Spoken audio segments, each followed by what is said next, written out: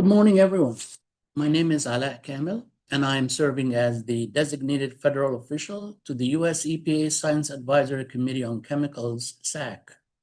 For this meeting and in my role, I will be opening the third day of the public meeting on the Science Advisory Committee peer review of the draft risk evaluations for 134678 hexahydro, 466788 hexamethylcyclopenta gamma-2 benzopyran, known as HHCB, and phthalic anhydride, and the draft hazard assessments for orthodichlorobenzene and para-dichlorobenzene.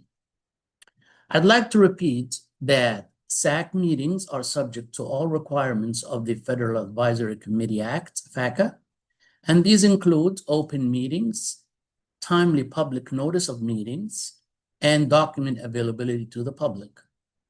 All documents are available in the public docket at regulations.gov with the docket number listed on the agenda. As a reminder, this meeting is being webcasted, transcribed, and recorded. A live stream of today's meeting is available on YouTube, and you may access the link through the SACC peer review webpage listed also in the agenda. I'd like to thank Dr. George Cobb and Dr. Robin Ann Gentry for facilitating sessions yesterday. And also, I would like to thank the committee members and ad hoc reviewers for their responses to the charge questions. And today we will continue with these charge questions. And I will hand it over to Dr. Robin Ann Gentry to start today's discussions. Dr. Gentry. Thank you, Dr. Kamal, and welcome back, everyone. And I'd like to echo the thanks to the committee, the ad hocs, and EPA for a very productive meeting yesterday. And before we get started, I'd like to do a quick roll check to make sure everyone's here. And we'll start with Dr. Apti. I'm here. Thank you. Dr. Fong. Good morning. I'm here. Thank you. Okay. Dr. Baker. Good morning, here. Thank you. Dr. Chason. Good morning, here. Okay. Dr. Cobb. I am here. Okay. Dr. Fox. Good morning, here. Good morning. Dr. Graham. Good morning. Good morning. Ms. Jenkins. I'm here. Good morning. Good morning. Dr. Lee. Good morning, I'm here. Okay. Dr. Merced Nieves.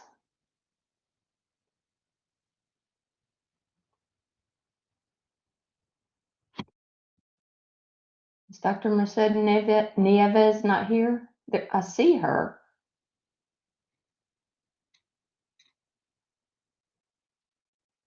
She had a hard time getting her audio to work some yesterday. Okay, well, we'll circle back. Dr. Ottinger? Yeah. Oh, sorry. Uh-oh, we're having trouble. At least I am with your audio. There's a fire drill going on in the background. It's a drill. Oh, okay. Okay. Dr. Prisvilla. Good morning, I'm here. All right, thank you. Dr. Rubin. Good morning, I'm here. Okay. Dr. Samuel. Good morning, everyone. I'm here. Good morning. Dr. Gadia. Good morning, I'm here. Okay. Dr. Islas Robles. Good morning. I'm here. All right. Dr. Carmus.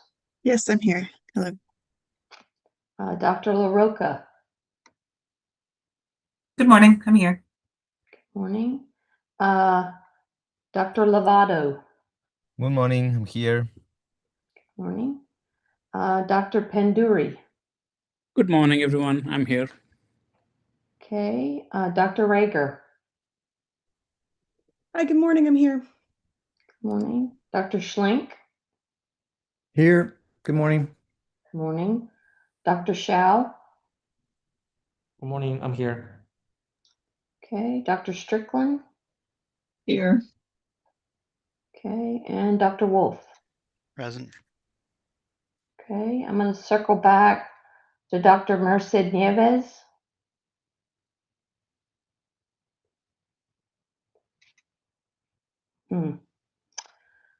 I can I see also think you missed Mr. Michael Wright. he has to be out this morning.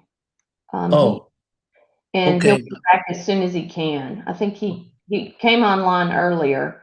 Yes. And he has something going on, so he'll rejoin us as soon as he can today. Okay. Okay. Kamal, I can see Dr. Merced Nieves. So should we just move on?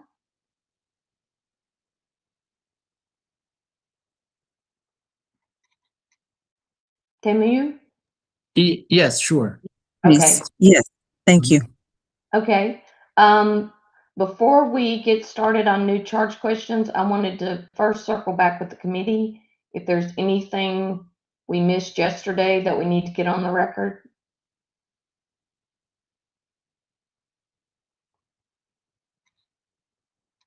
Okay, if not, I will ask EPA if there's any responses to questions from yesterday that they would like to get on the record.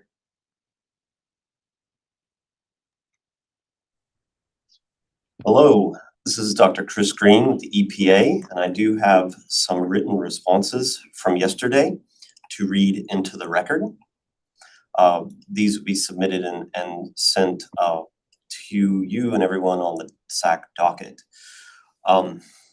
This document provides clarification for the Science Advisory Committee on Chemicals, SACC, from day 2, June 9th, 2026, of the virtual meeting for the peer review of the draft risk evaluations for 1,3,4,6,7,8 hexahydro 4,6,6,7,8,8 hexamethylcyclopentamgamma 2 benzopyrene, HHCB, and phthalic acid, and the draft hazard assessments for o-dichlorobenzene and p-dichlorobenzene.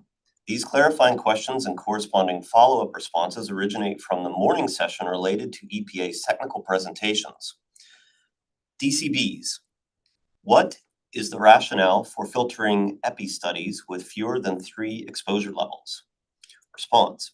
As stated in section 2.1.1 of the draft human health and environmental hazard assessment for both O and p-dichlorobenzene, EPA adopted further filtering as a fit-for-purpose approach before studies underwent data evaluation and extraction. The purpose was to increase the efficiency of systematic review by filtering out studies that include fewer than 3 exposure levels, including control, because if the epidemiological studies do not have more than 2 exposure levels in the exposure assessment, these studies could not be used quantitatively for dose response analysis.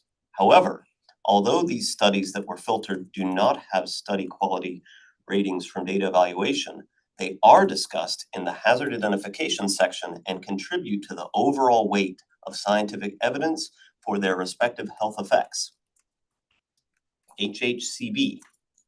3.1 Consumer and occupational exposure for HHCB. What was the highest estimated room concentration resulting from the consumer exposure modeling for continuous action air fresheners? Response. The highest estimated air concentration was 8.95 e to the negative 4th milligrams per cubic meter, which is 0.085 ppb, or approximately 0.9 micrograms per cubic meter, average daily concentration for 1 year. This information can be found in Table B-5 in the appendix of the draft human exposure assessment for HHCB. Did EPA's consumer exposure scenario apply to occupational scenarios or workers? Where does EPA present its consideration of air freshener exposures? Pardon? Oh. Air freshener exposures to workers, including bathroom attendants, janitors, truckers, etc.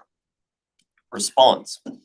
As noted in section 2.2.2 of the draft human exposure assessment for HHCB, Screening estimates of consumer exposures to mist were used to also represent commercial exposures for workers, i.e. front desk hotel workers, bathroom attendants, and bystanders, i.e. hotel guests, who occupy a space with continuous action air fresheners. Commercial worker exposures are assumed to be as high as for consumers due to proximity and extended exposures to product, while bystander exposures are expected to be lower due to distance and transient exposures to the product. In addition, a qualitative discussion of in-vehicle air freshener exposures, e.g.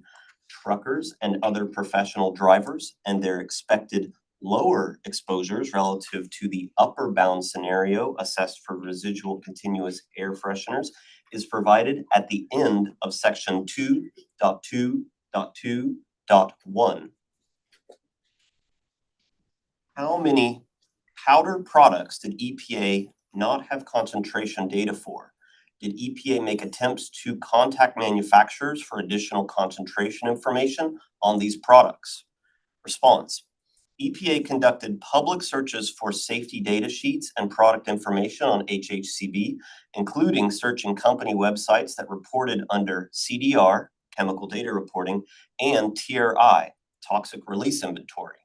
In total, EPA compiled information for 221 products, which is available in Supplementary File 22, titled HHCB Draft Product Concentration Data Master List in the docket ID EPA-HQ-OPPT-2018-0430-0086. Additionally, Table 2-2 of the Draft Human Exposure Assessment for HHCB provides a summary of results by product category. For powder products, EPA identified 20 products, including laundry and air care products. Only 2 products had available concentration data, both below 0.1% HHCB. EPA did not contact product manufacturers, but welcomes manufacturers to submit information to the docket. 3-2, human health hazard for HHCB. What was the POD that was derived via route-to-route extrapolation for inhalation, and what was the dose used in the available acute inhalation study mentioned in EPA's presentation? Response: EPA derived a human equivalent concentration, HEC, of 38.6 milligrams per cubic meter, 3.65 ppm, based on route-to-route extrapolation from the oral POD as described in Appendix B of the Draft Human Health Environmental Hazard Assessment for HHCB. In the acute inhalation toxicity study summarized within section 2.3.1.1 of the previously mentioned technical support document, the authors state that animals who were, quote, exposed to an aerosol atmosphere of a formulation of the test item HHCB ethanol 50-50 W by W, end quotes. The authors, IFF 2017, additionally state that the administered dose of the test substance was a nominal atmosphere concentration of 12.07 milligram per liter and a mean achieved atmosphere concentration of 5.04 milligrams per liter. This topic was later discussed during the SACC oral report for question 4B. A potential calculation error in the conversion of milligrams per cubic meters to ppm was identified. EPA will review the derivation of the human equivalent concentration, HEC, based on route-to-route extrapolation from the oral POD as described in Appendix B of the Draft Human Health Environmental Hazard Assessment for HHCB to ensure the correct unit conversion is applied. 3.3, environmental exposure for HHCB surface water concentrations. Are the sites with the highest HHCB concentrations from wastewater dominated systems, California and Texas, representative of a worst case scenario? EPA indicated these were low flow streams, but did not indicate if these sites with the highest concentrations of HHCB are wastewater dominated. Response: instructions on the location of the supplementary file, docket ID EPA HQ OPPT-2018-0430-0095 and its organization for sample sites located within columns X, Y, and latitude, longitude within columns AD and AE were sent to Dr. Kamal in the Science Advisory Committee branch, SACC earlier, and will be made available. The following response details: 1, location and information on the highest surface water concentration within the database for HHCB, and details on the samples representing surface water concentrations of HHCB within the Trinity River and the locations of those samples within the supplemental file. Number 1, the highest monitored surface water concentration. The highest monitored surface water concentration from the Water Quality Portal, WQP, of 25.5 micrograms per liter is in Elmira, California on Alamo Creek, where it is crossed by Lewis Road. It is located downstream of the city of Vacaville's easterly Westwater treatment plant, visible on the Google Maps screenshot presented below. A picture of this is presented in the document. Available data indicate the stream effluent dominated for much of the year. NHD Plus version 2.1 modeled monthly average flows range from less than 1 to 50.5 CFS cubic feet per second for October, the sample month, and the modeled average is 1.3 CFS. The Easterly Wastewater Treatment Plant's 2024 NPDES permit reports an average effluent of 9.09 MGD, million gallons per day, approximately 14 cubic feet per second, exceeding the average October flow modeled from surface runoff. No USGS stream flow gauge is present on this reach. Comparison of this sample location with the POTW dataset applied for the draft risk evaluation for HHCB places this site as approximately 90th percentile of POTW scenarios in terms of population, treatment, and receiving water body flow. Details for how POTW percentiles were calculated are included in Appendix F of the draft physical chemistry, fate and transport, environmental release, and environmental exposure assessment for HHCB. Finally, number 2, Trinity River monitoring. The Water Quality Portal does include some monitoring data along the Trinity River near Dallas, Texas for HHCB and surface water. Reported concentrations of HHCB from this area range from 0.29 to 0.85 micrograms per liter. Table 1. These sampling dates do not coincide with the fish tissue sampling reported from this river near POTW in the publication Ramirez et al. 2009. An analysis of the POTW location on the Trinity River described in the Ramirez et al. 2009 study found that it is comparable to the 50th percentile POTW scenario applied for the draft risk evaluation for HHCB in terms of population, treatment, and receiving water body flow. The draft physical chemistry, fate, and transport, environmental release, and environmental exposure assessment for HHCB includes a summary of the POTW percentiles highlighted for analysis in Table 4-5 and a description of how POTW percentiles are calculated in Appendix F. EPA acknowledges that the version of WQP data table included in Supplemental File 31, docket ID EPA HQ OPPT 2018-0430-0095 is missing coordinate information for some sample locations.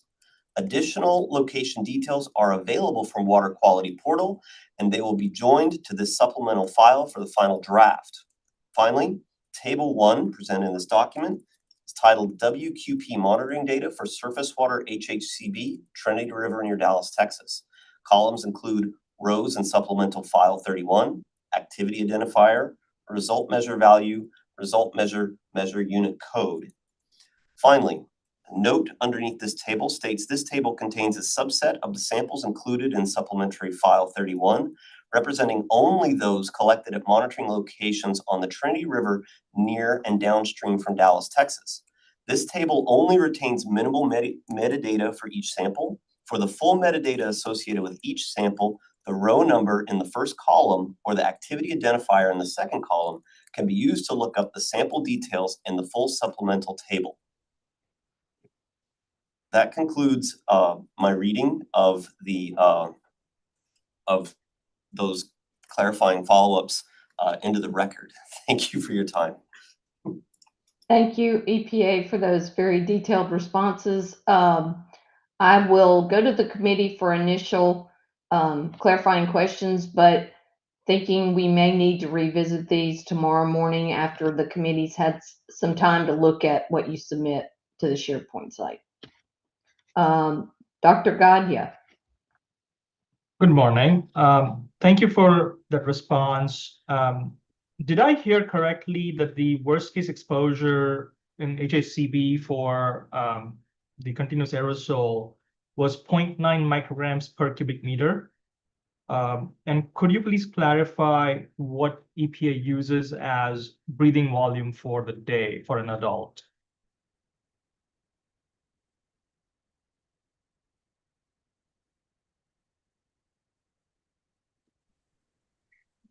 Hi, this is Karen Eisenreich with the EPA. Can you please repeat your question for us? Sure. So did I hear this correctly, that the worst case exposure from continuous aerosol spray is 0.9 micrograms per cubic meter? And what is the breathing volume that EPA uses for an adult for the 24-hour duration? Is it 20 cubic meter?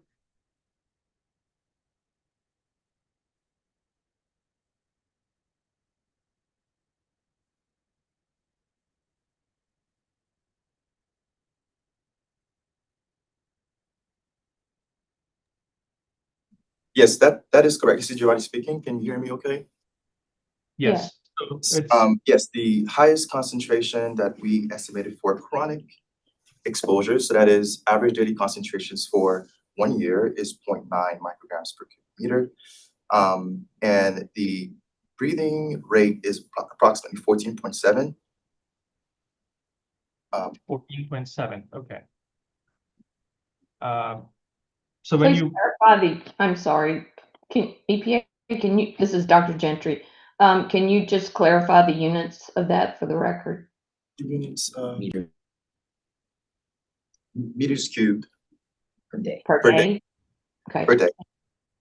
Go ahead, Dr. Gadya. Excuse me for interrupting. Oh, sure. You're fine. So that comes out to be closer to about 15 micrograms per day. And that is a nearly 25-fold lower than what is reported by RIFM in their realistic exposure. How isn't this presenting the worst case scenario?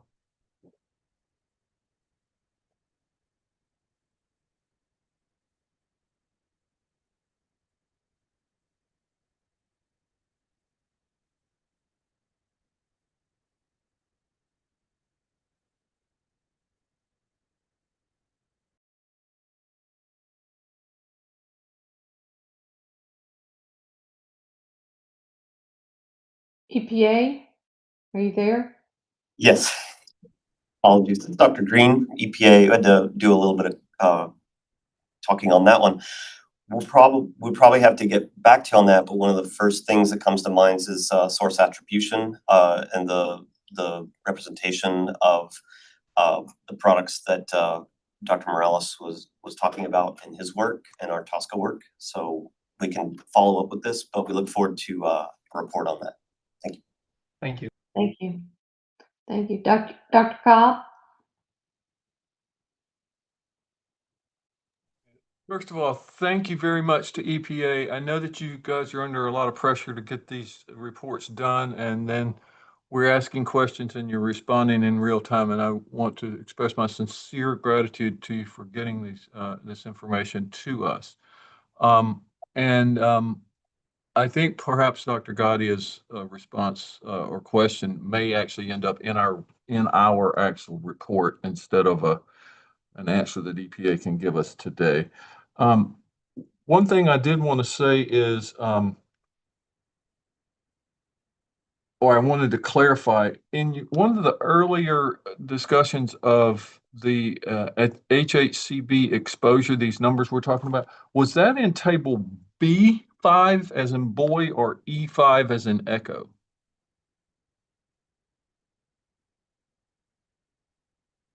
Or did I mishear that completely?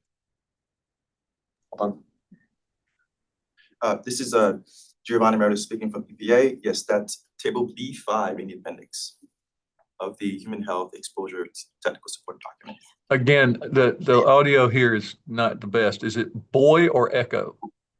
Boy, B as in boy. Yeah, thank you. I'm sorry. Old ears and bad audio here. Thank you. Okay, any other clarifying questions, comments before we move into the charge questions?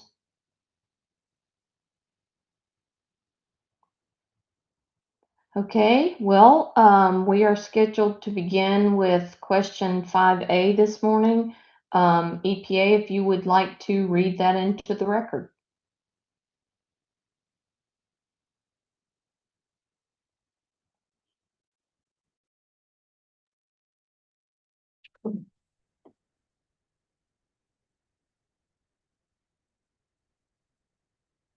Good morning, everyone.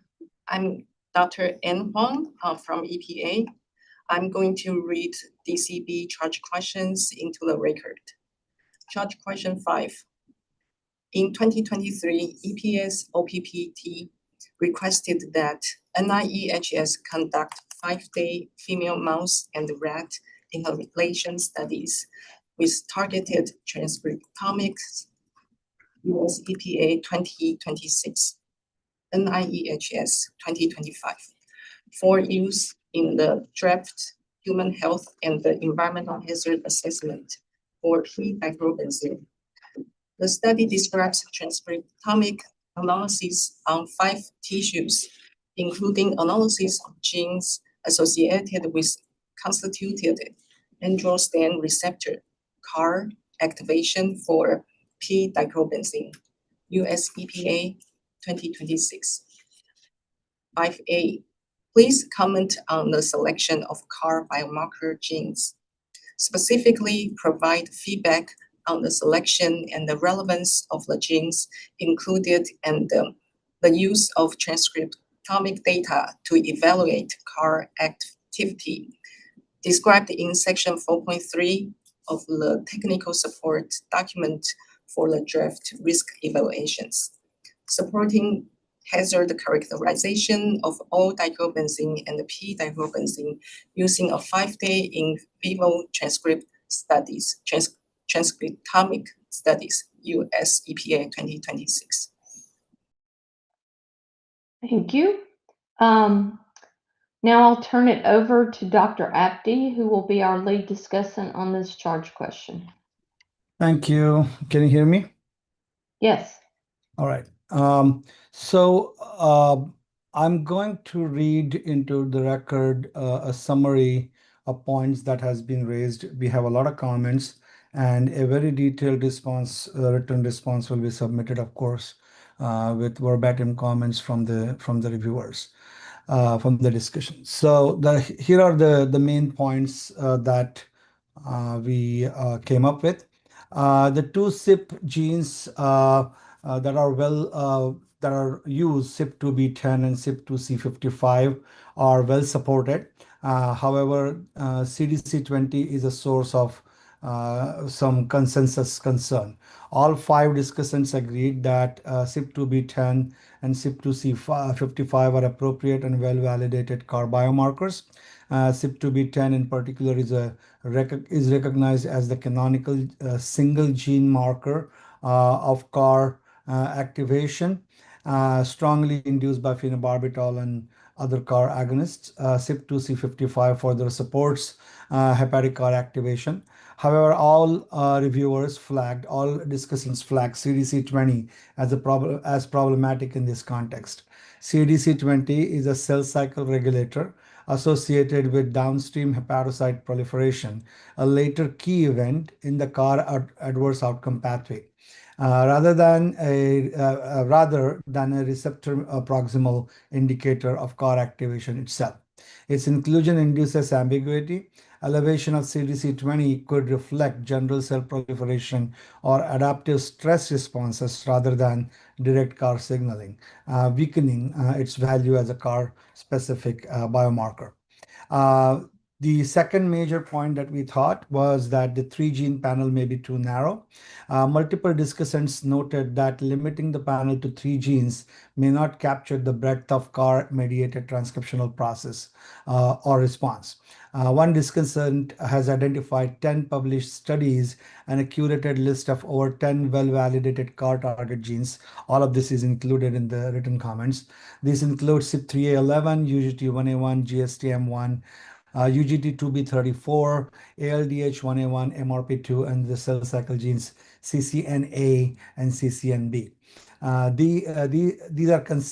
These consistently appear across CAR gene signatures. There are several of these signatures out there, and inclusion of them would strengthen the analysis. 2 other discussants similarly recommended comparing the EPA panel against the broader Oshida et al. 2015 CAR signature and suggested consulting available databases, including MSigDB, GEO, and CTD, and a whole transcriptome data set to validate the panel's representativeness.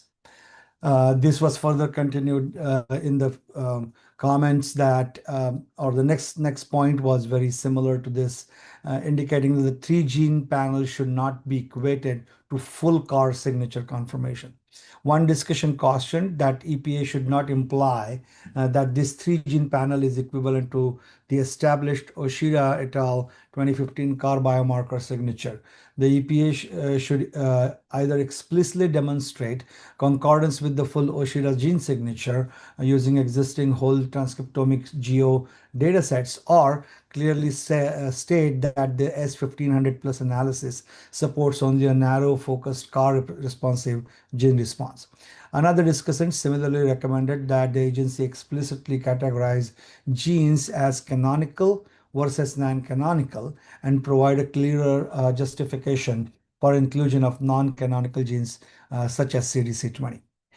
Next important point came up is that the species extrapolation is a key uncertainty.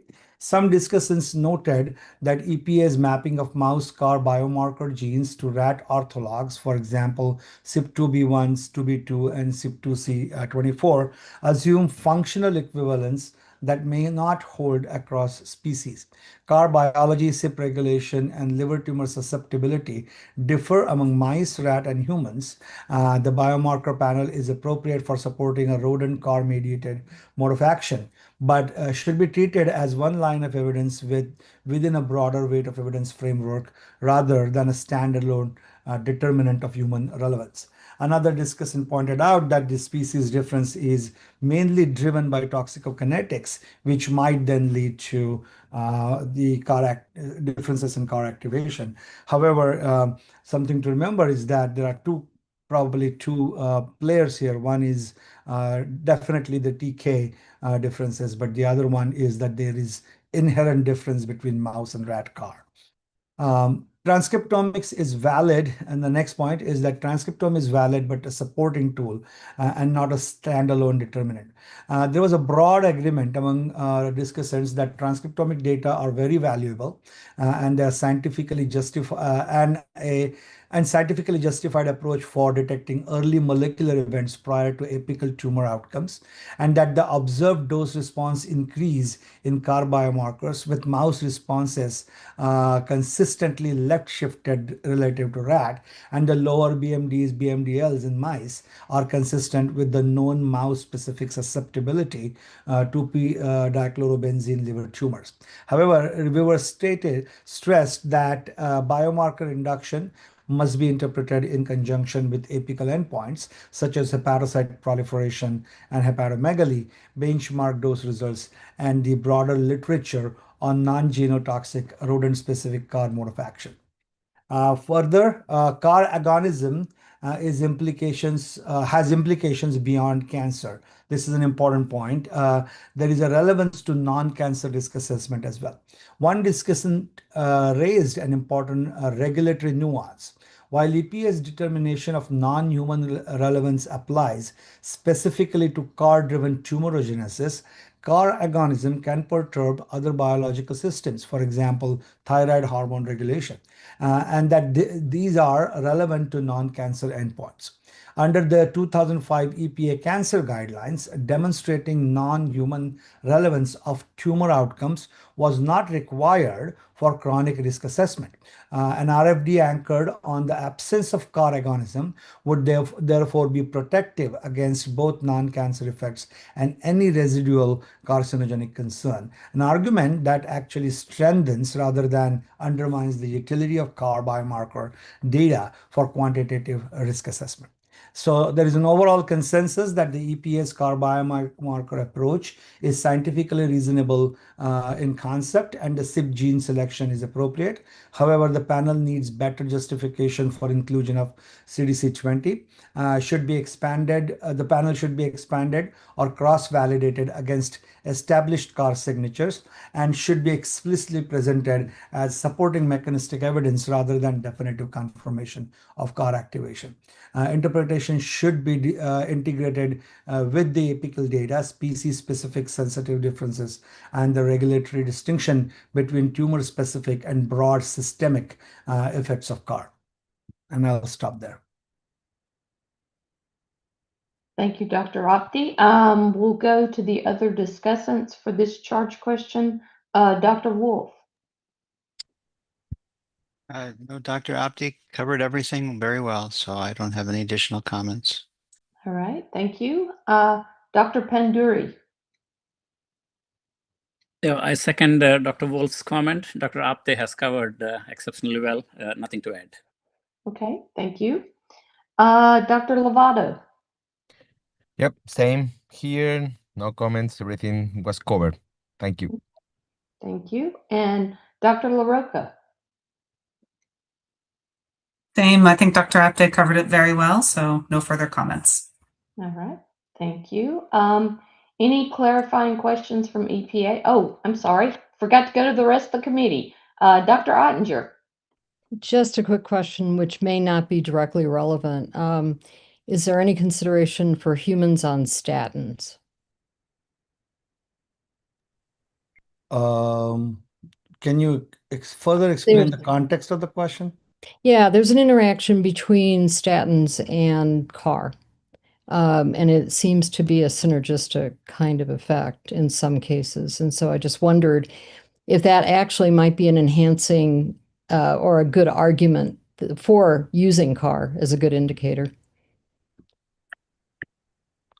I had to think about that and how deep is the evidence has to be looked at because top of my head, I'm not thinking about that in the context of p-dichlorobenzene, but the interaction might be important because a lot of people are on statin and they might be exposed to p-dichlorobenzene. So that might be an interesting thing to think about. I was just looking at it as a positive, like an additional argument that it would be a sensitive liver-centric kind of effect. And that, in fact, for humans, it might be an argument that this is a good diagnostic. The thing is, CAR-specific mode of action in humans, human liver endpoints, it's not considered relevant to humans. So any of the statin-mediated CAR effects are they hepatocyte specific or they're extrahepatic in other tissues? That is what my concern is, and I need to look into that. Well, and as I said, this might be totally irrelevant and just a very small thing. It came up in my mind simply because you mentioned other effects like thyroid and other systems. Right, and that's exactly why I'm that's wondering the only non-cancer endpoints like that. Yeah. Right. Exactly. Good point. So can I ask a clarifying question on that? So are you concerned because as a susceptible subpopulation, and if so, do you think that the traditional interspecies 10x uncertainty factor would not cover for a subpopulation that happens to be on a medication that could enhance an effect? Dr. Ottinger. Dr. Ottinger? Oh, sorry. No, I was thinking of it as the secondary or a different effect that what brought it to mind was the thyroid, like secondary or non-cancer effects. There's a small reference that I found that indicates that there might be a positive interaction between the two, and that it might be helpful, even in cancer. But again, this is pretty far afield from what we're talking about right here. So I apologize. I didn't want to derail anything. Because yeah, those things occur, but I think the question to me from the risk point of view is, right, are you protecting against this subpopulation? We have the 10x. There's and it's always started from the point of departure or no effect level.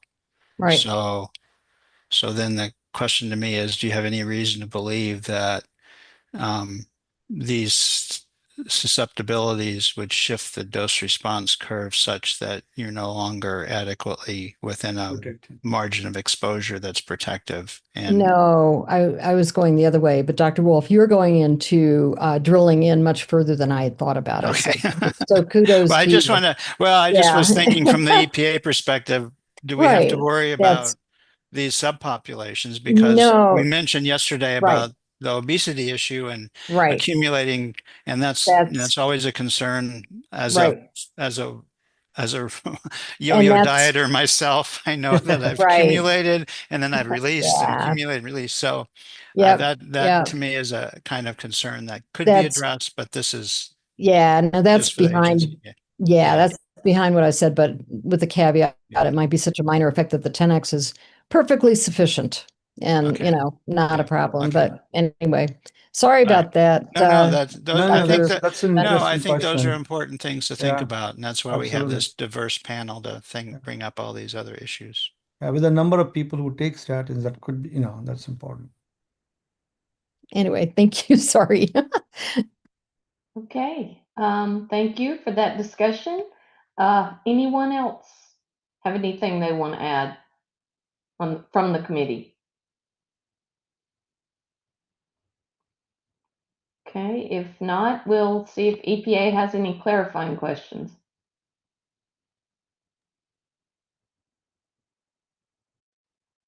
Good morning. This is Derek Haggard at EPA. We do not have any clarifying questions. We just appreciate the committee for their reasonable comments and suggestions on expanding the biomarker panel. So thank you. Okay, thank you. So I guess we'll move to charge question 5B. If EPA would read that into the record. This is Ann Huang from EPA. I'm reading charge question 5B.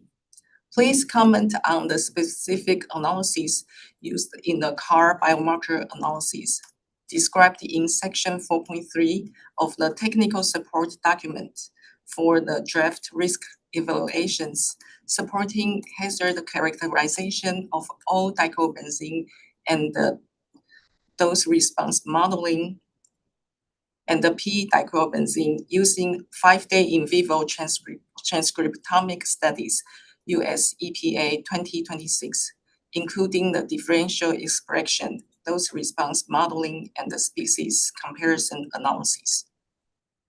Okay, thank you. And again, we'll go to Dr. Apte for the summary of the discussion from those assigned this charge question. All right, so I'm going to do the same thing. I'm going to summarize point by point, and then we'll discuss. So there is an area of broad agreement across all 5 discussants. All 5 discussants agreed that overall analytical framework is scientifically appropriate and technically sound. the three-component structure, differential gene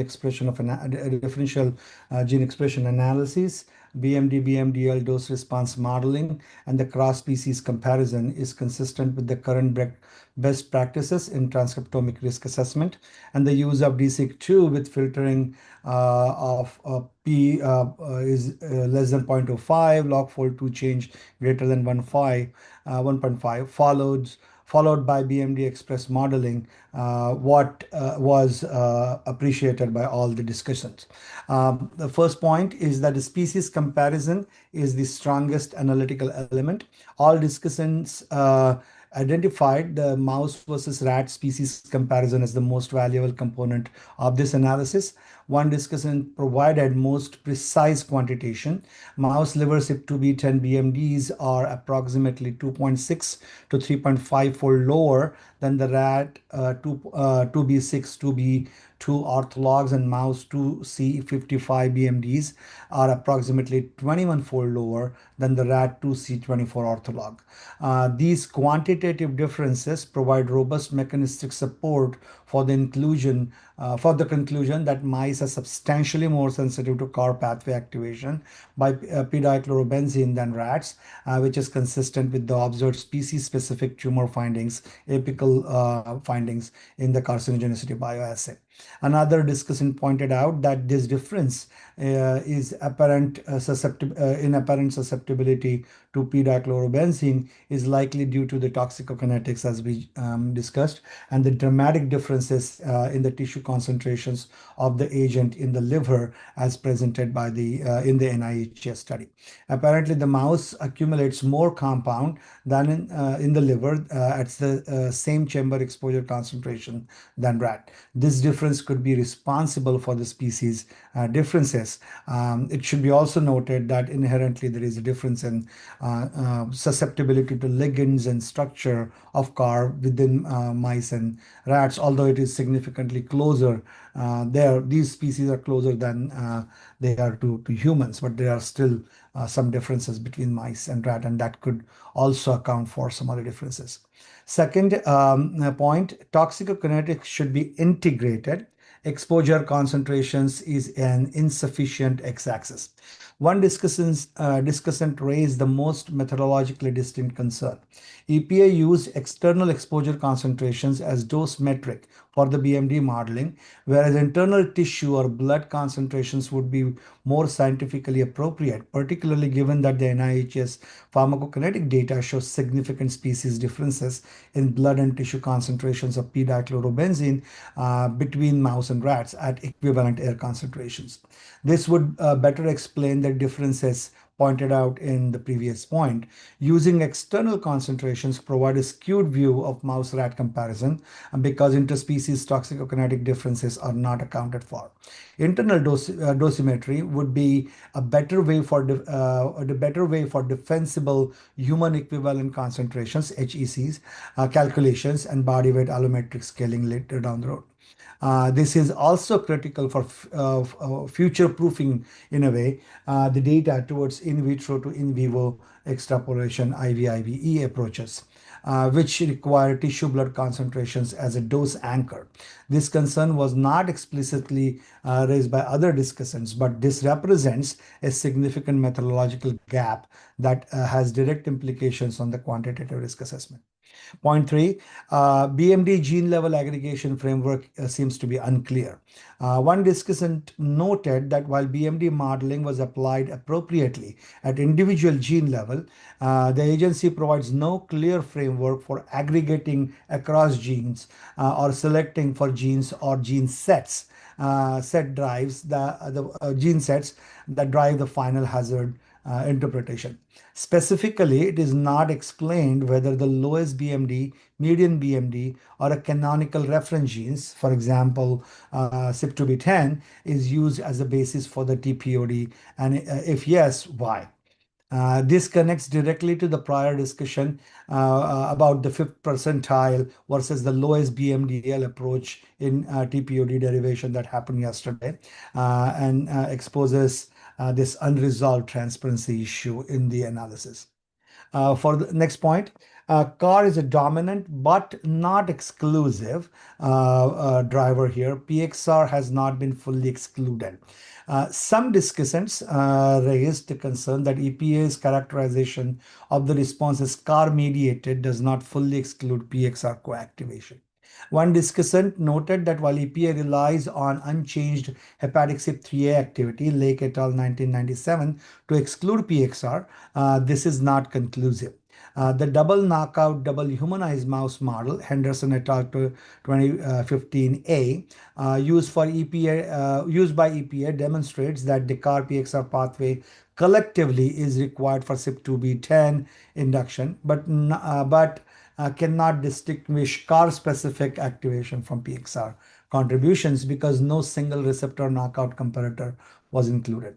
Several biomarker genes have known CAR-PXR responsal event overlap. It was recommended that the agency explicitly apply PXR pathway biomarker analysis to new 5-day inhalation dataset, the NIHS dataset, and report those results for transparency purposes. Another discussant pointed out that the nuclear receptors in rodents have been shown to be fairly promiscuous, and if one is overwhelmed or knocked out, the others can bind the ligand agent and become activated. This is likely an evolutionary adaptation for protection of the ingested protection from the ingested agents. Thus, the low dose range of exposure is what is critical in determining primary operative MIE and associated pathway rather than focusing on the high dose exposures. And there remained some discussion about that on this point. The next one is AHR activation is a genuine unsolved signal that EPA has not adequately addressed. Some discussants flagged AHR coactivation as a substantive concern. One discussant identified a specific piece of evidence. Figure 3J from Henderson et al. 2015b shows a Western blot that clearly shows elevated CYP1A1 band in mice exposed to 600 milligrams per kilogram per day of p-dichlorobenzene, a dose within the carcinogenic range of rodent bioassay. This CYP1A1 induction was greater than that observed with other known CAR activators, cyproterone acetate, piperonyl butoxide, etc., and was absent in PPAR alpha with treatment of PPAR alpha agonist Y at 14,643. This indicating that this is not a non-specific finding. Also, that EPA's AHR exclusion analysis in Appendix D was applied to oral gavage dataset GSE 24363, but it is unclear whether parallel AHR biomarker analysis was applied to the new NIHS 5-day inhalation dataset.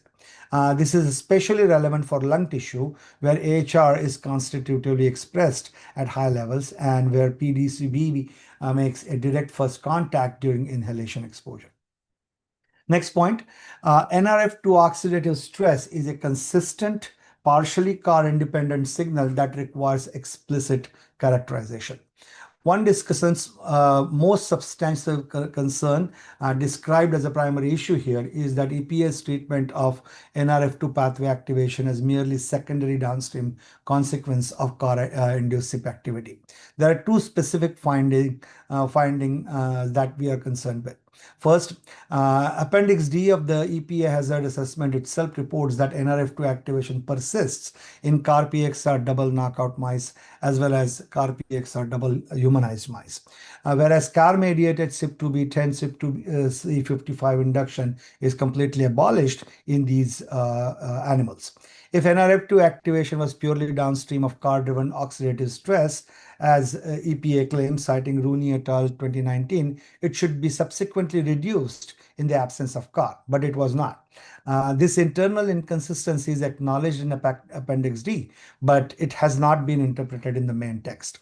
Second, the new NIEHS 5-day inhalation data set show dose-dependent induction of GST-N3, a canonical NRF2 target gene, with maximum log2 fold change of 4.02 at 400 parts per million in mouse liver, substantially larger than the CDC-20 fold change, which is 1.35 at 400 parts per million. This was used by EPA as a proliferative CAR endpoint in the analysis. CDC-20 was. This NRF2 signal magnitude is difficult to attribute entirely to secondary CAR-driven oxidative state. Crucially, Henderson et al. 2015b demonstrated that p-dichlorobenzene is a strong inducer of hepatic oxidative stress, substantially stronger than phenobarbital, the prototypical CAR tumor promoter, a distinction EPA's characterization does not adequately capture. Another discussion pointed out that it is well documented that oxidative stress is a common associated effect with high dose exposure to nuclear receptor agonists. At higher doses, enzyme induction maximizes, leading to exacerbation of a lot of reactive oxygen species, which eventually overwhelm the protective mechanism. And at high doses, as presented above, can result in oxidative stress, which also have a threshold and not present at a lower exposure concentration. However, these effects seem to be lost in previous studies with CAR PXR double knockout and CAR PXR humanized mice. So, providing a little bit less power in that argument. Point 7, the evidence for support of CAR dominant is CAR dominant and not CAR exclusive responses. At least one discussant pointed out that this is a central conclusion that emerges. A CAR exclusive mode of action would support the argument that carcinogenic response is entirely CAR mediated, rodent specific, and therefore not relevant to humans at environmental exposure level. A CAR dominant but not CAR exclusive response with partial contribution for PXR, AHR, or CAR independent NRF2 activation complicates the human relevance determination and the cancer classification.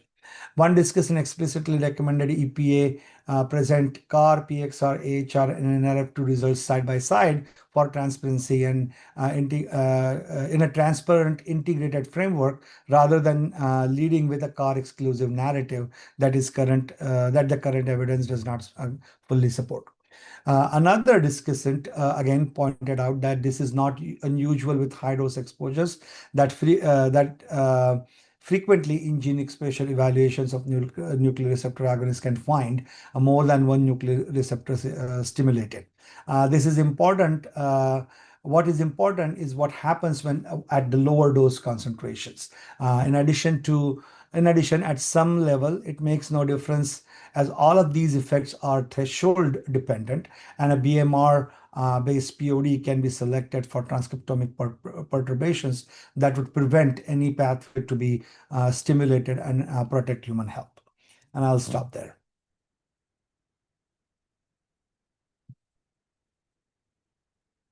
Okay, thank you, Dr. Apte. I'll go to the other discussants for this question to see if they have anything to add. Dr. Wolf? I think Dr. Apte, as usual, did a great job. I do want to point out one thing. Toward the end, he talked about explicitly recommending providing side-by-side transparent integration of the different frameworks across the nuclear receptor and NRF2 pathways that'll be in the written document. I think that was suggested by a different discussant, but I think it's a really good idea because it's a critical concern for a number of individuals who reviewed this. And I think being able to show that in a dose response characterization and then from an internal concentration level in a table saying, well, this is where we see these different things, will go a long way to help the agency show that, whether they want to call it CAR only or CAR primarily or nuclear receptor agonism as the mode of action, that will be their final determination. But I think it'll be very helpful in explaining why they came up with the final decision. I totally support that. That would be fantastic because this is setting a precedent in a way and it'll go a long way. Thank you. Dr. Panduri. Thank you, Dr. Apte. You've done an outstanding job again, summarizing the comments. I just want one clarification, especially with point B, where there was some discussion suggesting that, oxidative stress is a high dose effect. But when you look at the appendix, figure D3, which is based on Rusty Thomas's seminal toxicogenomics work, where mice were exposed to different concentrations of dichlorobenzene, and in that study, oxidative stress signal was seen at 100 ppm, whereas CAR signal was seen at 300 ppm. So suggesting that NRF2 signal is seen well before even CAR signal is noted. So it is not something a high dose effect. It is a significant change, even seen at the lowest dose that was tested in the toxicogenomics study, which was a 13-week exposure, and that reflected very well with apical endpoints. Thank you. Okay. Yeah. Can you send me exactly this back in an email? That will really help me. Okay. Because you're right. The figure is very clearly showing that.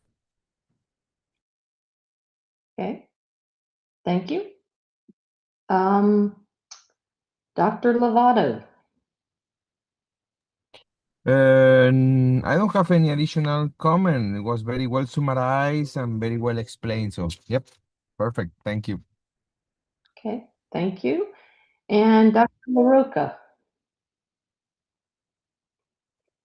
Yeah, I think Dr. Apte did a really nice job summarizing everything, and I agree with Dr. Wolf's comment on that, big table integration with the, weight of evidence for the different nuclear receptors and pathways would be very useful, and that actually ties into the next charge question for 6. Okay. Any other committee members?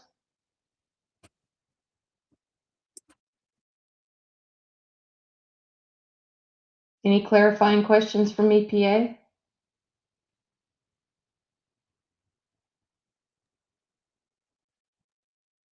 Good morning, this is Derek Haggard from EPA.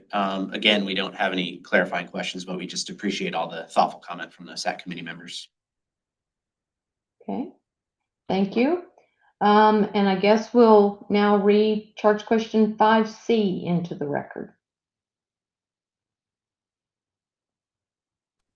This is Anne Huang from EPA. Charge question 5C. Please comment on the presentation of the results and whether these effectively communicate the CAR results for p-dichlorobenzene in the technical support document for the draft risk evaluations, supporting hazard characterization of o-dichlorobenzene and the p-dichlorobenzene using 5-day in vivo transcriptomic studies. Example, figure 4-23 showing the dose response of the CAR biomarker genes, and figure 4-24, which shows the species comparison, US EPA 2026. Thank you. And again, Dr. Apte. Yep. All right, so I'm gonna do the same. Read the summary first, and then we'll discuss. So there is a broad agreement that the figures are generally clear and effective. All 5 discussants agreed that the figures are adequately clear and that the core biological message that p-dichlorobenzene benzene induces CAR responsive genes in mouse and rat liver, and mice show stronger, more sensitive response than rat is successfully conveyed. Some points, specific ones. Figure 4.23 effectively communicates dose response and species sensitivity differences. Several discussants noted that figure 4.23 succeeds in showing dose response dependent Dose-dependent increases in canonical CAR genes, CYP2B10, CYP2C55 in mice, CYP2B1 and CYP2C24 in rat, and that the leftward shift of mouse dose-response curves relative to rat curves is visually informative and clearly conveys greater mouse sensitivity to CAR activation at lower concentrations. The discussants pointed out that this apparent difference is due to toxicokinetic differences as well as differences in CAR itself, and that will be discussed below. One discussant highlighted that the figure also effectively communicates the biological hierarchy within the CAR pathway. The modest induction of CDC20 relative to the robust CYP genes gene responses is readily apparent, and correctly suggesting that CDC20 reflects a later downstream proliferative event rather than a direct receptor proximal response, an important distinction given the 5-day study design. The inclusion of reference lines indicating log2 fold change threshold for biological significance, log2 fold change is equal to 1.5, is specifically praised by one discussant to be a very useful visual aid. Point 2, the x-axis should be internal dose, as we previously talked about, and not the external exposure concentration. One discussant repeated a concern from charge question 5B. The figures currently present data against the external inhalation exposure concentration, but NIHS pharmacokinetic data clearly already exist, showing significant species differences in blood and tissue concentrations between mouse and rat at equivalent air concentrations.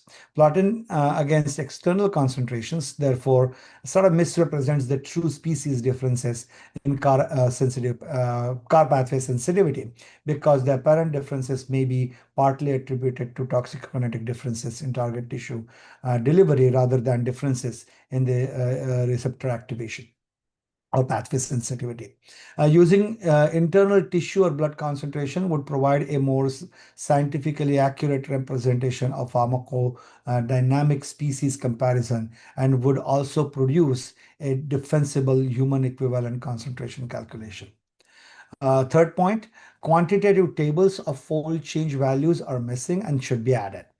Some discussants noted that the figures lack numerical tables of fold change values across dose levels, which would improve the reproducibility and interpretation. One discussant specifically recommended contextualizing fold change values against reference CAR activators from the literature, for example, phenobarbital, which would help the reader assess whether p-dichlorobenzene response is weak, moderate, strong relative to established CAR agonist, a contextual anchor that is currently absent. One discussant similarly recommended that BMD values be incorporated directly into figure 4.23 or figure 4.24, or that a clear visual cross reference to the quantitative potency table 4.8 to be added, so that the reader can readily connect the graphical observations to the quantitative dose response analysis. Further, CDC20 should be visually distinguished from CYP genes.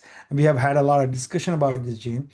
Some discussants recommended that CDC20 should be separated or visually distinguished from CYP2B10 and CYP2C55 in figure 4.23.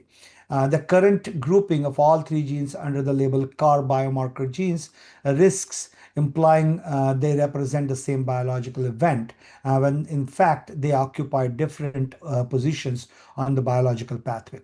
CYP2B10, CYP2C55 are receptor proximal markers of xenobiotic sensing nuclear receptor activation. They are direct transcriptional targets of CAR. CDC20 is a downstream cell cycle gene reflecting hepatocyte proliferation, a later event that may not fully be captured in the 5-day study. One discussion suggested relabeling the group as CAR responsive genes and clearly annotating the two functional categories within the figure. Next point, the figure imply car exclusivity and should be contextualized within the multi-pathway framework. This again goes back to a discussion we had in 5B. This is the most scientifically substantive presentation concern by some discussants and also raised in CQ5B. The current figures present only car biomarker genes and carry no visual context for other pathways, PXR, AHR, NRF2, etc. And that the broader data set show that could be engaged by p-dichlorobenzene. One discussant argued that this selective presentation risk implying CAR is the only pathway active, when the evidence more accurately supports a CAR dominant response with which co-occurs with NRF2 oxidative stress signals, possibly AHR engagement and at carcinogenic doses and an unresolved PXR contribution. It was specifically recommended that EPA add a compact supplemental table or figure showing CAR readouts alongside the NRF2, PXR, and AHR pathway readouts, as we just heard from Dr. Wolf about that, which would make the biological interpretation more transparent without undermining CAR inclusion. One discussant pointed out again that this was likely due to the dose response differences and high dose effects. The biomarker panel should be explicitly described as targeted and not comprehensive. Many discussants noted that the reader may not appreciate that figure 4.23 and 4.24 represent a targeted sentinel panel of car-responsive genes from the S1500 platform and not a full CAR pathway signature that comes from a comprehensive analysis. This distinction is important because the relatively small amount of genes displayed could imply that the CAR analysis is more comprehensive than it actually is, or conversely, could undermine confidence in conclusions if reader perceives that the panel as arbitrarily narrow.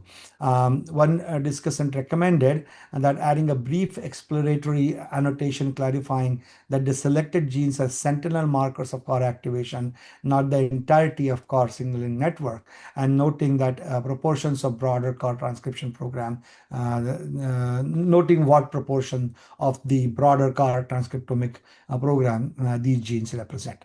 So to summarize, the figures are fit for purpose at the basic communication level, but panel's consensus is that they would be marginally strengthened by shifting the internal dose matrix on the shifting to internal dose matrix on x-axis, 2, by adding quantitative tables and BMD annotations, 3, visually separating CDC20 from CYP receptor proximal genes, and 4, embedding the CAR data within the broader multi-pathway context that accurately reflects the CAR dominant but not CAR exclusive nature of the biological response to p-dichlorobenzene.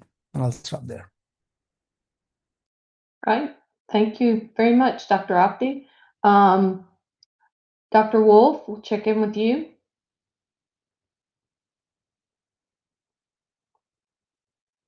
It's nothing to add. Thanks. Okay. Dr. Panturi. Thanks, Dr. Gentry. No comment from me, and I appreciate Dr. Apte putting this together very nicely. Okay. Dr. Lovato. Yep, as before, he did an excellent, amazing job. So yeah, no comments from me. All right. And Dr. LaRocca. Yeah, I agree. That was a very nice summary. I have nothing to add. Okay. Any other comments, questions from the committee?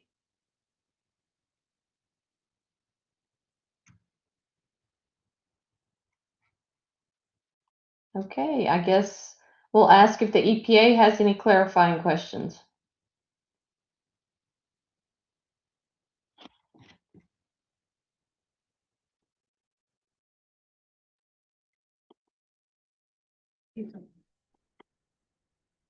Morning again, this is Derek Haggard, EPA. Right now, we do not have any clarifying questions. Again, we appreciate the feedback from the committee members. Okay. Thank you. And I guess With that, we will move on to charge question 6A, and we'll get that read into the record. EPA, I turn it over to you.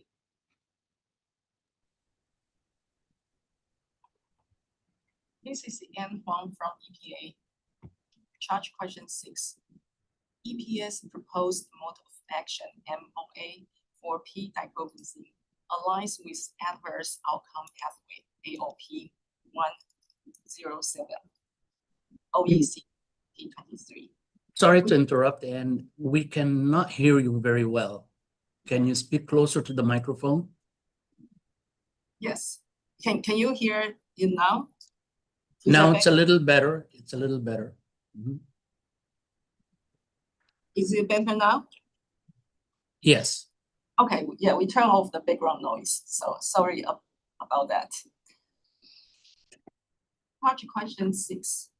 EPA's proposed mode of action, MOA, for p-diclobenzene aligns with adverse outcome pathway, AOP 107, OECD 2023, which describes the key events, KEs, linking CAR activation to hepatocellular adenomas and the carcinomas in rodents. In addition, previously identified associative events, AES, consistent with evidence available for p-diclobenzene, MOA, for liver tumors, in mice specifically, are included. Transcriptomic analysis of mouse liver responses consistently demonstrates that CAR is activated upon exposure to p-diclobenzene as described in section 2.4 of the draft Human Health and the Environmental Hazard Assessment for p-diclobenzene. Analysis of comparative transcript profiling experiments showing that p-diclobenzene exhibits pronounced species differences in CAR response, which suggests that liver tumor induction likely requires a tumorogenic threshold of CAR, signaling that is not suppressed in rats. Chronic studies consistently demonstrated dose-dependent increases in hepatocellular tumors in mice, but not in rats, via both oral and inhalation routes. This analysis was performed in accordance with US EPA guidelines for carcinogen risk assessment, US EPA 2005, and the International Program on Chemical Safety, IPCS, Mode of Action and the Human Relevance Framework, UBIS ETL 2006. Next slide. 6A, please comment on the strengths and the uncertainties of EPA preliminary conclusion that the CAR MOA in mice has been established.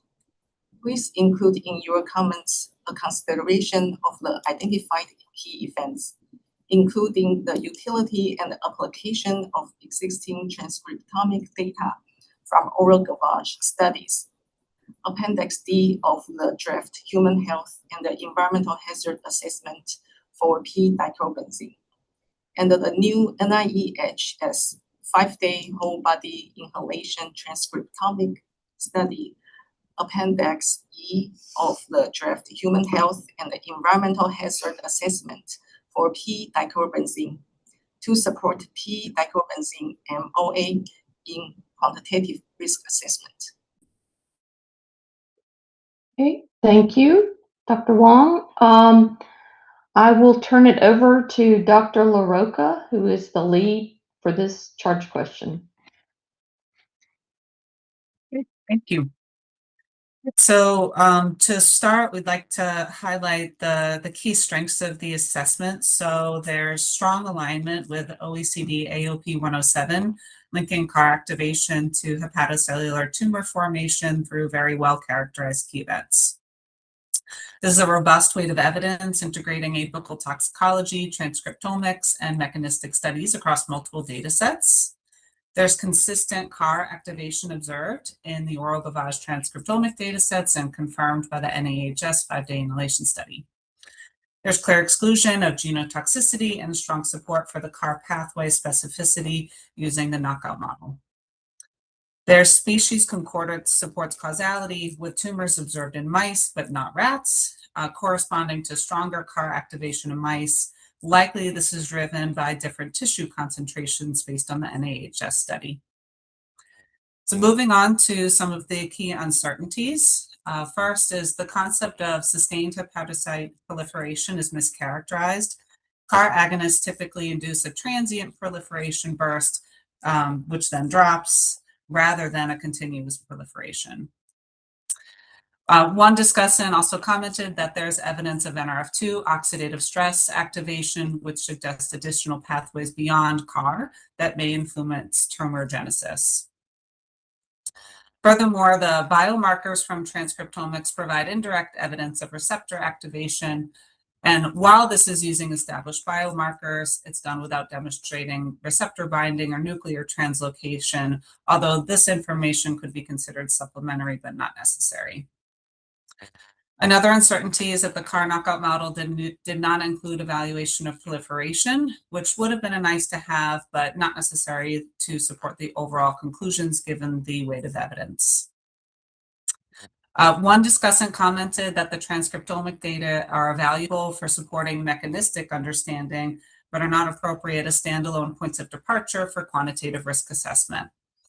However, there's also historical evidence that TPODs result in equivalent or more health protective PODs supported from viewpoints from other discussants.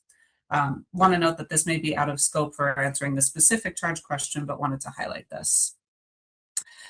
Another key point is that the internal dose metrics should be prioritized over external exposure concentrations for the cross-species comparisons.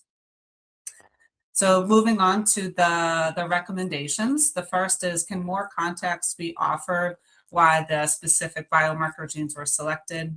So for example, why omit GAD45 and KS67 that are so frequently documented in CAR studies? Additionally, to correct the description of hepatocyte proliferation to reflect a transient mitogenic response rather than sustained proliferation. Also to consider incorporation of internal dose metrics into the species comparison analyses. Furthermore, one discussant recommended to reframe the mode of action as CAR dominant rather than CAR exclusive, explicitly acknowledging additional pathways such as NRF2. Other discussants generally agree with the CAR mode of action conclusion. So bearing that in mind, what would be helpful is to provide evidence for example, the lack of PXR and AHR pathways activation using the transcriptomic data from the oral gavage studies and NAHS 5-day whole body inhalation transcriptomic study. It would be helpful to strengthen the key event mapping by linking each event from supporting data sets across the study types and apply that to the exclusion of other mode of actions. Based on the discussion that we just have on charge question 5B, would actually aid in this quite hopefully. And that's everything I had. Thank you. All right, thank you. Check in with the other discussants on this question. Dr. Opti.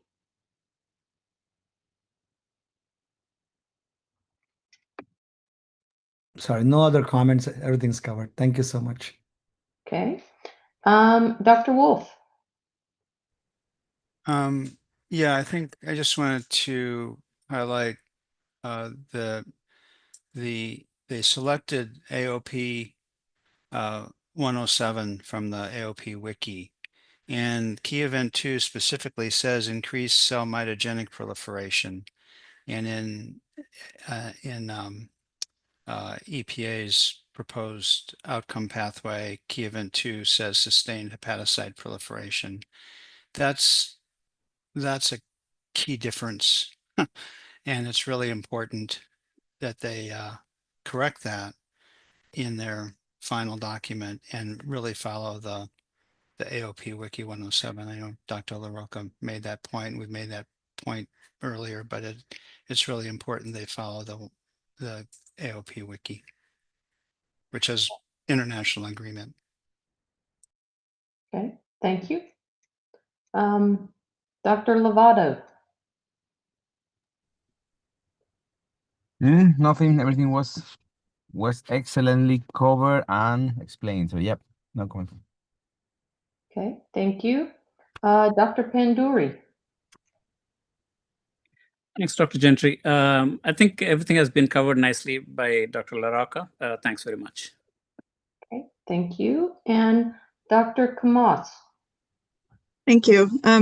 Similar to Dr. Wolf, just bringing back to the AOP Wiki and AOP 107, he commented on key event 2. I'll comment on key event 1, just to say that key event 1, which is key event 1214 in the AOP Wiki, does list a lot more genes. And I think that pertains again to the conversation we just had for charge question 5 in terms of expanding the biomarker gene set. I would encourage EPA to review some of the other genes listed, and acknowledging that the S1500 does not offer gene expression data for all of the genes listed. There are still a few that could be added, and I think that was well covered by Dr. LaRocca. Thank you. Okay, thank you. Any other comments, questions from the committee?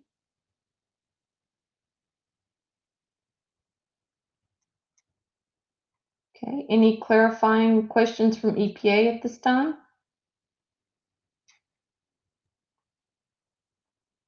Hi there, Thomas Jackson, EPA.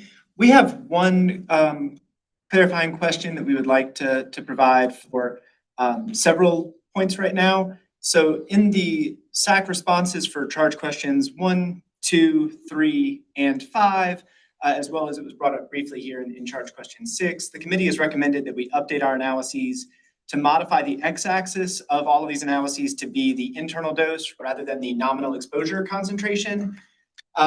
We would like to point out that the NIEHS 5-day study collected tissues at 2 time points for the internal assessment, once immediately following that final 5th exposure and once 24 hours later. Transcriptomics was performed on samples collected at that 24-hour later time point, when it is notable that the tissue concentrations are quite low. We would just like to request that the committee be specific in which of those internal tissue concentrations they are recommending we use when we are performing those updated analyses. Thank you. Okay. Anything further to add around that concept from the discussants on those charge questions? Yeah, I think if you're presuming that the response you're evaluating when you necropsy the animals is due to the maximal exposure, then you have to use the then you necropsy. have to use the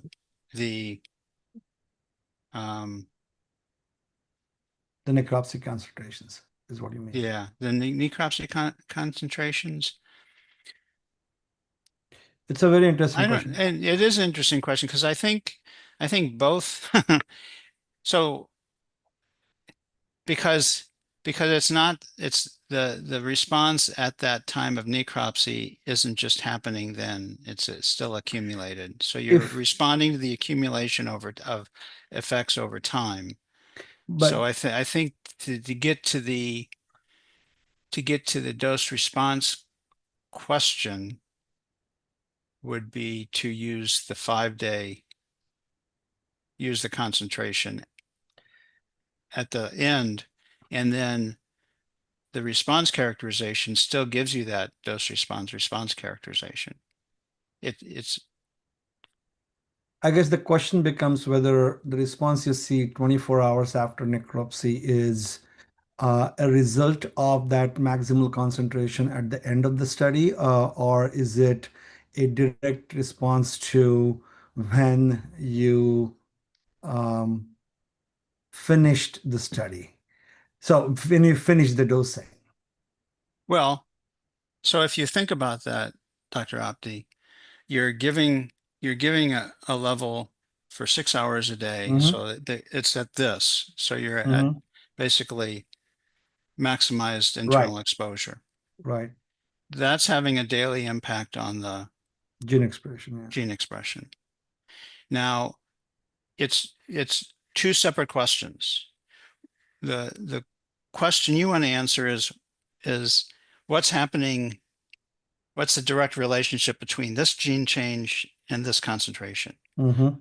But if you ask a different question with the same data is what's the shape of that response curve? Yeah. Then it's the internal concentration at the end there, not on necropsy day, but the maximal when the dosing was end, completed. when the dosing was completed.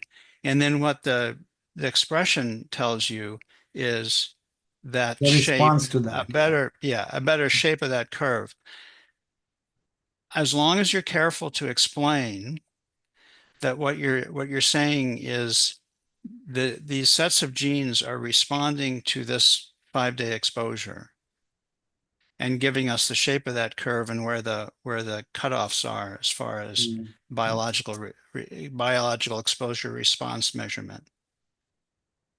And you're not saying this concentration of in the liver is causing this amount of gene change. What you're trying to do is just provide that curve. And I think that would be the way to maximize the understanding. But you can still go back to do what you're saying, Dr. Apte, and say, okay, well, I'm getting this amount of gene expression on this day. How does that relate to the actual tissue concentration? So ultimately, you might want to do both, but it's for different purposes. Right. So if it's still zero, because that maximum is going to skew the point of departure to the right. Right. Which will be more health protective. Right. And so I think that would agree with that. Yeah. bring you confidence that you're maximizing your health protection by skewing that to the right. But if you want to ask the other question is, well, how much these are, as you said, these are two different questions. One is for protecting, and the other one is a mechanistic question. I think we should lean towards more the health protective for the SACC meeting. Exactly. But they may, I agree. but they may want to investigate the other as well.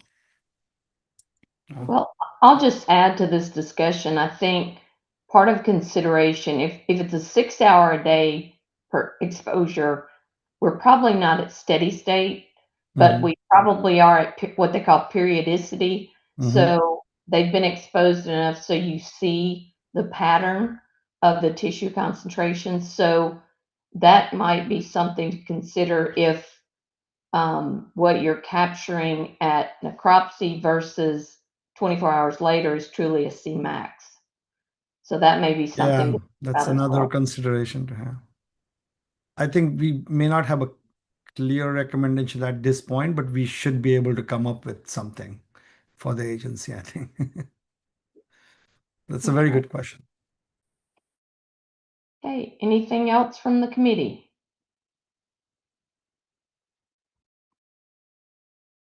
Or I guess we'll try to fold all this into our recommendations. I think if additional questions come up from the EPA, we can certainly circle back to those. Okay, let's see. So we are now at 6B.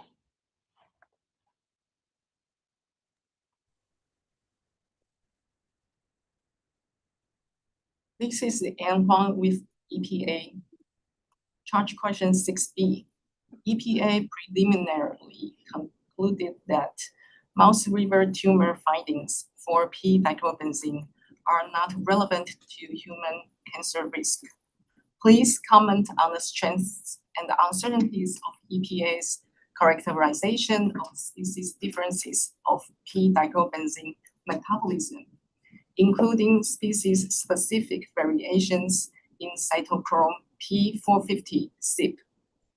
The role of CAR activation in driving species difference in metabolism and the reactive metabolite formation. Additionally, discuss how these respective metabolic differences inform the mechanisms of toxicity, especially cancer in mice compared to other species. Okay, thank you. And I will turn this over to Dr. Panduri, who's our lead discussant. Well, thanks, Dr. Gentry. So in response to charge question B, I have summarized our panel members' input. So issue identification. The panel found EPA's characterization of species differences in p-dichlorobenzene metabolism to be scientifically plausible and generally well accepted. The submitted comments supported EPA's conclusion that mice showed greater metabolic conversion, strong CAR and CYP-responsive hepatic activity, and greater reactive metabolite formation than rats, while humans were characterized as having lower overall metabolic conversion and greater detoxification capacity. These species differences help explain why liver tumors occurred in mice but not in rats. The main issue was how EPA integrated these species differences into human relevance determination. Panel comments indicated that species differences likely reflected an integrated network of toxicokinetic and toxicodynamic factors, including internal dose, CYP2E1 mediated primary metabolism, inducible CAR P450 responses, reactive metabolite burden, detoxification capacity, human metabolic variability, and according to some panel members, nuclear receptor NRF2 oxidative stress biology. Some panel members cautioned that EPA should avoid implying that mouse liver toxicity was explained by CAR activation alone. So the scientific rationale, I'll go point by point. Point one is EPA's species difference framework was a strength. The panel generally agreed that EPA appropriately considered species-specific metabolism, P450 induction, CAR activation, reactive metabolite formation, and apical liver outcomes in comparing mouse, rat, and human responses.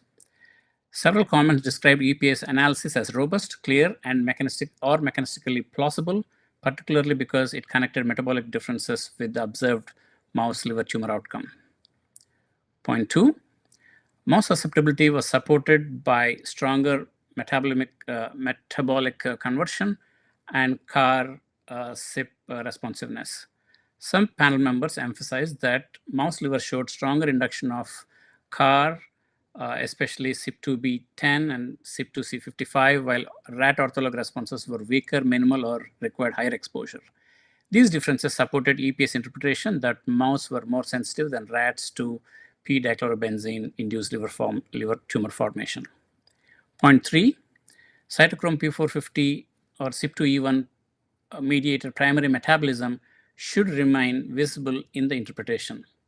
Some panel members emphasized that p-DCB metabolism should not be described as simply CAR driven. The comments identified CYP-mediated oxidation as the initiating metabolic step, with CYP2E1 as an important contributor across species, and inducible CYP2B pathway becoming more relevant after CAR or phenobarbital type induction. One panel member pointed out that this could also be related to the tissue level concentration response and how the pathways were selected based on high dose evaluation. Point four, reactive metabolite formation remained important, but incompletely resolved. Several panel members agreed that higher mouse metabolic conversion and greater reactive metabolite formation were central to the species difference interpretation. However, some panel members recommended that EPA clarify whether reactive metabolites were part of the CAR-mediated tumor mode of action, contributors to liver toxicity, or modifying factors that amplified CAR-related effects.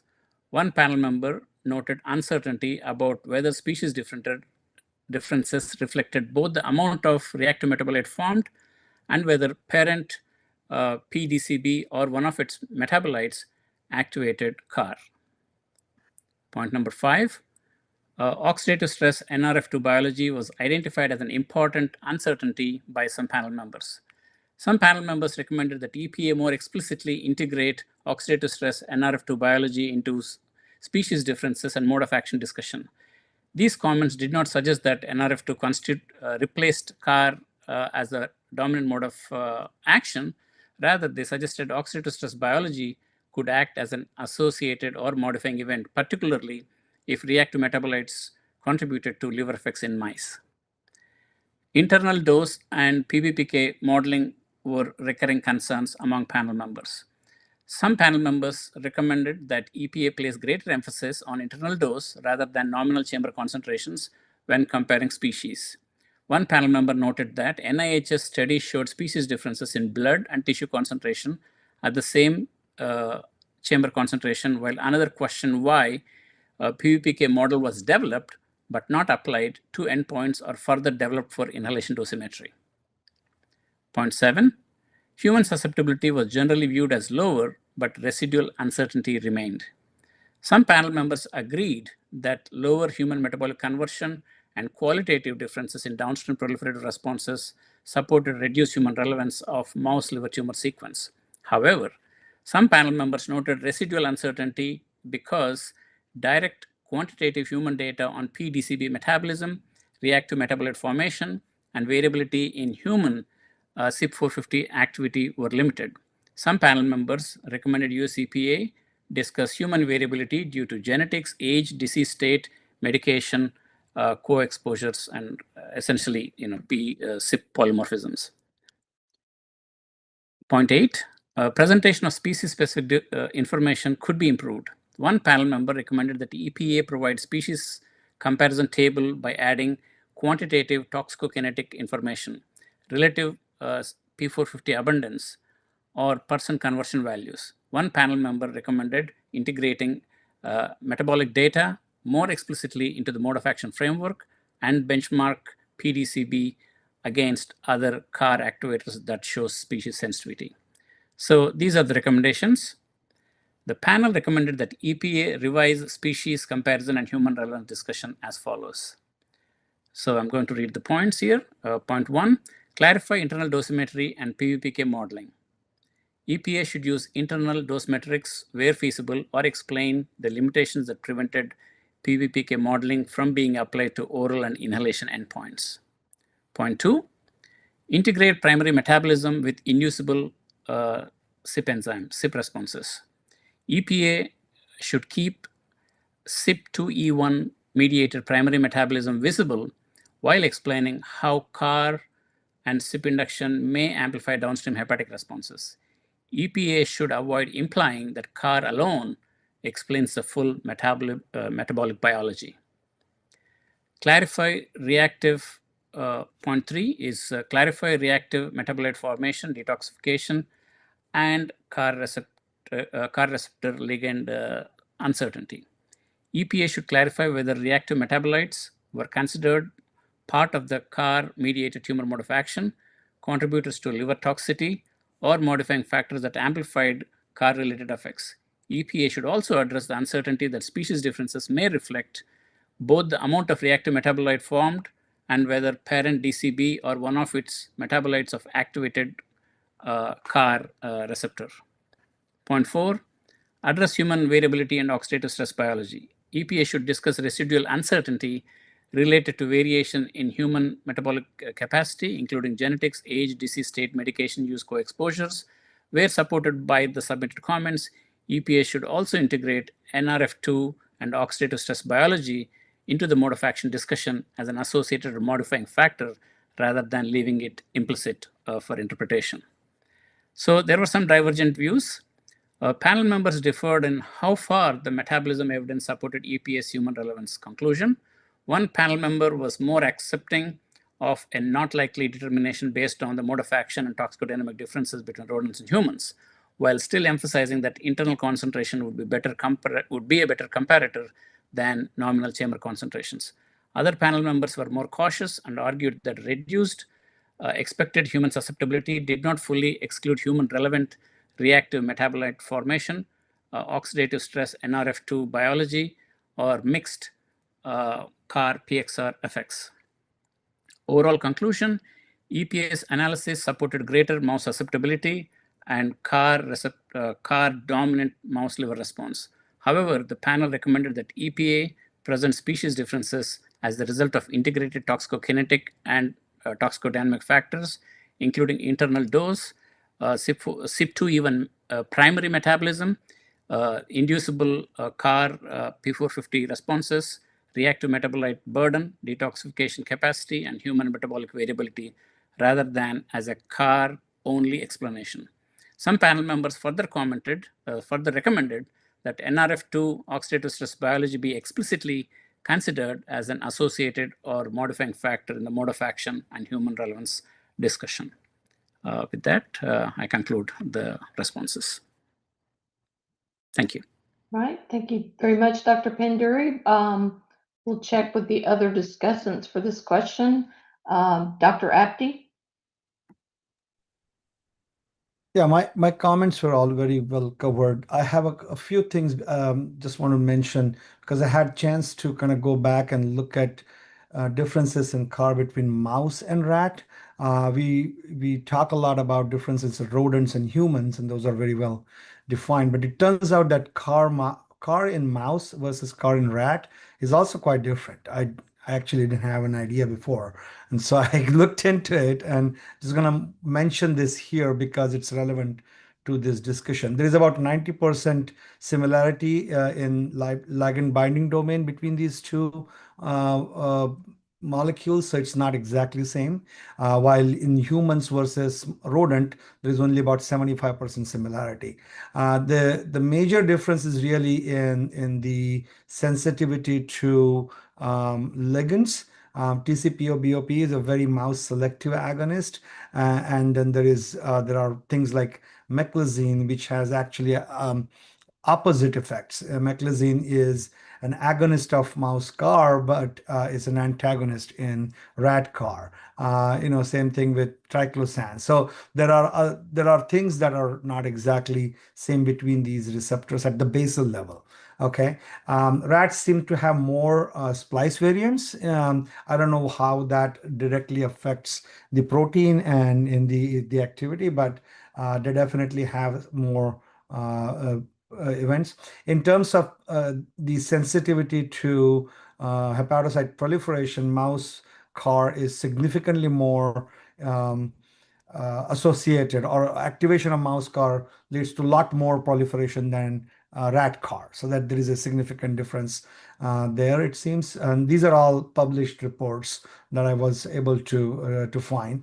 We talked about the orthologs. That's not such a important thing. There is a interesting report that could be of interest here, and that obesity seemed to be changing rat CAR effect significantly, which has not been really documented in mice. So we don't know how that is involved. So these are some of the basic differences in CAR between rat and mice, which exist even before the animals see p-dichlorobenzene, right? And they are further compounded by the fact that there is a significant toxicokinetic differences in these animals with p-dichlorobenzene. So you not only have receptors that are slightly different, but then you have ligand concentrations that are significantly different. So I think both of those will add to the species difference. And I think that needs to be kind of distilled down in the report. And I will be providing some of these references to Dr. Panduri as we go along for the further, final report and so on. So thank you. Well, thank you, Dr. Apte. That is a really insightful comment. Just for looking at prototypical CAR compounds to study rats and mice, we use different compounds to activate CARs in different species. So from that perspective, how p-dichlorobenzene relates, in species differences is something that need to be further investigated, and certainly uncertainty. Thank you for that discussion. Dr. Wolf, do you have anything to add? Not really. I think what Dr. Apte added is going to be really important on the species differences. I want to thank Dr. Panduri to thread the needle here. We had a lot of back and forth on this, so I think you did a great job in balancing all the diverse opinions presented. I do think there's a great opportunity, as pointed out here, about the associated events and modifying factors, and the agency may want to consider expanding on the mode of action description to quantify in there, similar to what Elcom et al. Published in explaining some of the modifying factors that enhance the response to CAR agonism. And I think Dr. Panderi did a good job of providing some of those, such as other nuclear receptors and then the oxidative stress pathway as well. So there's a great opportunity there to enhance the OECD Wiki 107. Okay, thank you. Dr. Lovato.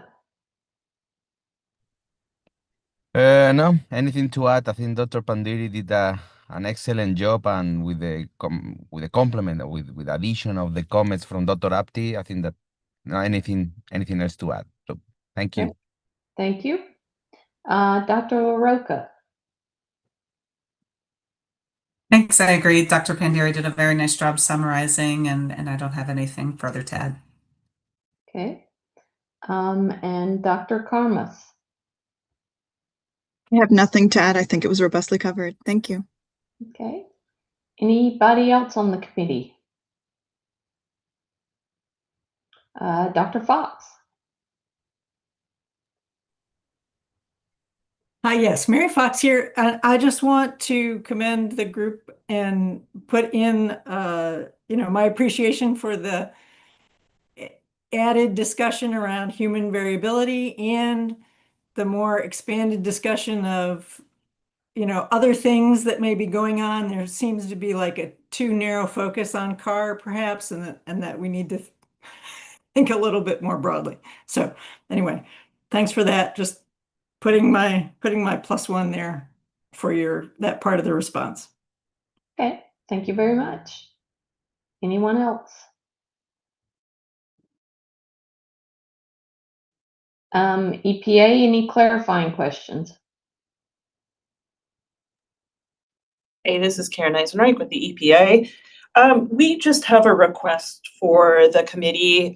There were a couple of citations mentioned that go beyond what was cited in our assessments. So if we could get those citations by the end of the week so that we can start looking into the information provided before we receive the report, that would be great. Let me just clarify. Do you mean exactly for this charge question or just during our conversations today? I mean, I think in general, across the board, if you are adding, if the committee members in their discussion are adding citations, specific citations, those would be what we'd be seeking. But definitely what we've discussed about today as well is included in that. I think today is the first day where that's really become where we've heard that there's additional literature that's being added. Okay, well then we'll, Dr. Cobb. Please continue with what you were saying, Dr. Gentry. Oh, I was just going to say that may be something that we raise to the committee as we're drafting these responses, that we try and collect a list of new references this week that we can share with the EPA. I was going to suggest and just go ahead and ask the committee members, at least the leads, if the responses have references that are new to the discussion, simply create a PDF file of that or somehow send that to Dr. Kamal, and he can get that to our EPA, his EPA colleagues at OPPT, and we can do that day of the presentations. I don't think we should necessarily do it before the presentation, but certainly I think we can do that day of. That would be my hope and my request to the committee is let's get these references to the agency as quickly as we can. That's all. So if Dr. Kamal could just put a folder on the SharePoint, we could just slide references into there, and then you'd have them. Do you want them by charge question? Do you want them by charge question, or you would just want the references? Because it's easier for us to just throw the references in there. Yeah, I mean, ideally, if there was some notation where they belong, but we can also sort that out. Whatever, we're just most interested in having the information so we can view it before, instead of waiting for the report to come out. No, that would be easy. So you just a file, and we'll just throw it in there. And if I was drafting charge questions, I'd just cut those references out and put added references from charge question, whatever, and dump it in that file folder if Dr. Kamal can set that up. Yes, I can set up the folder, but if there will be any additional documents shared, we will have to share it with the public as well. So any references or this list of references that will be attached in the shared folder and sent to EPA will also be available for the public in the docket. That sounds good. I think it would just be a list of the references, not necessarily the actual PDF. Yes, a list of references, yes. Yes. Dr. Apte. I just want to bring up a paper because I know we're going to slowly move away from the SCAR issue. So I thought this might be the appropriate place to talk about it. There are studies showing that the CAR response, of course, we know CAR response has two major endpoints. One, there is a massive induction of p450 enzymes, and there is a hypertrophy of the cells, and then there is the hyperplasia. There is a cell proliferation effect, right? And so there has been efforts to figure out how does this receptor do both, and which downstream events may be responsible after CAR activation that drive one versus the other. And a paper that I know that I will be putting in this discussion that we just had and sending shows that, for example, HGF-MET and EGF and EGF receptor signaling play a critical role in this process. For example, if you take mice and activate CAR using TCP/OBOP in a MET and EGF receptor double knockout mice, where you do not have either MET EGF signaling or EGF signaling, in those mice, the majority of effect is really on proliferation. So those mice basically have no proliferation after TCP/OBOP, but the CYP induction is completely uninhibited. They still have massive CYP induction. That's kind of dissociating these two effects because the downstream signaling drives it. And I think it's very critical for other CAR inducers like p-DCB and this, to be considered for their mode of action analysis. So I'll be sending a note and putting this in one of my responses, but I thought I'd to put this on record before we move on from CAR. Okay. And I'll just say this to put on the record. I think we are limited, correct me if I'm wrong, Kamal or Temu, Dr. Kamal or Dr. Gibson, excuse me. But I think all we can share with EPA is the citation, especially if we are sharing this with the public. I think there would be a copyright issue if we start sharing actual articles. Yes, the citation should be sufficient. Okay. All right. Any other thoughts or comments?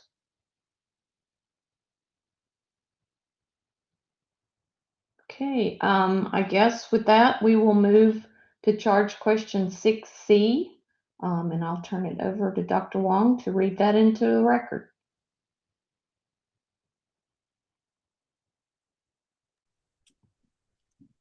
This is Anne Wang with EPA. Charge question 6C. Based on the evidence presented, including CAR MOA and the human relevance determination, please comment on the strengths and the uncertainties of EPA's classification of p-dichlorobenzene as not likely to be carcinogenic to humans. Okay, and Dr. Carmouche is the head for this charge question. Thank you. I will begin our summary by reading a high-level summary and then a lot of detailed responses thereafter. So brief, EPA's conclusion based on a weight of evidence is that mouse liver tumors occurred through a CAR-mediated rodent MOA that is not relevant to humans.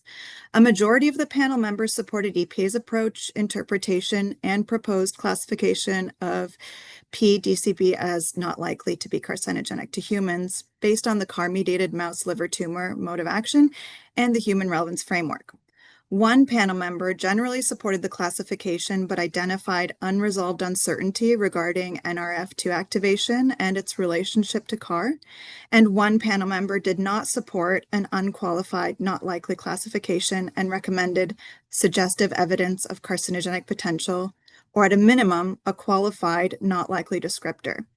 Therefore, the responses that I'll summarize in a moment distinguish the majority view, the uncertainties, and the minority opinion. Beginning first with the strengths of the approach, EPA's classification of p-DCB as not likely to be carcinogenic to humans is scientifically well supported, with the strongest support for the classification coming from the convergence of several lines of evidence, including limited evidence for genotoxicity, mouse-specific liver tumor findings, lack of comparable liver tumor response in rats, strong CAR activation in mice, weaker and less sustained CAR-related responses in rats, and qualitative differences between rodent and human CAR-mediated liver tumor biology, as well as the use of the mode of action and human relevance frameworks that were applied. The mouse data, along with limited evidence in humans, seems to support EPA's classification that p-DCB is not likely to be a carcinogen in humans.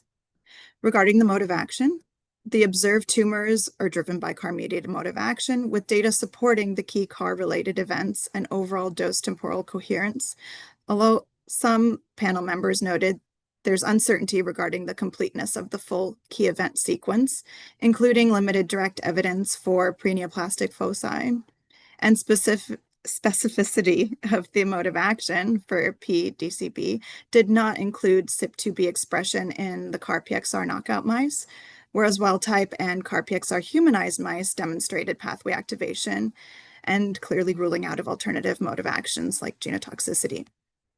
The use of the human relevance framework was another strength of EPA's approach. EPA first asked whether the animal mode of action was sufficiently established and then whether it was relevant to humans. This approach was appreciated by all panel members. There was an appropriate structure for evaluating the mechanism of non-genotoxic liver tumors. And for mice, the EPA presented a coherent mode of action, including CAR activation that led to CAR-specific gene expression, hepatocellular hypertrophy and increased liver weight, sustained hepatocyte proliferation, and possible progression through preneoplastic changes in hepatocellular tumors. This sequence was biologically plausible and consistent with the established literature on CAR-mediated rodent liver tumors. EPA did also note that p-DCB liver tumors were observed in mice across exposure routes, and that strengthened the biological consistency of the response. For humans, EPA's conclusion relied on qualitative differences in CAR biology and downstream liver response. The critical point here appreciated by the panel members was that human CAR activation does not reliably produce the sustained sequence of hepatocyte proliferation and tumor promotion observed in rodents. Thus, the EPA's classification did not depend solely on lower human exposure or metabolism.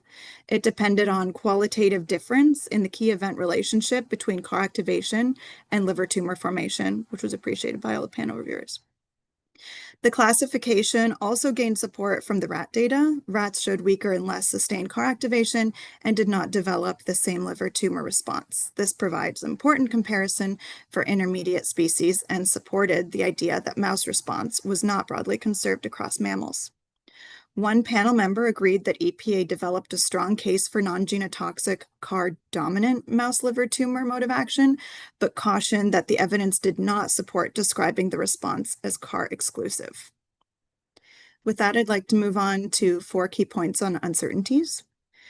The first is that human epidemiology database is limited. Human metabolic data are less complete than rodent data, and transcriptomics evidence primarily supports early key events rather than the full cancer sequence. The second uncertainty we've compiled is that the main uncertainties involved in data completeness and interpretation. So first, the human epidemiology evidence is insufficient to strongly evaluate cancer risk in exposed populations. Second, although the EPA evaluated alternative modes of action, reactive metabolite formation and oxidative stress could still contribute to liver toxicity and should not be dismissed. Third, the transcriptomic studies are powerful mechanistic tools, but they should support, not replace, apical evidence. And finally, the absence or limited reporting of preneoplastic foci created some uncertainty in the completeness of the key event sequence, even though it did not overturn the overall conclusion. A third uncertainty is the lack of clearly defining the role of NRF2 activation, its relationship with CAR activation, and the mechanisms behind NRF2 activation, even when CAR-mediated CYP induction is absent. Finally, the last uncertainty I'll summarize is that the majority of the panel did agree with EPA's not likely determination, but one panel member recommends suggestive evidence of carcinogenic potential classification. If not suggestive, it was recommended that the not likely have an additional text that explains the NRF2 HO1 oxidative stress signaling, reactive metabolite formation, CYP1A1 AHR related signaling, relevance of PXR, and limited direct p-DCB human hepatocyte data. With that, I'm going to briefly summarize the comprehensive work done to substantiate the minority opinion among our panelists. Keeping in mind there were 6 of us, this was a lot of work. So I'll read a brief summary of the minority opinion, and then there are 9 supporting points that briefly articulate the key rationale. A minority view was that EPA's assessment risks converting a CAR-dominant mouse liver tumor mode of action into a CAR-only human irrelevant conclusion. This view accepted that EPA developed a strong case for non-genotoxic CAR-dominant mouse liver tumor mode of action, but concluded that the evidence did not fully resolve the role of NRF2-HO1 oxidative stress signaling and reactive metabolite biology.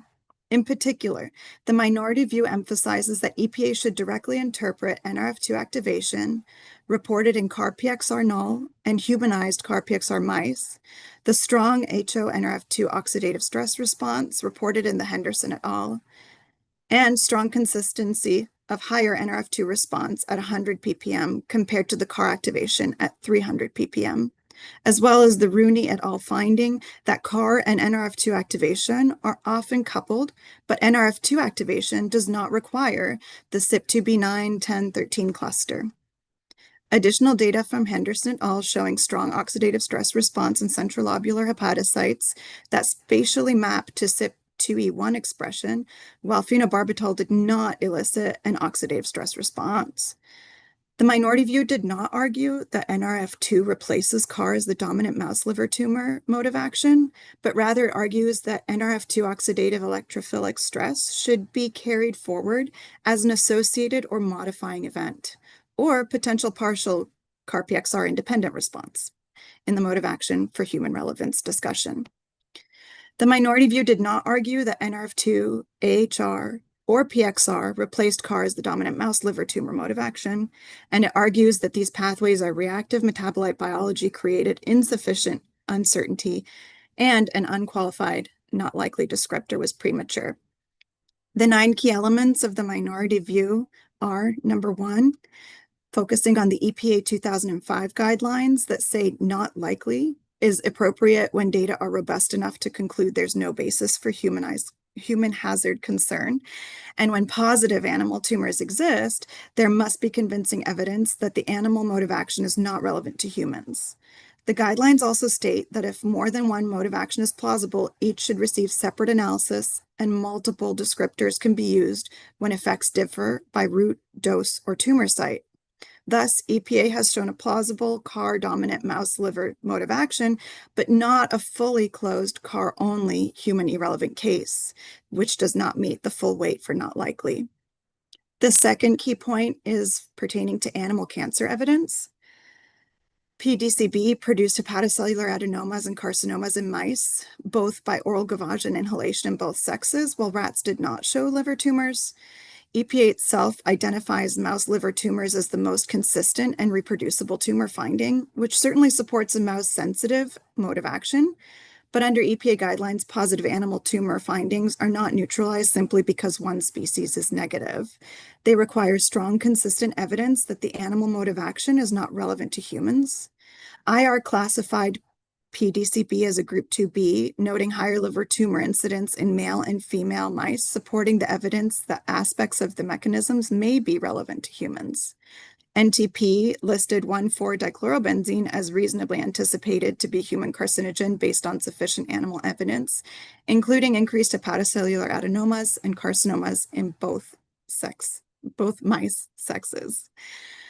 The conclusion thus is that EPA can reach a different conclusion than IARC and NTP, but must provide a stronger human irrelevance demonstration than to say that mouse CAR mode of action rat negative.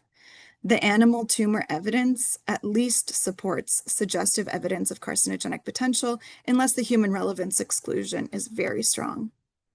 The third of 9 points is that CAR exclusivity is not supported. To substantiate this claim, EPA has a strong case that the mouse liver tumor is CAR dominant. The transcriptomics, CYP2B, liver hypertrophy, and proliferation data support the conclusion. However, the conclusion should be CAR dominant, not CAR only. That wording matters because EPA's not likely classification depends on the idea that animal tumor response is fully explained by the CAR pathway that is not considered relevant for human cancer risk. The fourth point pertains to the NRF2-HO1 oxidative stress signaling. This is the most persuasive mechanistic point. NRF2 activation is repeated across the mouse data sets. Importantly, NRF2 activation also was observed in CAR-PXL null and humanized mice, which argues against treating NRF2 as merely a secondary consequence of mouse CAR activation. EPA also reports strong dose-related induction of several genes that are NRF2 regulated in the day 5 inhalation study, including GSTM3. Henderson et al. Is especially important as they used heme oxygenase 1-HO1 reporter mice and found that 1,4-dichlorobenzene was the most, I apologize. Henderson et al.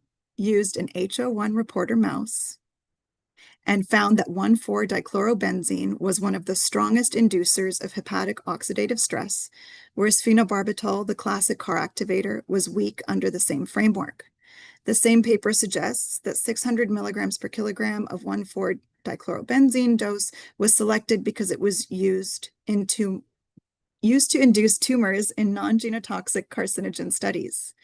Rooney et al. Also supports keeping NRF2 in the mode of action, stating that 90% of CAR-activating mouse liver biosets also activated NRF2, and NRF2 activation did not require the induction of 3 CYP2B genes.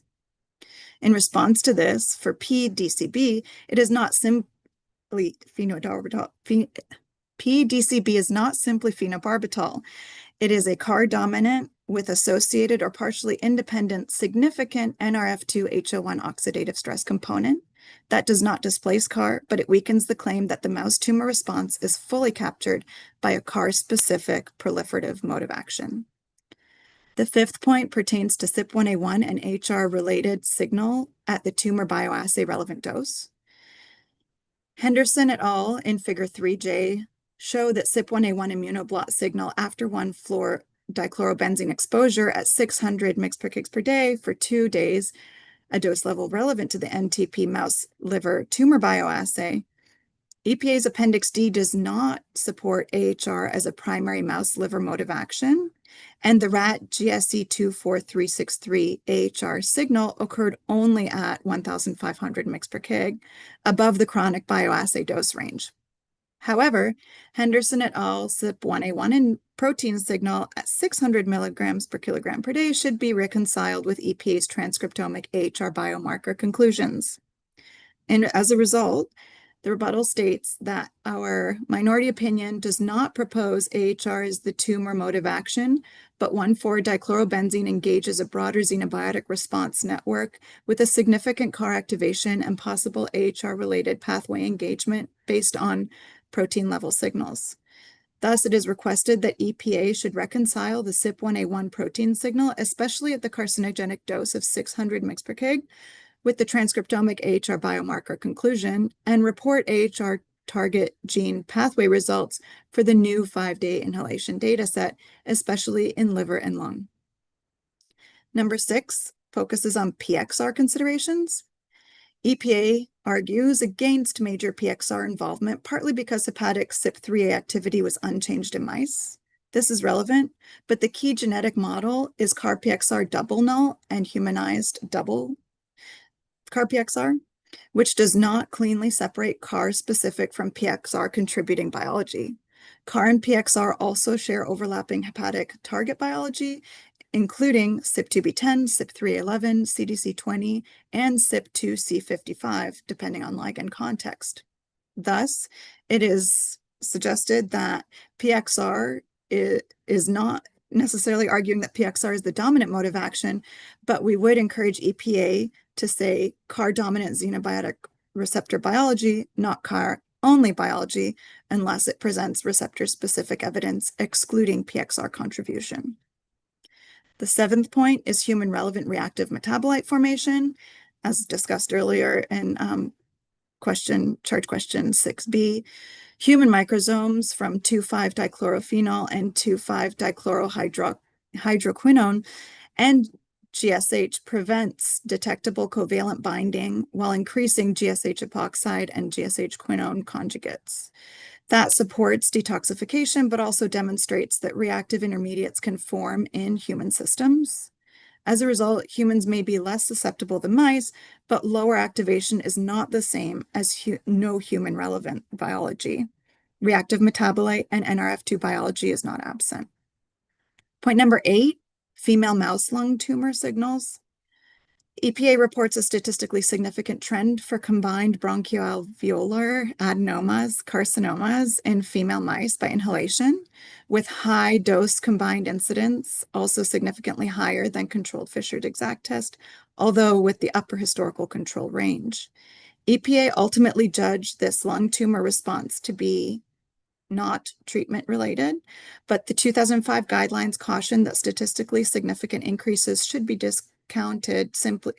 not be discounted simply because they fall within historical control ranges.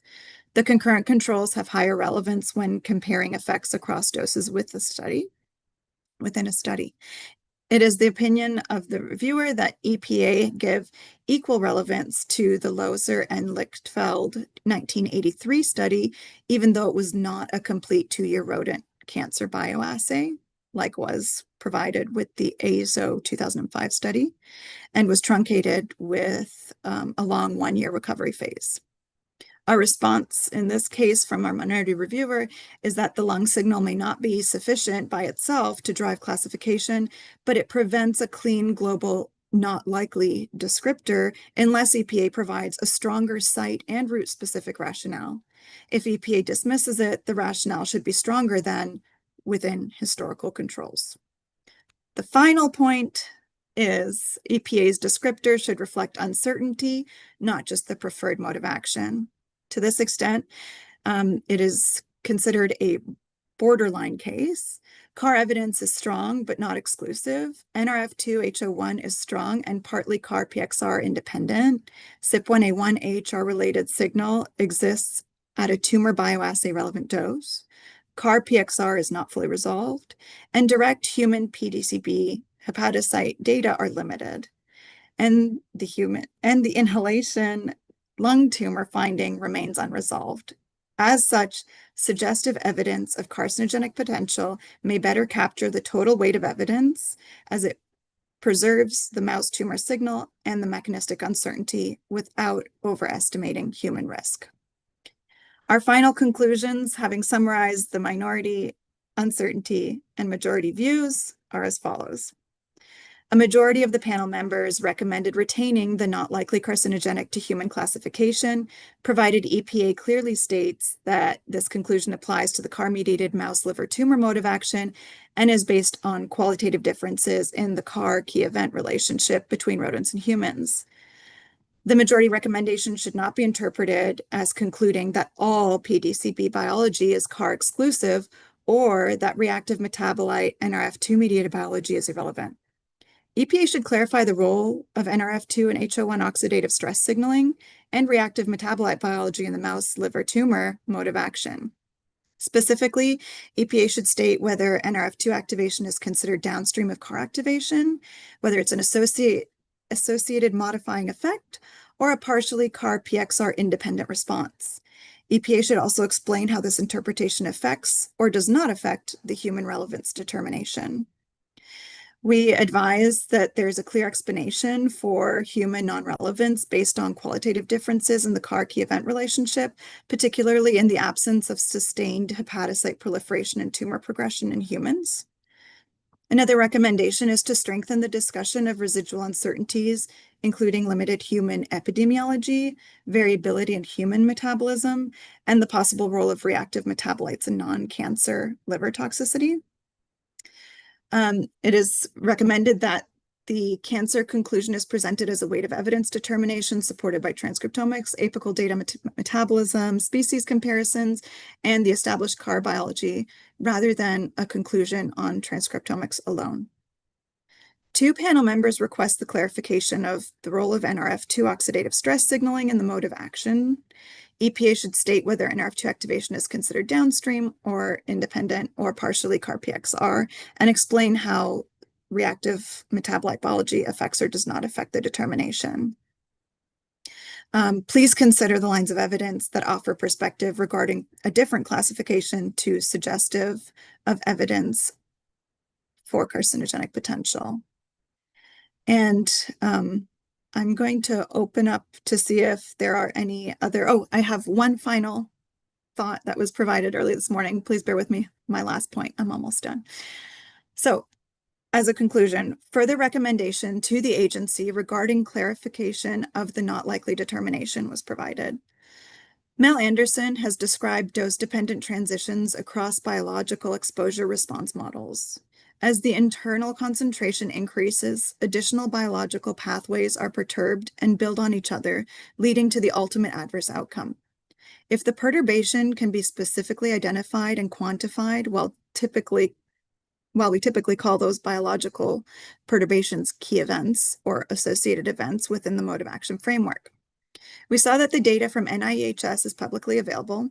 Thus, there's an opportunity for the agency, NIEHS, or external collaborators to further characterize these data to describe where the tissue concentration transcriptomic response curve, these biological transitions occur. This is consistent with what was described as the key event dose response framework and quantitative version of the quantitative key event dose response framework, for which references will be provided. The agency used this approach for the dimethyl arsenic acid mode of action based on carcinogenicity risk assessment, another reference to be provided. And thus one could explain that a carcinogenic response is not likely below the tissue concentration where these dose-dependent transitions occur. There is another opportunity, which was mentioned by one of the public commenters. There has been work performed by John Arnott and others looking at the concept of an internal threshold of toxicological concern, TTC. Since blood levels and tissue levels of internal concentration are available, one could interrogate these data to further investigate data needs to identify an internal TTC. And with that, I'll conclude and allow my co-discussants to weigh in on anything that I did not summarize. Thank you very much. Dr. Apte? Well, that was heroic. If you should look at all the document she's reading off of. It's been fantastic. Thank you so much. I have nothing to add. Okay, thank you. Dr. Wolf? Real yeoman's effort. Thank you, Dr. Karmas. I would like to focus on one thing, and I think the agency may have inadvertently set its bar higher than necessary by saying not human relevant. Under the cancer guidelines, that's never been a requirement. And I think it's unnecessary to go that far. As Dr. Karmas pointed out, the majority did suggest they agreed with the not likely to be carcinogenic. And as the agency well knows, that requires descriptors and description underneath of why you think that. And in addition, the cancer guidelines describe it might be not likely carcinogenic under one situation, but potentially carcinogenic under another situation. So it's not really necessary to say not human relevant. And I think if you eliminate that concern and just focus on the not likely and the description and the opportunity to quantitatively describe protection goals that prevent the carcinogenicity potential, then I think you'll resolve a lot of the issues that were pointed out to trying to say, oh, this isn't human. This is not a human relevant mode of action. It becomes just following the cancer guidelines.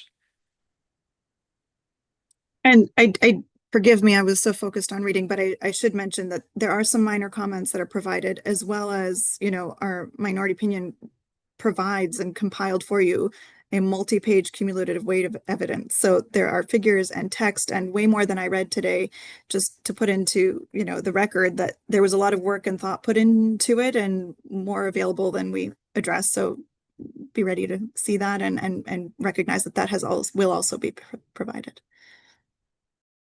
Okay, thank you. Dr. Lovato.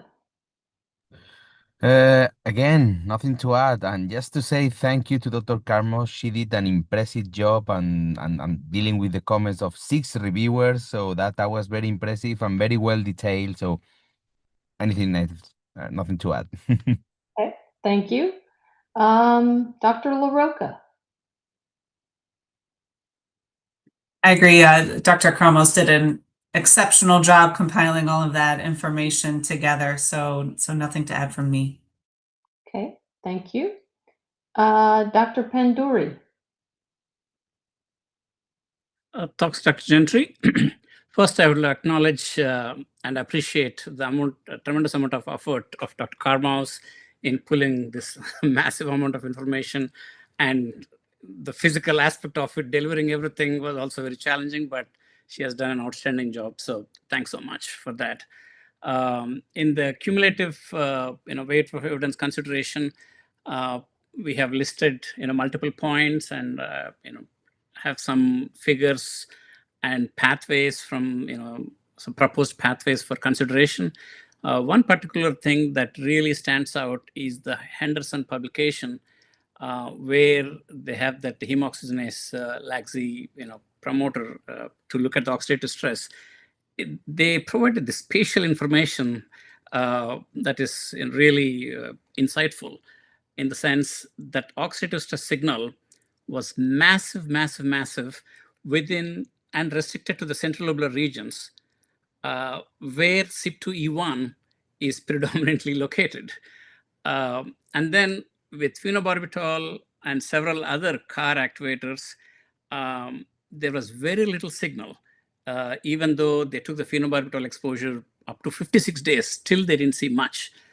This was just a 2-day exposure. So I suspect if at 2 days you have this exposure at much lower doses, you will still have significant NRF2 or oxidative stress response. So that is something we have outlined in the weight of evidence consideration for EPA to look into.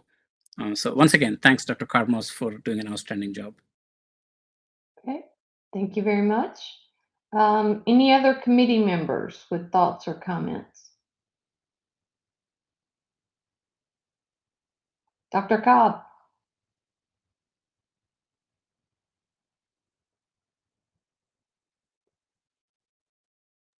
You're muted, Dr. Cobb. Yes. My goodness, I'm sorry. My mouse is not working exactly like I anticipated today. I'd like to just thank everybody on the sub-question for working on this. This is a mammoth effort, and Dr. Karmas, thank you for compiling all of that. I think to a question that Dr. Wolf asked early, even in the charge question review, this might not be a question that this committee really has the time to adequately answer. I think you've done a great job, but a lot of us have sat on these IRIS reviews, and it's multiple days with as many people as we have in our committee reviewing things all at the same time. So I think we need to be careful about how we address this, and I'd look forward to other folks that weren't necessarily assigned this charge question to have a voice in this. And Dr. Carmas, that may mean that your job as a lead discussant is a little more difficult because you may be getting comments from others from the committee as the documents unfold. I would like to also kind of echo point one you made in the minority opinion about how much we may be losing by placing all of our weight on CAR and not considering the other aspects. That was a question I had, but I figured that some of the answers would come through in this question. So I'd like to add my agreement to that particular point. And then the final thing, and this is actually something that's throughout almost all of the EPA reviews, all of this toxicity data, this cancer data and other toxicity data that we're using in our human health assessments is not considered at all in the ecological assessments or the environmental assessments. The mammalian toxicity information is just not really considered. So those are my comments, and then I'm not going to try to stand in the way of our lunch. Okay, any clarifying questions from EPA? This is Abhilash Shashidharan from EPA. We do not have any clarifying questions. Thank you all for your comments. Thank you. Okay, thank you, everyone. A lot of hard work to get our comments done this morning and into the record. So I think I will turn it over to Dr. Kamal to lead us into a well-deserved lunch. Sure. We can stop now for a lunch break, and we are stopping exactly according to the agenda at 12:30 for a lunch break, and we will meet again after 1 hour at 1:30 Eastern Time. Thank you. Thank you.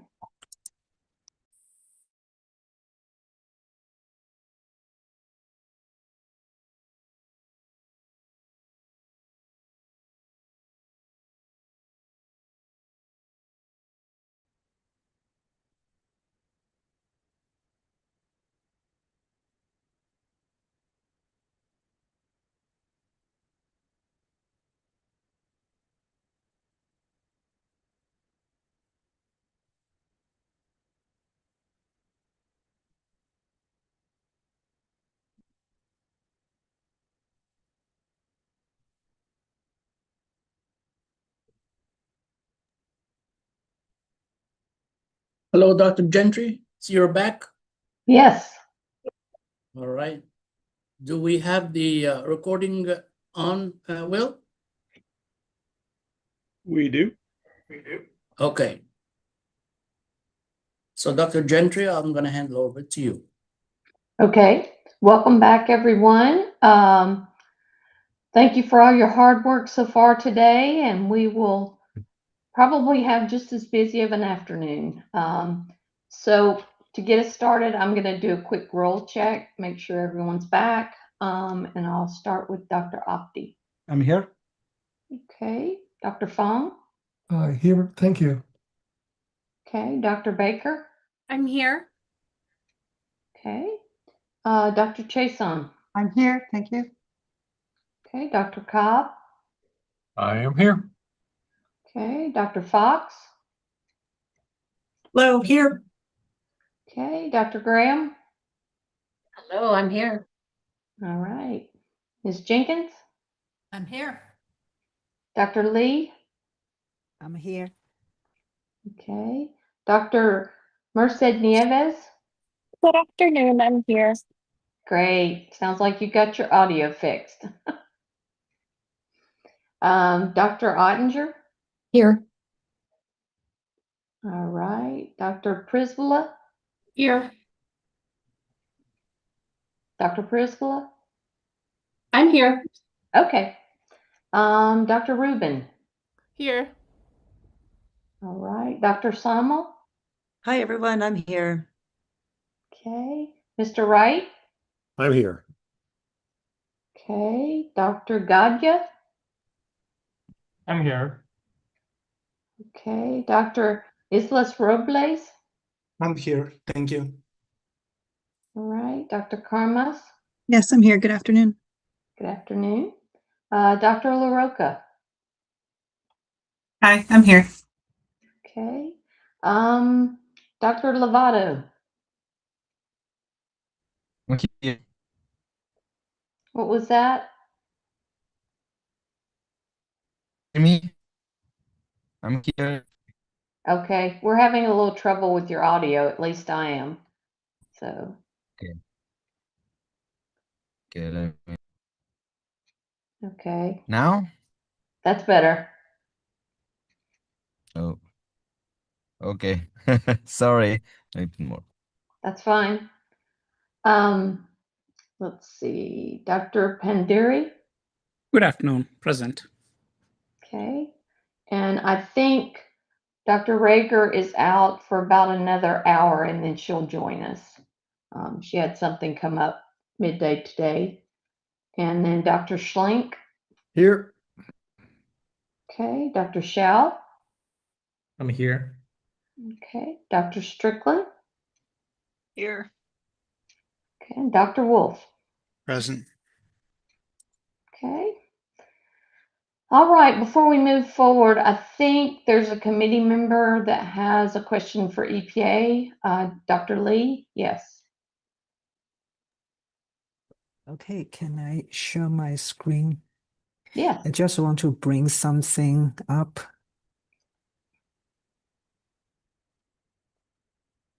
Okay, I just want to bring something up for question number 17 and number 17A and number 17B, so that EPA has some time to prepare some clarification and before we really comment on these things. I also shared this with Dr. Kamel, and he should have already put this into the docket. So, well, it is with EPA, and it will go in the docket by tomorrow or so. Okay, thanks. So the clarification regard to the bioconcentration and bioaccumulation calculation modeling in question number 17A and number 17B. So from the document, we learned that the EPA used the bluegill depuration rate and put the from Schneider 2021 and put the numbers into the ADME or ADME-B model.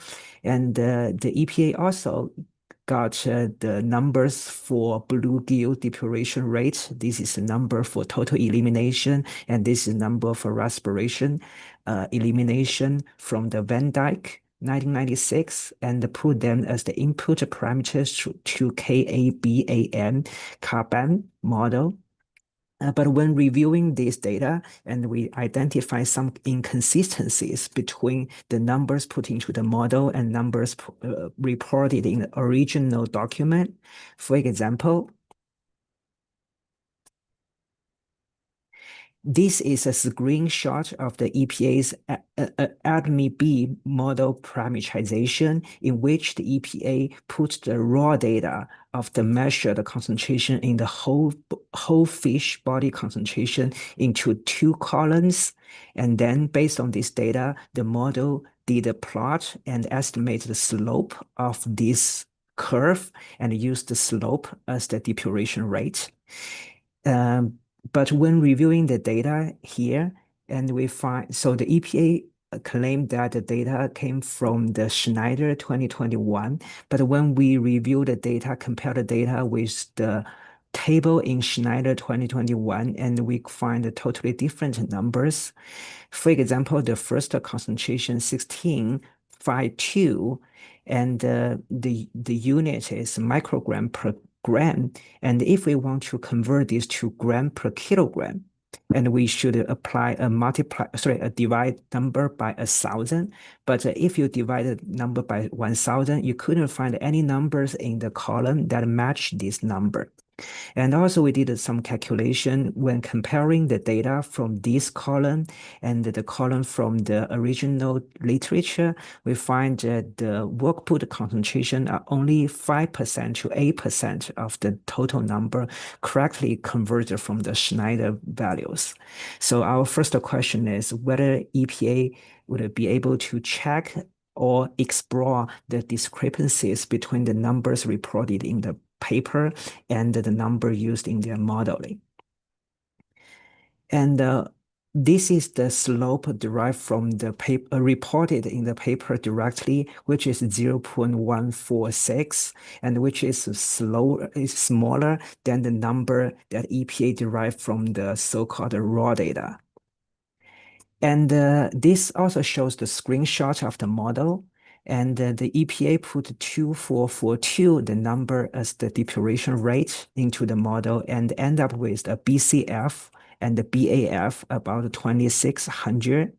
But when we put the original number from the report, 0.146A, and we end up with a BAF and a BCF about 4,400. So that's the second question. So we would wonder whether EPA are willing to check these numbers and revisit the calculation. The third question is regard to the Kappa model.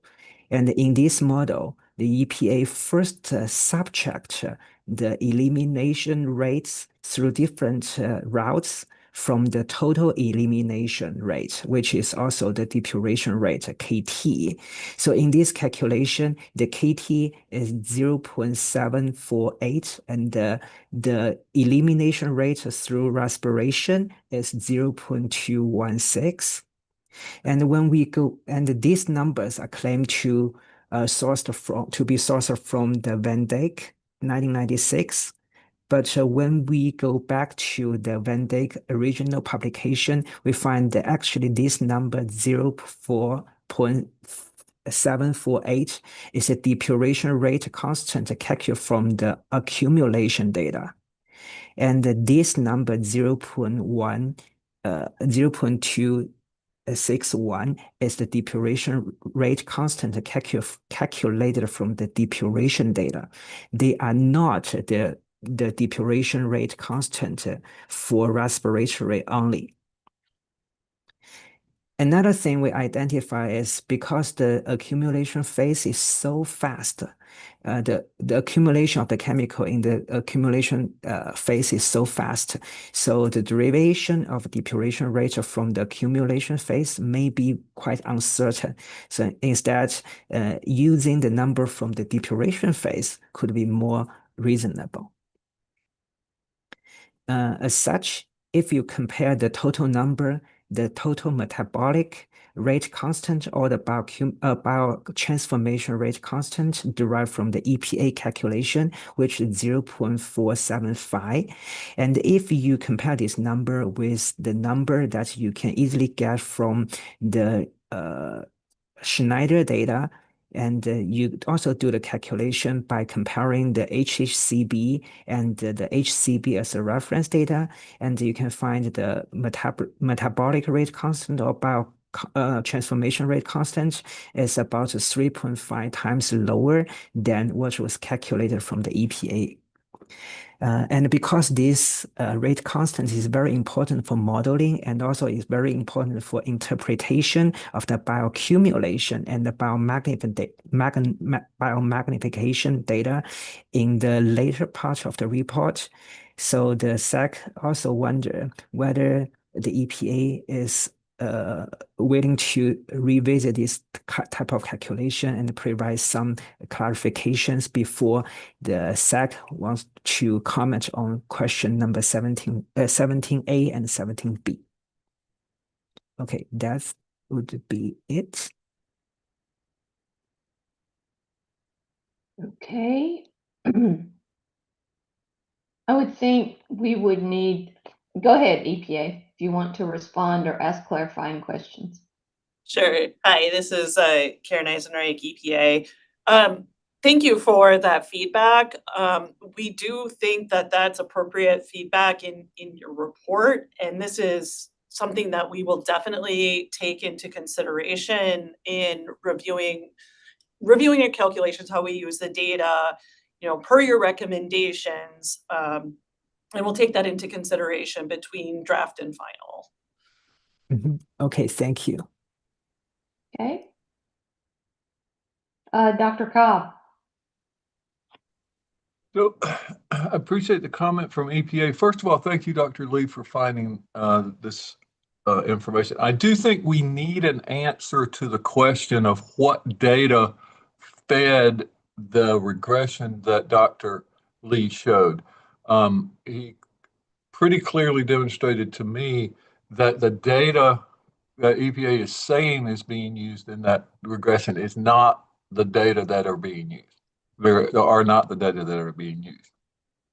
So at a minimum, I think we need an answer to that question. And then any other clarifications would be helpful so that we can make the most reasonable comments on the approach. I would just add, Dr. Cobb, Dr. Kamal, could we get Dr. Lee's slides today, possibly today, and that maybe that could help them prepare for this question coming up in the next 2 days? Dr. Lee's slides have been sent to EPA already, okay.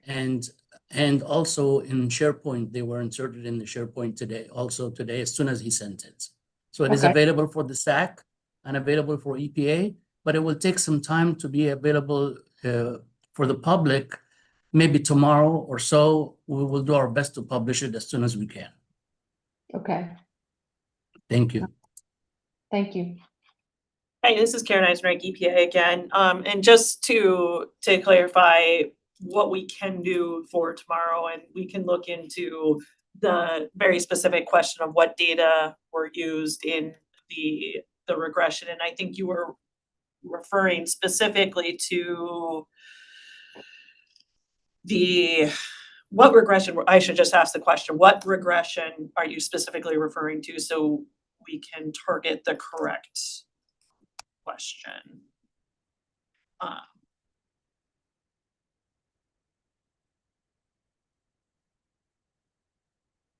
Yeah, so now there is a mismatch between the numbers put in the ADMEB model file and the Schneider original numbers. Yeah. Yeah, and whether EPA did.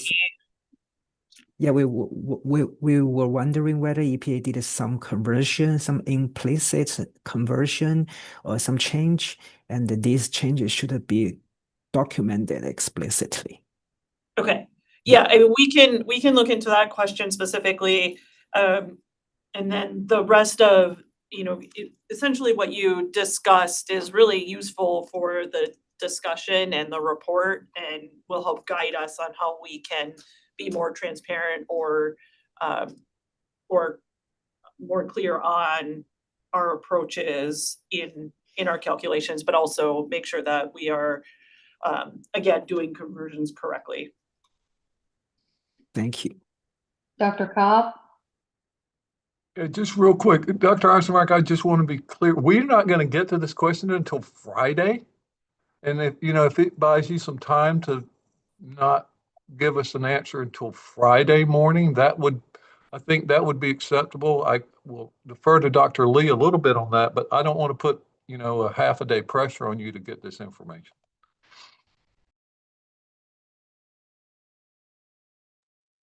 Okay, yeah, that time frame is helpful. Again, Karen Eisenreich, EPA. We will definitely work within that time frame to get back to you.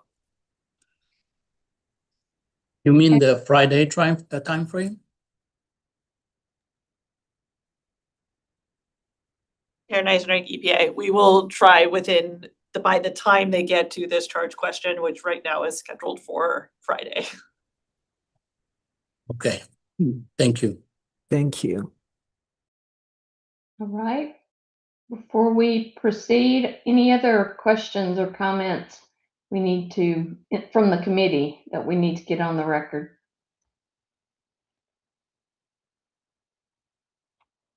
Okay. EPA, anything before we start with the next charge question?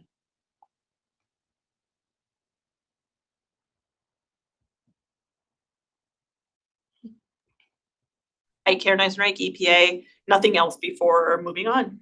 All right, thank you. Okay, so we'll get started with charge question 7A. So if Dr. Wong will read that into the record. Mr. Ian Huang at EPA. Charge question 7.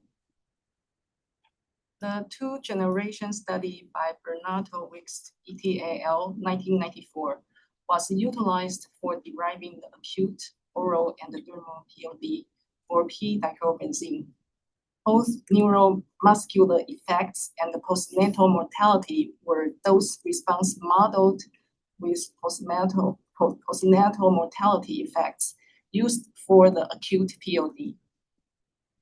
This study was performed in accordance with OECD test guideline 416. However, the study only reported postnatal mortality on a per pop basis instead of the liter basis, as recommended by EPA Developmental Toxicity Guidelines, US EPA 1991.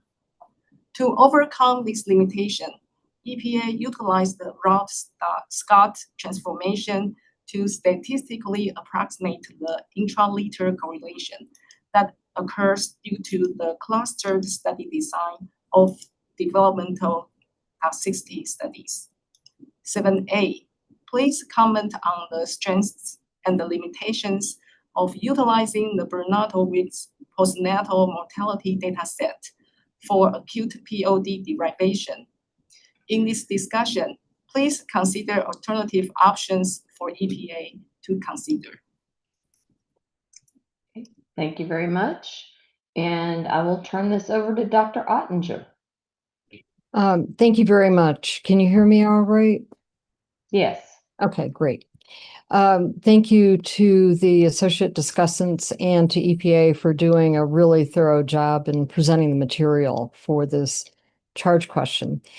What I'm going to do is go through issue identification summary and then basically the high points of our discussion with some of the detail included, and then happy to provide more in the written version later. So for issue identification, this repeats the charge question to a certain extent. Does the postnatal mortality data set for POD derivation used in Bernato-Wicks et al. 1994 provide appropriate analysis? What are the strengths and limitations of using this data set, and discuss alternate options for EPA to consider in using postnatal mortality data sets for POD derivation? The summary of the approach is that EPA selected Bernato-Wicks et al. 1994, the two-generation oral gavage study in Sprague-Dawley rats, as the basis for the acute, oral, and dermal points of departure for p-DCB. Rats were exposed via gavage at doses of 0, 30, 90, and 270 milligrams per kilogram day for 5 days per week across 2 generations. EPA identified mortality, meaning dead pups reported as F1 deaths at postnatal day 4 and F2 deaths at birth and postnatal day 4, as the most sensitive and severe acute endpoints, and derived an acute oral POD using a BMDLS of 17.6 milligrams per kilogram day from the F2 dead pups at postnatal day 4 with the Rao-Scott transformation. Neuromuscular outcomes, meaning delayed eye opening, decreased rearing, were reported on per litter basis and modeled but not selected as the primary POD. So the scientific rationale includes strengths of using the Bernatowicz et al. 1994 data set for acute POD derivation. First, its GLP compliance study conducted in accordance with OECD test guideline 416. That provides a degree of methodological rigor and is a standard criterion for considering study reliable within TSCA's systematic review frameworks. Second, severity of the critical effect postnatal mortality supports use as an acute endpoint. Postnatal mortality is severe, irreversible, adverse outcome. EPA correctly notes that pup deaths observed at 90 milligrams per kilogram day and above are not evidently associated with repeated dose effects or maternal toxicity at the low-L. And that timing of the effect, early postnatal days, is consistent with relevance to acute in utero or peripartum exposures. This is an important strength. Third, the study provides a dose response across meaningful dose range. The 4 dose groups, as I mentioned earlier, provide an adequate dose response structure for benchmark dose modeling and produce a clear no-L as well as low-L that could be identified. The resulting human equivalent dose adjusted BMDL5 of 17.6 milligrams per kilogram day from dead F2 pups at postnatal day 4 falls within the dose response range. 4, the study is corroborated by the 2-generation inhalation study. The Chemical Manufacturers Association 1989 2-generation inhalation study reported reduced pup survival at 538 parts per million, providing biological plausibility for the p-DCB induced postnatal mortality across routes. While the inhalation study was not used for acute oral POD, it provides biological coherence and strengthens confidence. The limitations of using the Bernatowicz et al. 1994 dataset for acute POD derivation includes the following. First, postnatal mortality data were reported on a per pup basis only, violating EPA's own developmental toxicity guidelines. This fundamental limitation is that the postnatal mortality reported only on a per pup basis rather than on a per litter. In development toxicity studies, litter is the appropriate statistical unit because litter mates share the same in utero and lactational exposure environment. Failure to account for intra-litter correlation inflates the effective sample size and can either underestimate or overestimate the dose response slope and resulting BMDLs. Second, EPA does not have access to the raw individual animal data, precluding direct statistical correlation. This is because only summary level dose response statistics are available, and therefore EPA cannot perform an independent nested analysis. The Rao-Scott transformation was applied as a workaround, but this approach relies on assumed design effects to approximate intra-litter correlation rather than directly computing it from the data. Third, the study is multi-generational, repeated dose design, raising questions about acute relevance of F2 effects. EPA derives the most sensitive POD from F2 pup deaths at postnatal day 4. The F2 generation resulted from parents exposed from in utero through adulthood and breeding. The development milieu of the F2 pups therefore reflects not only direct gavage doses administered to the F0 dams, and as well as for the F1 dams, the gestational period, but also the cumulative physiological state of the F1 dams who experience lifelong exposure. This is a potential confounding effect on the F2 postnatal mortality, exclusively to an acute maternal exposure equivalent. Fourth, the study is published in German with EPA's access limited to a translation. EPA acknowledged that the study is in German and its analysis relies on an English translation.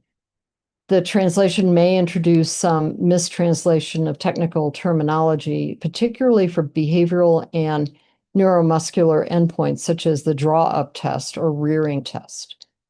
EPA appropriately flagged uncertainty in the interpretation of the rearing tests and excluded it from the POD modeling.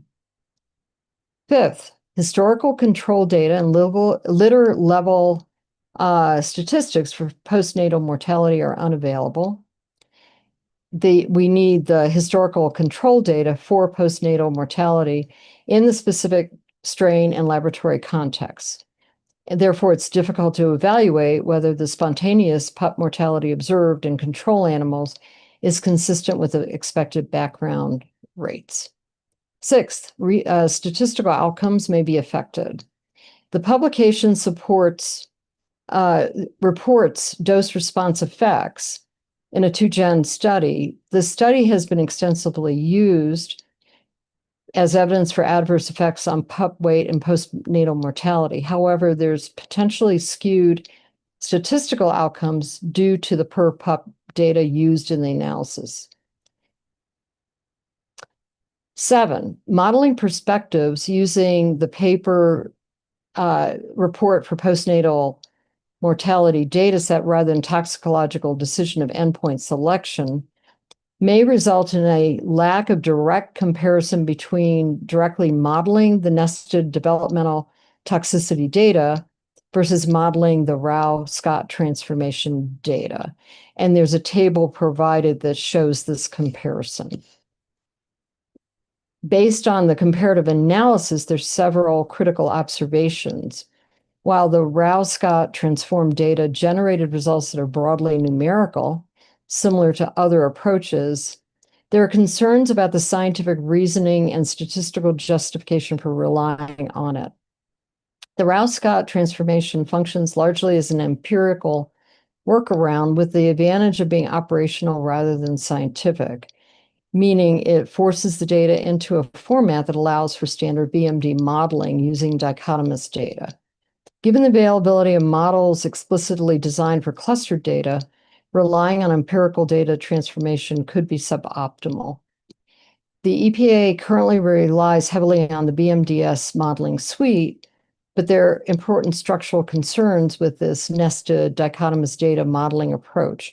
First, the models available in BMDS online for nested dichotomous data are not standard dose response models, which limits limits comparability and biological interpretations. Second, the statistical criteria used to evaluate model fit and BMD estimation are questionable. As demonstrated in BMD analysis document page 38, the dose response plot shows that all models perform reasonably well visually, yet the software flagged them as questionable. This inconsistency can undermine confidence in the software's fit criteria. 8, per litter data are preferred for benchmark dose modeling. And most of this has been covered, but just to mention again, litter size at birth may be a confounding factor. There may be pups of lower birth weight. And so the per litter calculations then become much preferable to avoid skewed data. Alternative options for EPA to consider. There are a number of alternative analytical approaches. The most appropriate appears to be the Rao-Scott transformation, which should reduce overestimating treatment effects by normalizing the relative number of abnormalities per litter and essentially smoothing out the data across litters to reflect more accurate estimation of dose-related effects. However, this will also reduce the N for the overall analysis, thereby potentially limiting statistical power. According to Fox et al. 2016, the Rao-Scott transformation yielded a reasonably accurate alternative to BMD modeling.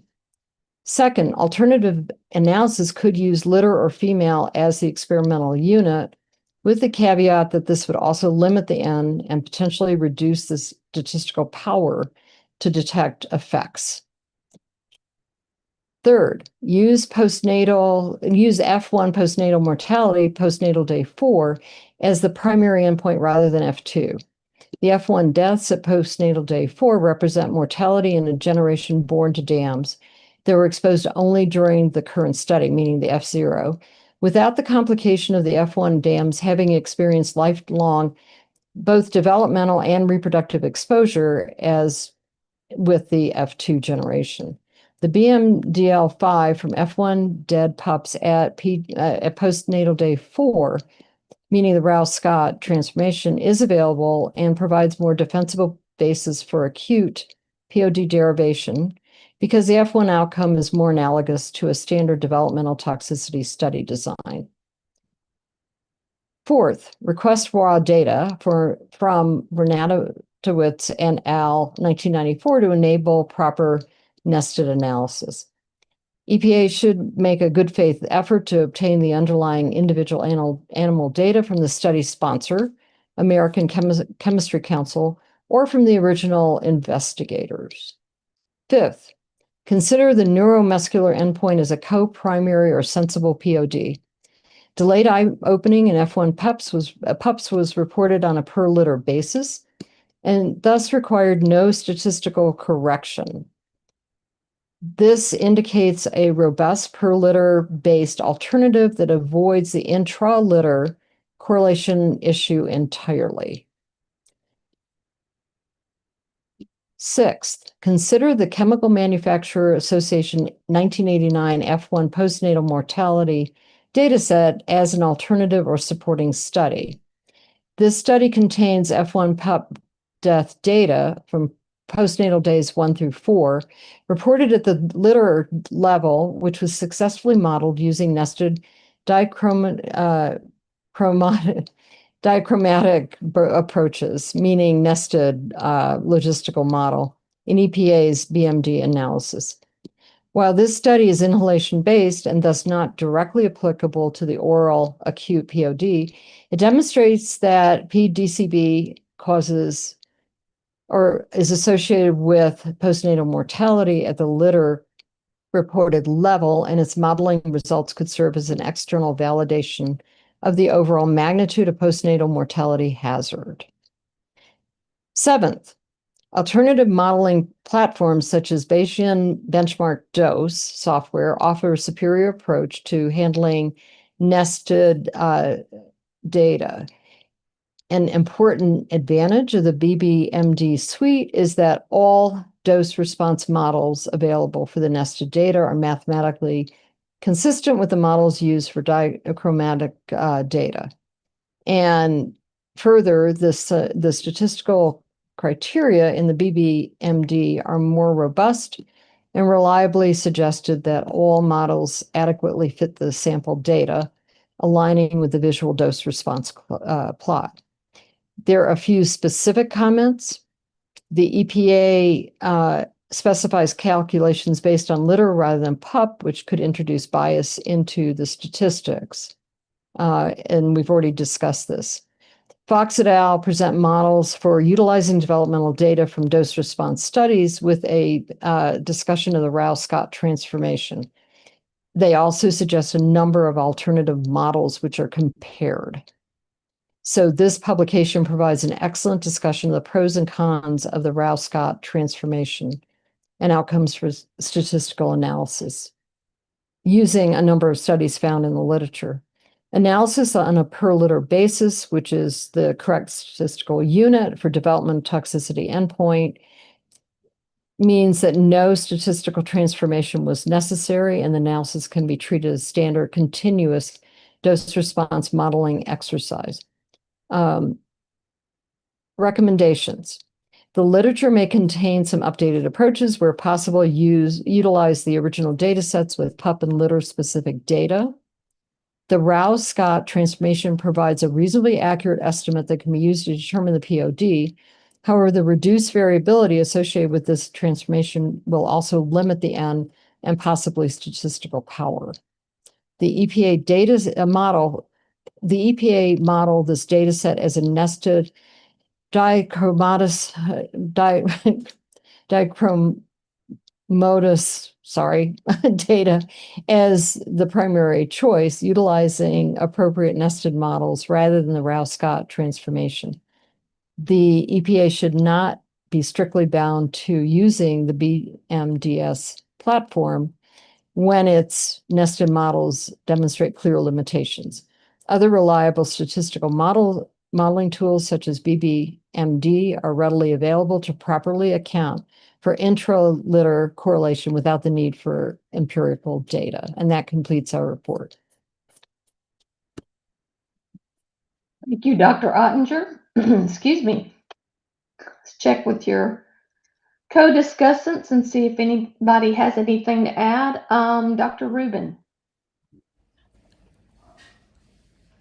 Thank you for summarizing all of our comments, Dr. Ottinger. I have nothing to add. Okay, thank you. Dr. Zhao. I do have some questions for EPA. So when they are using the Rao-Scott transformation and conducted those, well, after the conversion, they treated that as a dichotomous data and to do the BMD modeling. So I try to find the original data, but I cannot.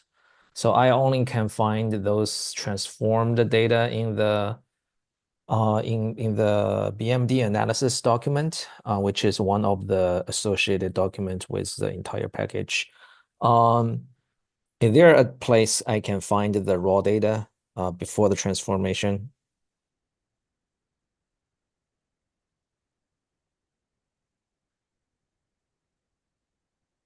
EPA, would you want to respond to Dr. Zhao's questions?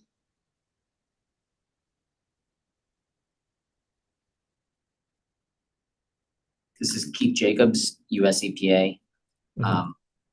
We can provide that in written comments, but it probably would just be an extraction of the results that you see in the study, the incidence of pup deaths compared to the total. But we can definitely provide that for you, and in the final, we can certainly make sure that is included in the supplemental material as well. Okay, so because I didn't get a chance to review the raw data, so what I did was I choose one of the nested data reported in the BMD analysis report, which is the F1 pup death on prenatal data, PND date 0 to 4. And I use one of those data sets, those raw data sets, and then I conducted 3 different analysis approaches. 3 different analysis using different approaches. The one is using the, just directly copy, use the data you reported in your report, which is using the EPA's BMDS online nested dichotomous data. And then I use the BBMD system, which is also capable of analyzing the nested dichotomous data.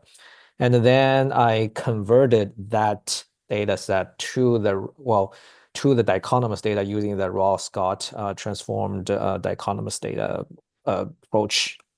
And then I did a comparison.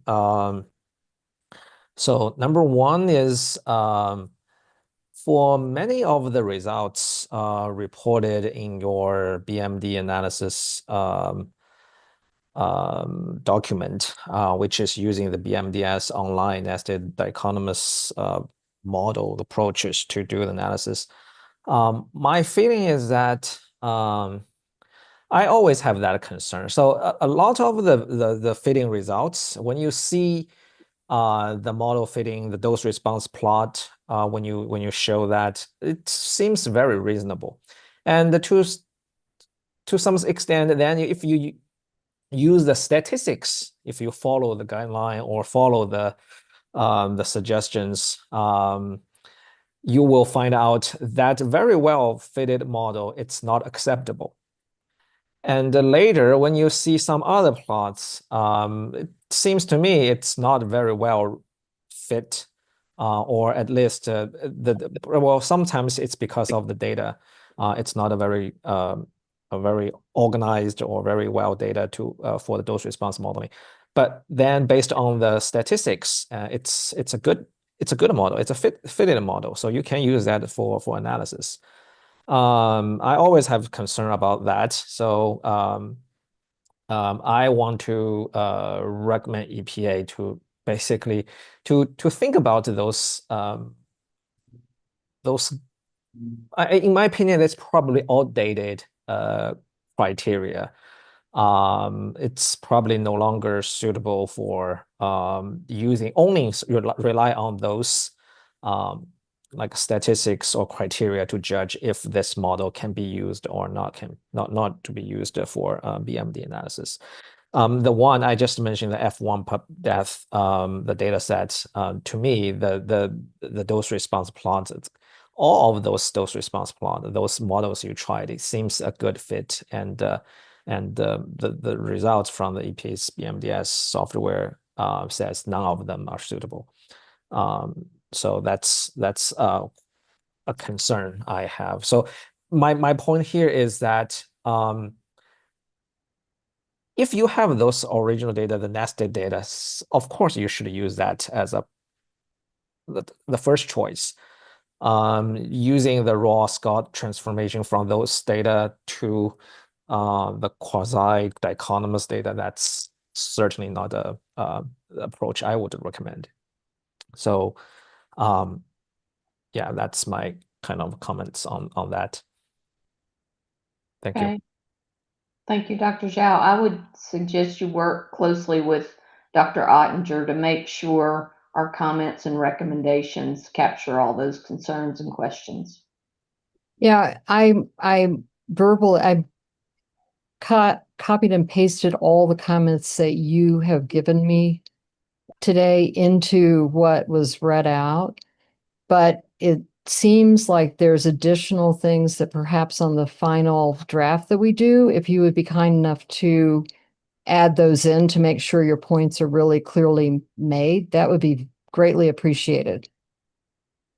Sure. I just use a very summarized the results into one table, but I definitely can provide more detailed information how I got those data, so how I got those results. Yeah. And as I said, the table is already in our draft, but I didn't go into detail. So any details that you could provide on how you came up with that would be really very helpful. Sure. Thanks. Thank you. Thank you. I think we still need to hear from Dr. Carmos, excuse me. A car and a mouse. Okay, got it. I have nothing to add. Thank you. I think it was well covered. Thank you. Thanks. Any other committee members have comments or questions? Dr. Graham. Yes, I could raise my hand. I have to apologize. I didn't read the study. I was not on the study question, but I'm very curious, and perhaps the discussants can answer this. How long was the F0 generation exposed, and how is this considered for an acute POD? So that was actually a question that I had too. The design is reasonably complex, and reading the English translated version, it actually clears up some of these things. But the parent generation, I don't have it right in front of me, but could certainly add that in, were exposed for quite some time, some weeks before they were bred and producing the F1 pup. So they were exposed as adults for quite a while. I don't have the exact number of weeks in front of me, perhaps EPA or someone else. But it's probably the normal OECD guidelines. So I believe so. But again, I don't have the exact number. And anyway, your other question? Yeah, how is it considered acute? Are they considering this for an acute POD? That's the main question. I rely on my colleagues. Okay. but clearly we need to ask that question in our discussion. Okay, thank you. Thank you. EPA, any response, or would you like to wait to respond?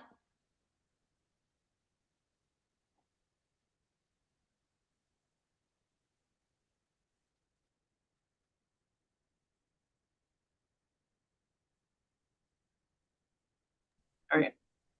So a few points. First of all, as Dr. Ottinger mentioned, we would really, this is Keith Jacobs, EPA. We'd really appreciate getting all the details on those assumptions that went into those alternative model runs, including details like what was the data used. I think there was mention of doing a nested model, but we don't have the individual pup data, so how to nested model use, and be specific when BBMD was used versus BMDS, just so we can recapitulate what was done there.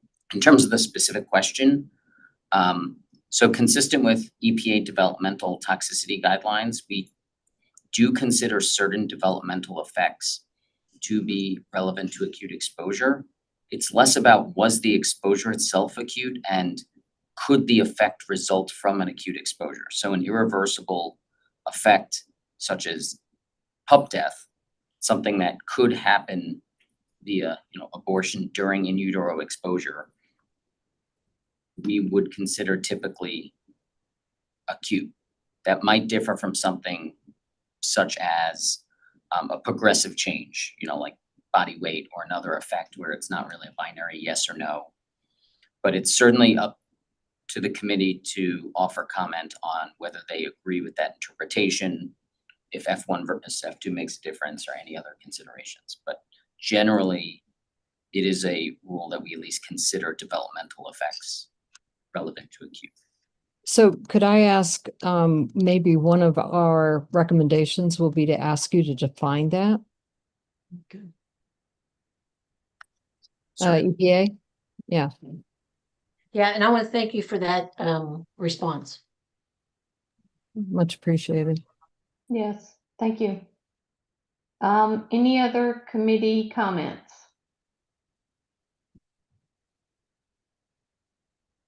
Okay, any additional clarifying questions from EPA?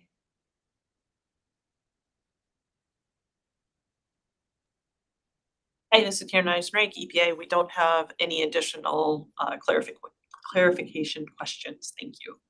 All right, thank you.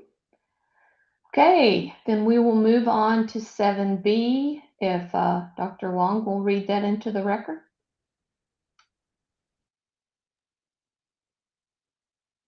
This is Anne Huang from EPA. 7B, please comment on the appropriateness and the validity of the dose response modeling for both neuromuscular outcomes reported on per liter basis and the postnatal mortality reported on per pup basis and the statistically adjusted for intraliter correlation using Rose-Scott transformation. Please include considerations of how outcomes from F1 versus F2 generations should be applied to acute exposures as opposed to intermediate repeat exposure. Okay, thank you. And I will hand it back to Dr. Ottinger. And again, thank you to the discussants and to the EPA for providing us with a lot of information. First, I'd like to do a quick summary of the EPA's dose response modeling approach. EPA performed two distinct categories of dose response modeling for Natowitz et al. Study. They were neuromuscular outcomes, meaning delayed eye opening in F1 pups, continuous BMD modeling using 1 SD and 0.5 SD BMRs. Data were reported on a per liter basis and no statistical transformation was required. The second one was the postnatal mortality, and that was dead pups at birth and postnatal day 4 in the F1 and F2 generations. That was dichotomous BMD modeling using the Rouse-Scott transformation to approximate intra-litter correlation, and had a 5% extra risk BMR applied consistent with nested development dataset guidance. So the issue, as mentioned earlier, is that the litters were treated, because the litters were treated as a unit. There's no information about the variability in size, viability, and relative viability of the pups in the litter for neuromuscular outcomes. But there are issues related to the mortality of the pups. And also, as we've discussed previously, how does the Rouse-Scott transformation provide is that comparable to the observed outcomes, that neuromuscular outcomes expressed on a per litter basis? So there's also the question, as we've also discussed earlier, on the comparability of acute exposure compared to continuous exposure in the F1 and developmentally exposed F2 rats. So in the Bornadowitz et al. 1994 study, the dose response modeling for the outcomes, the neuromuscular outcomes, which were specifically delayed eye opening, was found in the F1 animals and the F2 animals and reported as litter. They showed some diminished reflex responses at high dose. These outcomes were appropriately measured in early postnatal animals. Accordingly, these adverse effects noted in postnatal F1 and F2 animals reflect prenatal and early postnatal via milk through maternal treatment. However, this treatment paradigm does not replicate acute exposure to the individual because first, F1 and F2 pups are exposed via maternal passage and deposition, and two, the dose that the pups receive are therefore much lower than direct dosing in an individual. There are other studies in mice which acute or short-term dosing was conducted and showed effects that appeared to be more transient and resolved following cessation of treatment. The draft Human Health and Environmental Hazard Assessment for p-DCB discusses those. However, acute exposure to p-DCB did not reveal neurotoxicity, including decreased motor activity and grip strength. And that was a Monsanto Chemical Company report from 1994. So assessment of neuromuscular outcome modeling, the delayed eye opening, is discussed from the standpoint of appropriateness of the modeling approach first. And then that discussion includes the fact that eye opening is a well-established developmental milestone in rodents, so modeling with it is appropriate. The outcome is reported on a per litter basis, which of course is the correct statistical unit and doesn't require statistical transformation. So the analysis can be used as a standard continuous dose response modeling exercise. There are concerns about the 0.5 SD-BMR approach.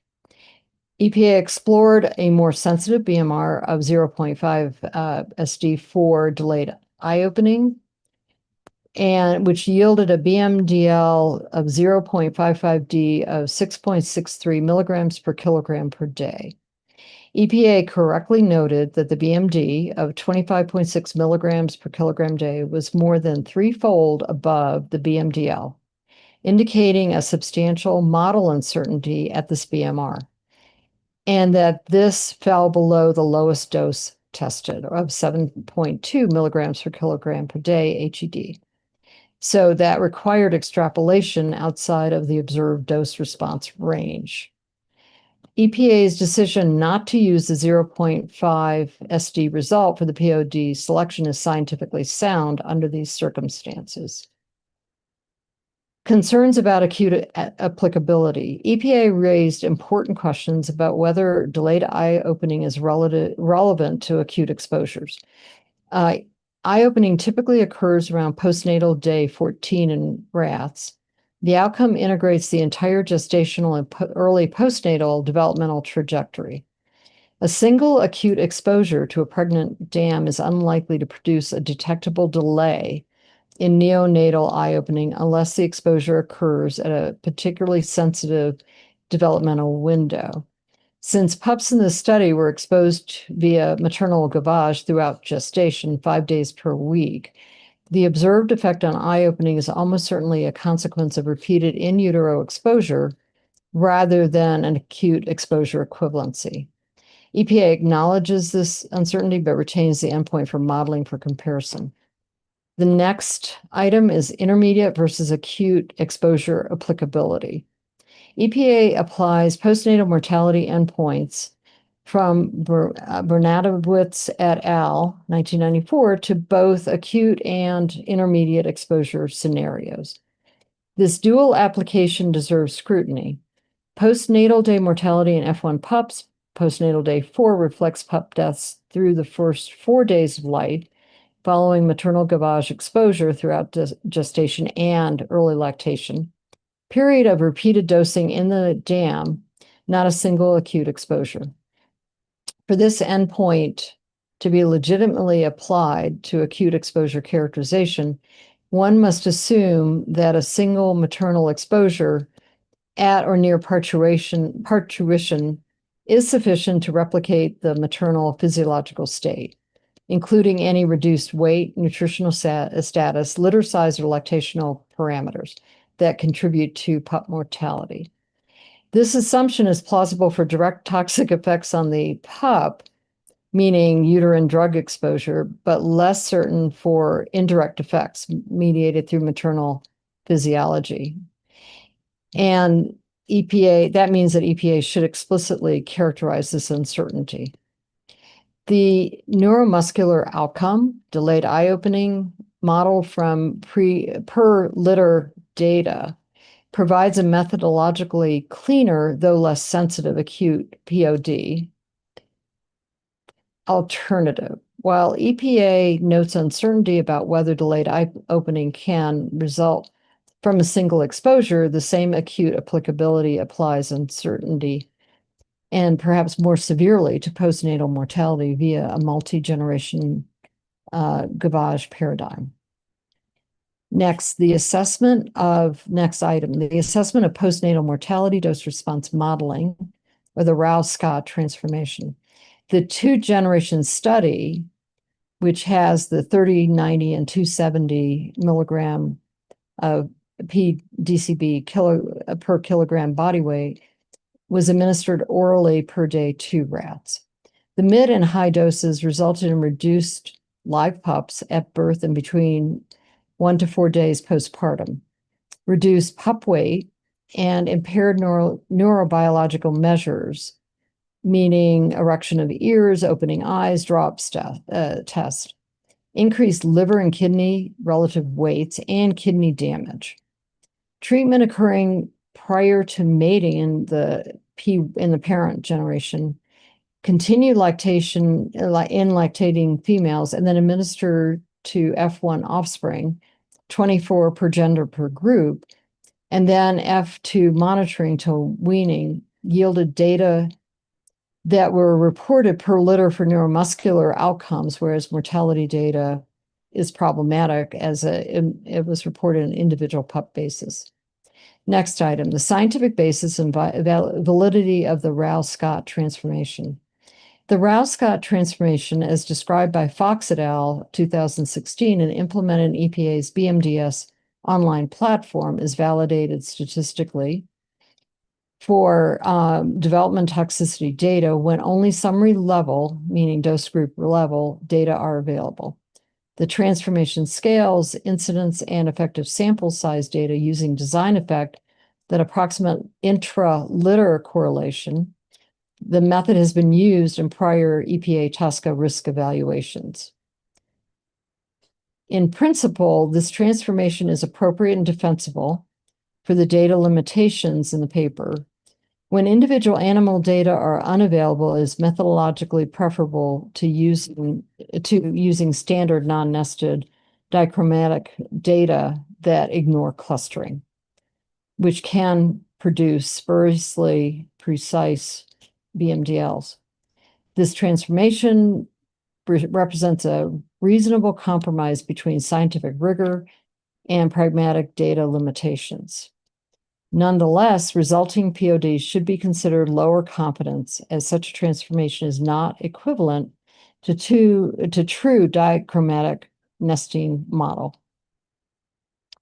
Per liter, the next item, per liter data are preferred for benchmark dose modeling because in standard binomial model, each observation is treated as independent. And I believe most of this has already been covered, but I would add larger initial data litters may have higher baseline mortality than smaller ones. And this is Romero et al., 1992. Therefore, assessing developmental data on a per pup basis may cause false positive results and may underestimate variance, thereby inflating precision. The neuromuscular outcomes are reported on a per liter basis and can be modeled as continuous data. So this is straightforward. And again, much of this has already been covered. But the point being made that it is the more appropriate and statistically valid choice for deriving the point of departure. When determining how outcomes from the F1 versus F2 generation should be applied to acute versus intermediate repeat exposures, the decision should be guided by quantitative evaluation of the dose response trends across generations.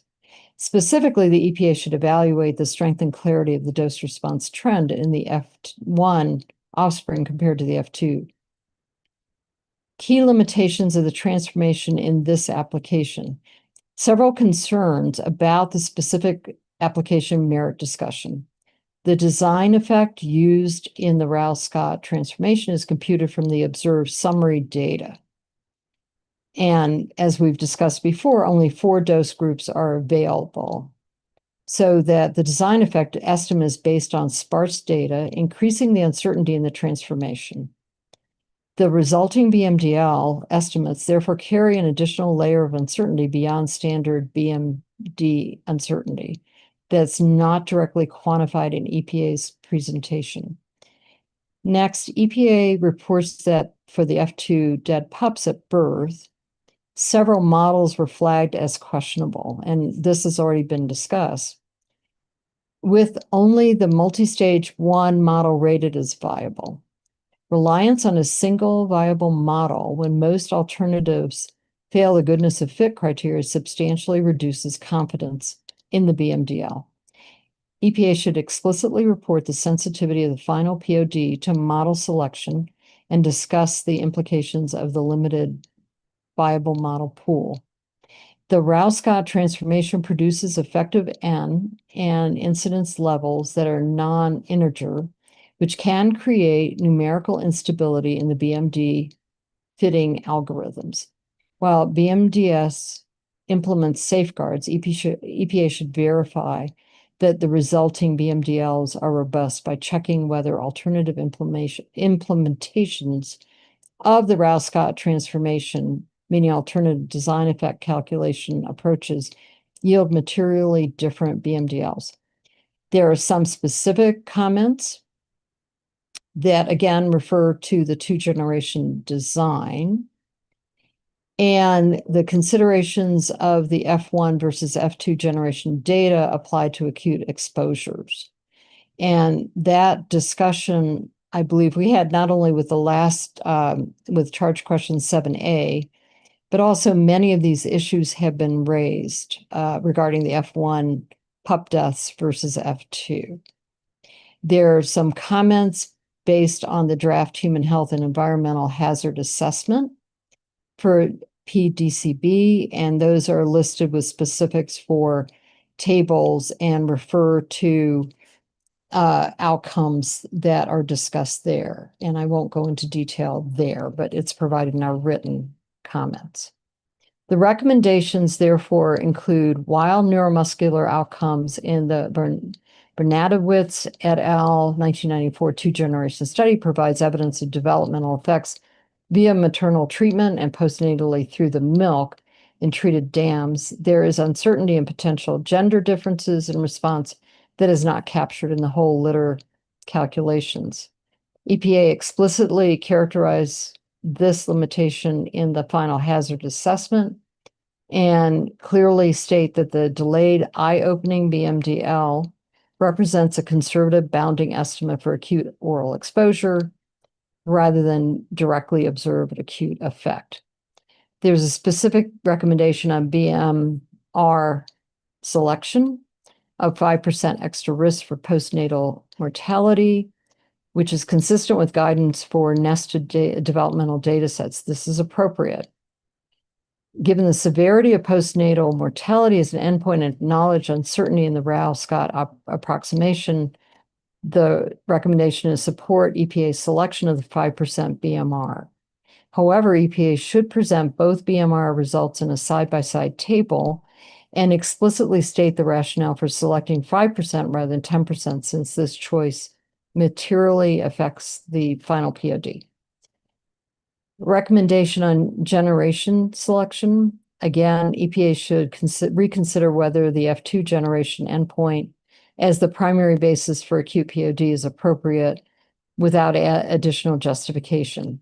At a minimum, EPA should provide a more detailed biological rationale for the F2 postnatal mortality and whether this reflects an acute exposure equivalent endpoint, given the extended exposure history of F1 dams. Also consider F1 dead pups at postnatal day 4 as a primary acute oral POD on the grounds that it's a more direct reflection of gestational peri-parturition acute exposure. Alternatively, present the F2 based POD as a sensitive endpoint with appropriate uncertainty. There's recommendations for strengthening the dose response assessment. Again, clearly distinguish F1 and F2 postnatal mortality in the hazard assessment discussion.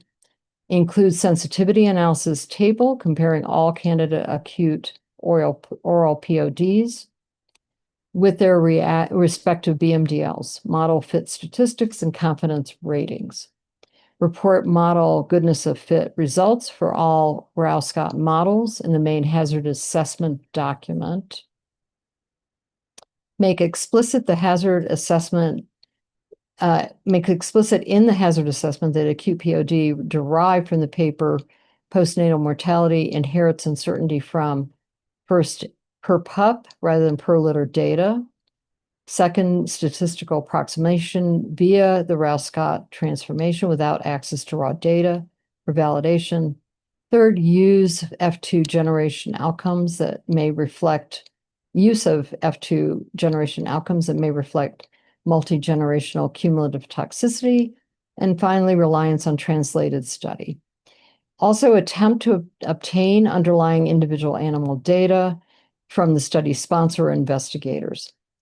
Final recommendation, compare the revised PODs against other POD options and or against other endpoints in that study, such as delayed eye opening, which was modeled continuously and does not require Rao-Scott transformation.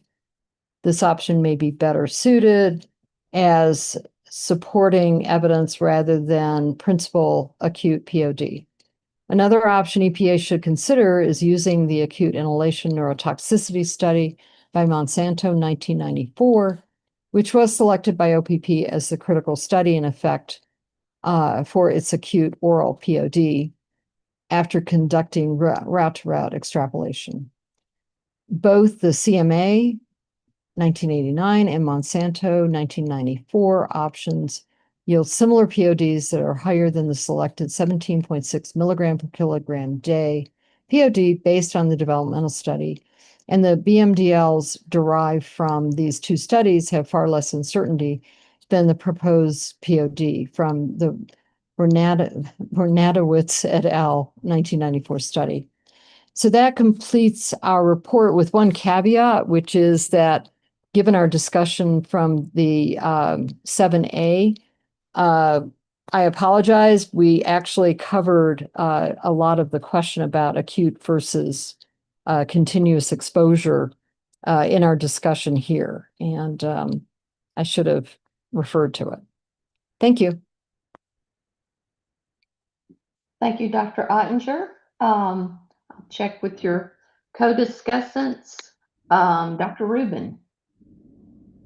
Thank you, Dr. Ottinger. I have nothing to add. Thank you. Dr. Shao. Same here. No more comments. Thank you. Okay, thank you. And Dr. Carmouse. Thank you. Likewise, I have nothing to add. Thank you for the summary. Okay, thank you. Anybody else from the committee? Dr. Cobb.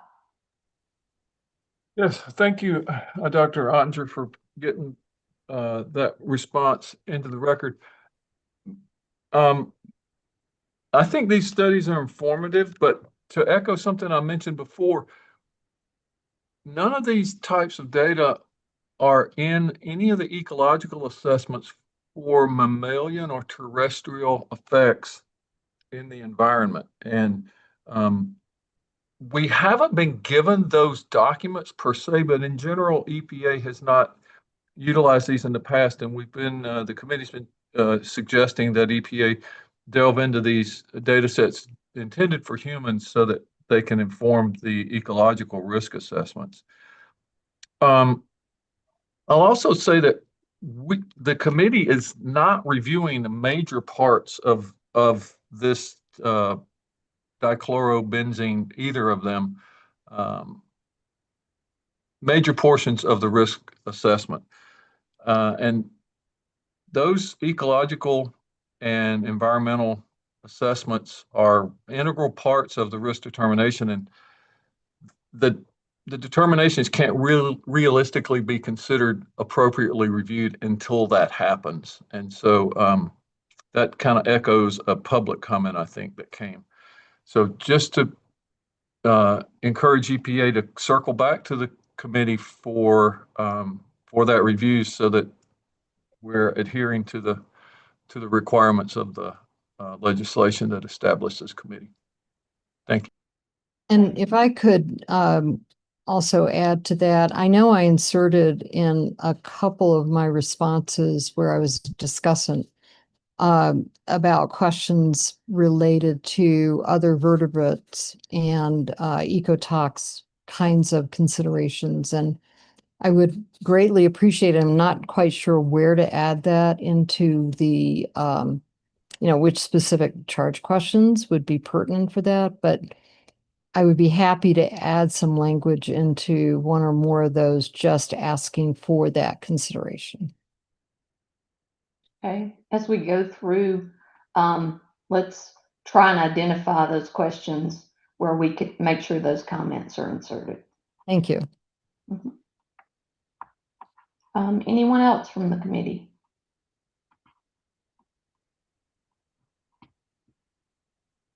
Any clarifying questions from EPA?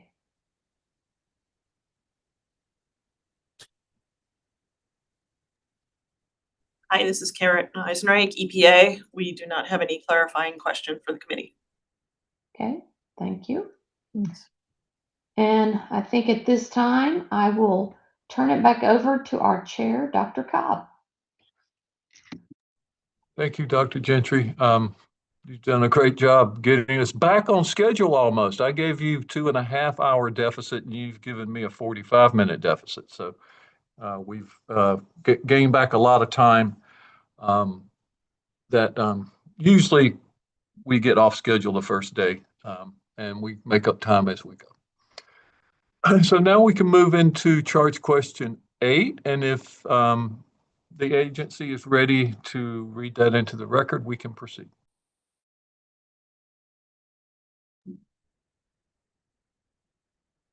This is Anne Huang with EPA. Charge question 8. Section 2.3 of the draft Human Health and the Environmental Hazard Assessment for p-dichlorobenzene describes candidate PODs for intermediate and chronic inhalation. 8A.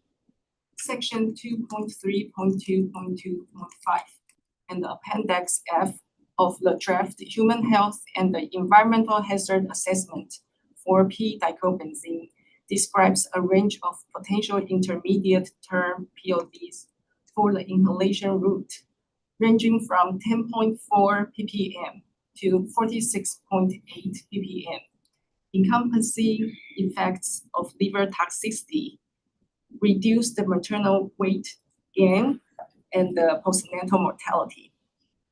EPA has preliminarily determined that there is insufficient confidence in any single one endpoint from any study such that this range of PODs characterized hazard with greater confidence. See Appendix F and the Table 2-19. Please comment on EPA's preliminary conclusion regarding the range of PODs relevant for intermediate term exposure. In addition, please comment on the strengths and the uncertainties using a range of values to screen inhalation risks for intermediate exposure scenarios.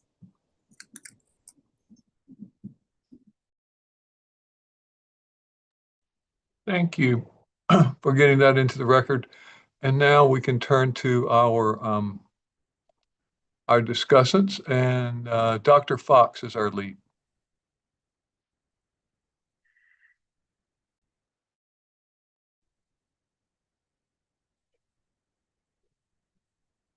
Hi, sorry, I thought I was lead for 8B and not 8A. Yeah, that's me. Okay. I am sorry, my list has that switched. You know, Fox, Wolf, we're both canids. No, my list actually has that switch. This is just typical.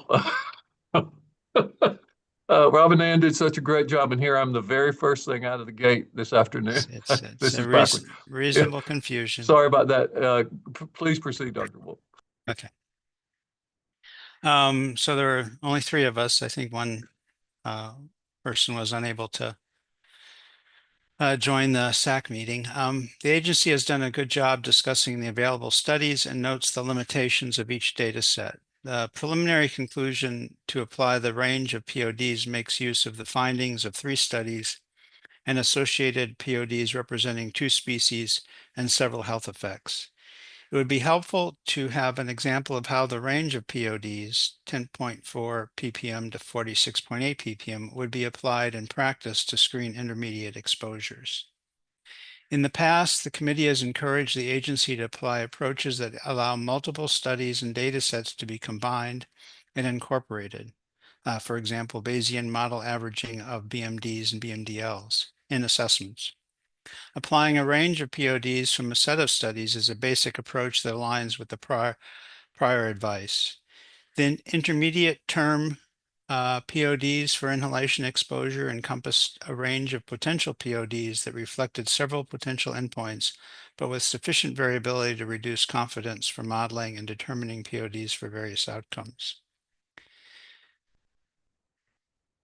It is important to assess the POD for exposure to para-dichlorobenzene using responsive endpoints that yield the most consistent outcomes for determining POS. While short-term acute non-lethal exposures appear to allow the animal to recover, the intermediate chronic exposures should exert more long-term adverse effects. However, the data are not altogether convincing relative to dose response. Thresholds of effective dose differ among endpoints or in consistency of response.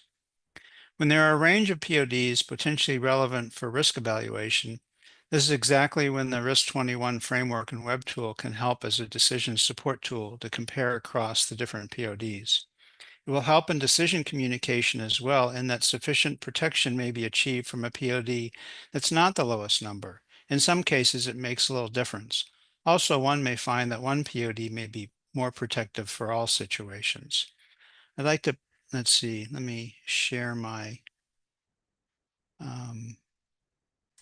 screen. Here we go. real quick. If you share a document, yeah, you it's send on it to the me. it's on the SharePoint, but can you see the slides there? I posted them on the SharePoint. Am I presenting the slide? Yes, you are. Okay. So this is just an example of representation of how the RIS-21 web tool can present different sources of the POD, and you can rapidly compare them. The y-axis is the toxicity estimate, so that's based on your selection of POD. The x-axis is the exposure. For this example, I used indoor air concentrations. It was numbers I could find. I'm only using these to illustrate the different endpoints that were used from the different tables. This is in the appendix F1, and you can see that you can rapidly compare the different PODs, the 30 uncertainty factor, and see that in fact in this case there might not be any difference. And so it's just a nice communication tool, and I would encourage the agency to consider using that to and I think would help both the public as well as the SACCs in the future to more rapidly compare across the different decisions you're trying to make, and it would help you all as well.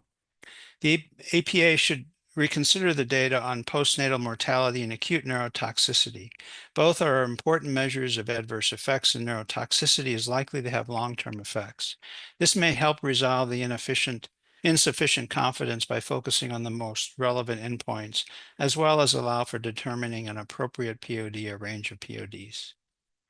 Comparing inhalation and oral exposures appears also to be problematic. Similarly, comparison of the study in dogs versus rodents. Table 2.9 of the draft Human Health Environmental Hazard Assessment for p-DCB is helpful in comparing the adverse outcomes to determine appropriate PODs. This issue is also discussed in Appendix F, and although difference in oral versus inhalation exposures is noted, the actual dosage received by the developing pups in utero is not mentioned. The BMDL-1 standard deviation for 6-month serum ALP proved more sensitive than the 1-year BMDL. This outcome may suggest some organ adaptation to the toxicant, which is supported by the better fit of the BMD model. However, there could also be a survivor effect. Not sure if the data are expressed per liter, or a physiological response that lessens ALT levels to some type of maintenance response. And then there's some additional comments, specific lines about some of the studies, and there's a minor editorial comment as well. So that's all for this question. We'll get you back on time, George. Great, thank you. Let's go to our other discussants. Dr. Fox. Thanks, Dr. Wolf. Nothing to add. And Dr. Ottinger. Great job. Thank you. So I don't have anyone else listed. Am I missing anyone on my list who was a discussant? So Stacy Anderson was on the list for this originally, but right, she's not joining us. So that's okay. So any comments from the rest of the committee?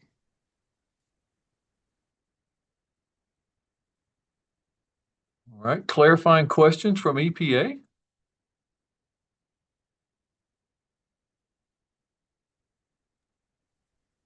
This is Karen Eisenreich, EPA. We do not have any clarifying questions. Thank you. All right, nice. Now we can proceed to question 8B, if someone from EPA can read that into the record for us.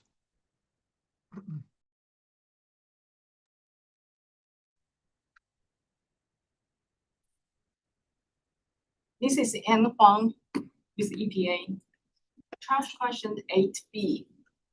In section 2.3 of the draft Human Health and the Environmental Hazard Assessment for p-dichlorobenzene, EPA derived a chronic inhalation POD for inflammatory lesions of the olfactory epithelium in rats.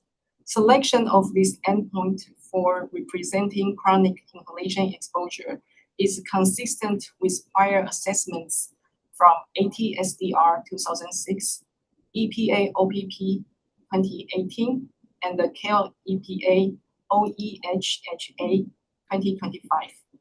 Please comment on considerations for applying this rodent endpoint, the POD, to humans, including the weight of scientific evidence across the epidemiological and the toxicological database, along with species differences in respiratory architecture.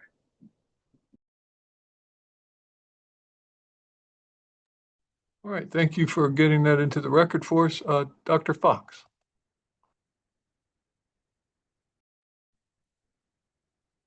Yes, Mary Fox here, reading in the responses for charge question 8B. And we have some, I'll do a summary, an issue identification, some scientific rationale, specific comments, and recommendations. So starting with high-level summary highlights, the committee supports the agency's chronic inhalation POD. Considerations needing further discussion are similarities and differences between rat and human respiratory tract. Also, the timing and timeline of doses of exposure to determine what a reliable POD for humans, whether there are mixtures or co-exposures in the work setting that may add to or exacerbate the adverse outcomes, and integrating the findings of the lung tissue analysis from the 5-day transcriptomic study.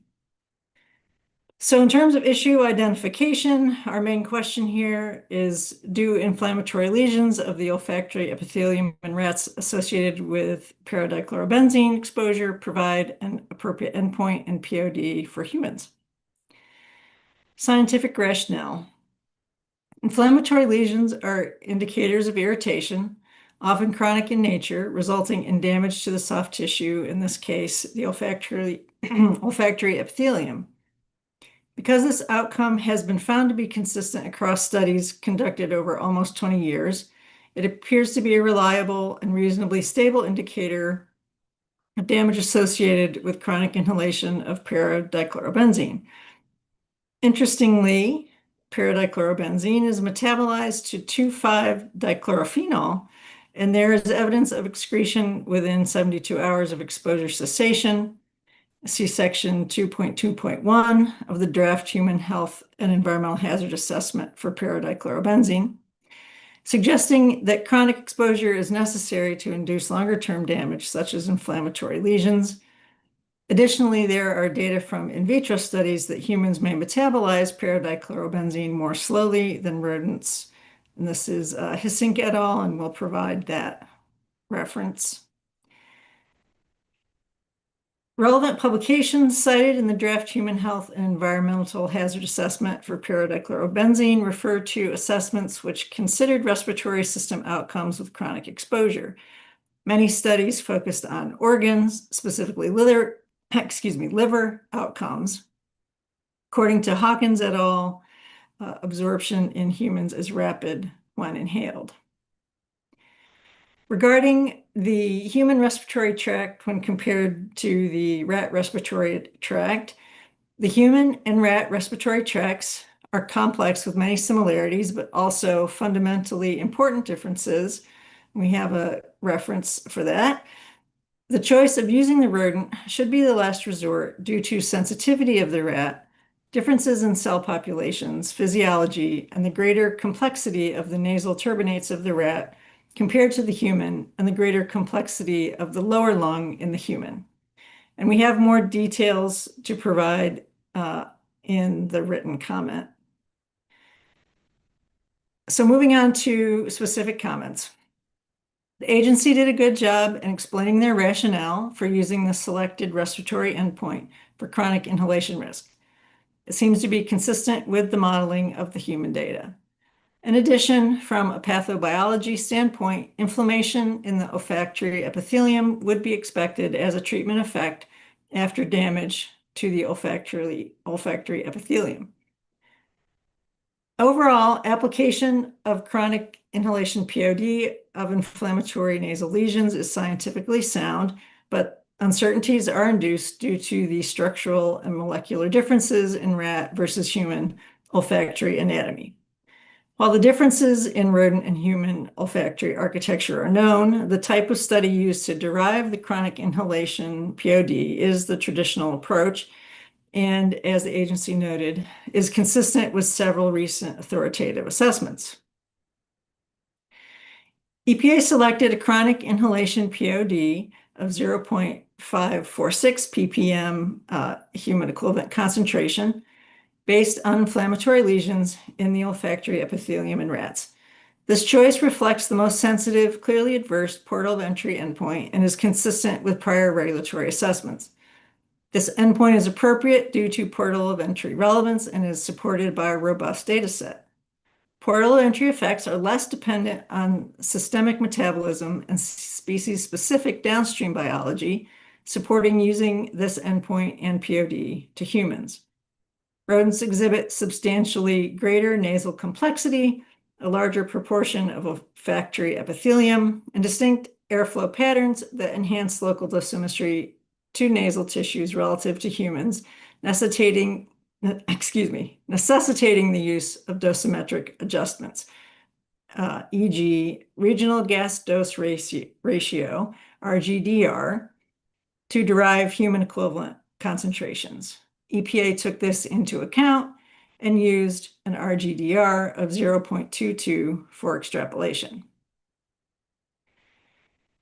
The new approach models planned will utilize several endpoints, but have not identified inflammatory lesions of the olfactory epithelium as a measurement endpoint in the rodent inhalation dose response study. So this is the transcriptomic study.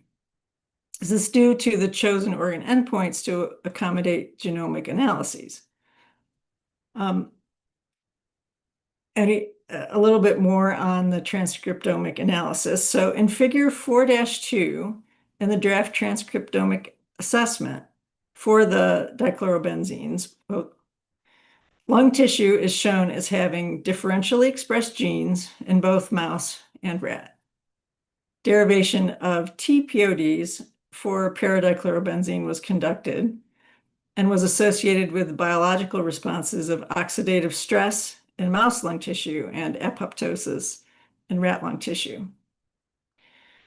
The other concerns, are there any other compounds that should be considered in the industrial setting that may accompany exposure to paradichlorobenzene? In other words, are workers exposed to a mixture of chemicals which might exacerbate the adverse outcomes of exposure? And recommendations. More information is needed regarding the timeline and doses of exposure to determine a reliable point of departure for humans. Inhalation appears to be a primary route of exposure in industrial settings, and adverse outcomes with chronic exposure should be considered. The rodent data appear to provide a relatively reliable endpoint for determining risk to humans. However, metabolism may differ, and little is provided regarding the bioactivity of the major metabolite. Effects of chronic exposure versus intermittent exposure must be evaluated with the understanding that in order to have inflammatory lesions, there is likely continued exposure. It is unclear if there is recovery from this condition, and if so, what is needed to properly diagnose and treat. Include findings from the 5-day transcriptomic study in the weight of scientific evidence considerations for the hazard assessment of the respiratory tract endpoint. And we have some minor editorial comments and, of course, references to be provided. And that's all we have. All right, very nice. Thank you, Dr. Fox. Let's see if there are any Any comments from your associates, Dr. Wolf? No, nope, no additional comments. Thanks. Dr. LaRocca?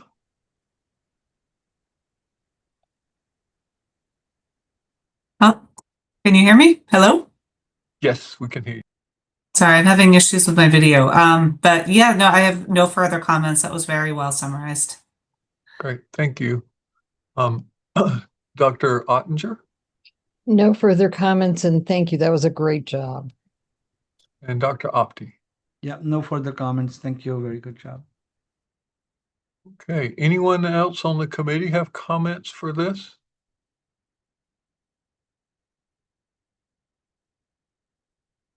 This is George Cobb again. Just to reiterate, this is another aspect where these data could be very useful in the ecological assessments. And I think I misspoke a bit on my last response.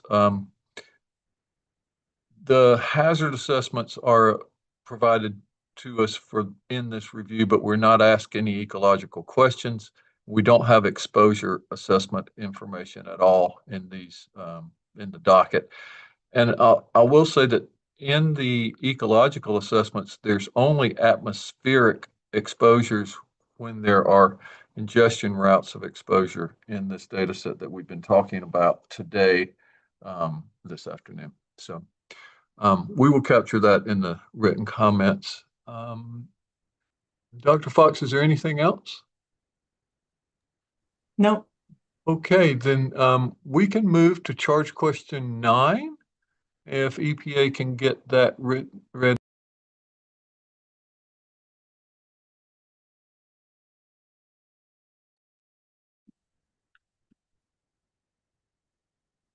This is Anne Huang from EPA. Charge question 9. The draft human health and the environmental hazard assessment for p-dichlorobenzene considers various approaches to characterizing thermal hazard for different exposure scenarios. EPA made the determination that applying oral POD to thermal exposures represented the best available science. Specifically, the intermediate and the chronic oral POD derived from a dog study, Monsanto Chemical Company, 1996, were applied to thermal exposures.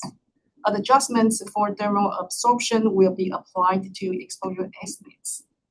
As an alternative approach, EPA also considered deriving a POD from a repeat dose thermal toxicity study in rats, Biodiametics, 1990, in order to avoid root-to-root extrapolation. This could be applied to intermediate or chronic duration exposure, where fractional absorption is applicable. And the thermal exposure estimates would not be needed to account for decreased relative absorption. EPA did not select this study for thermal POD derivation because no adverse effects were reported at the highest dose tested in this study, which is less than a limit dose in a species that was not used otherwise for organ level toxicity.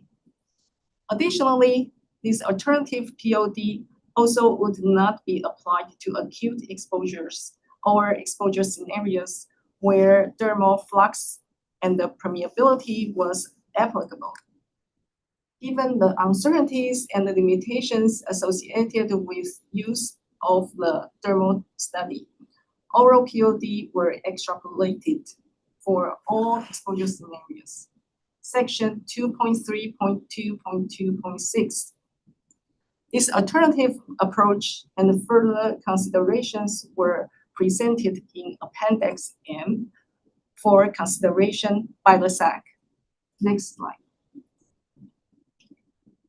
9A, please comment on strengths and uncertainties of using a robust repeat dose oral POD derived from a dog study, Monsanto Chemical Company, 1996. based on known critical effects of p-dichlorobenzene exposure, liver and kidney toxicity to estimate thermal hazard while applying measured thermal absorption values to exposure estimates.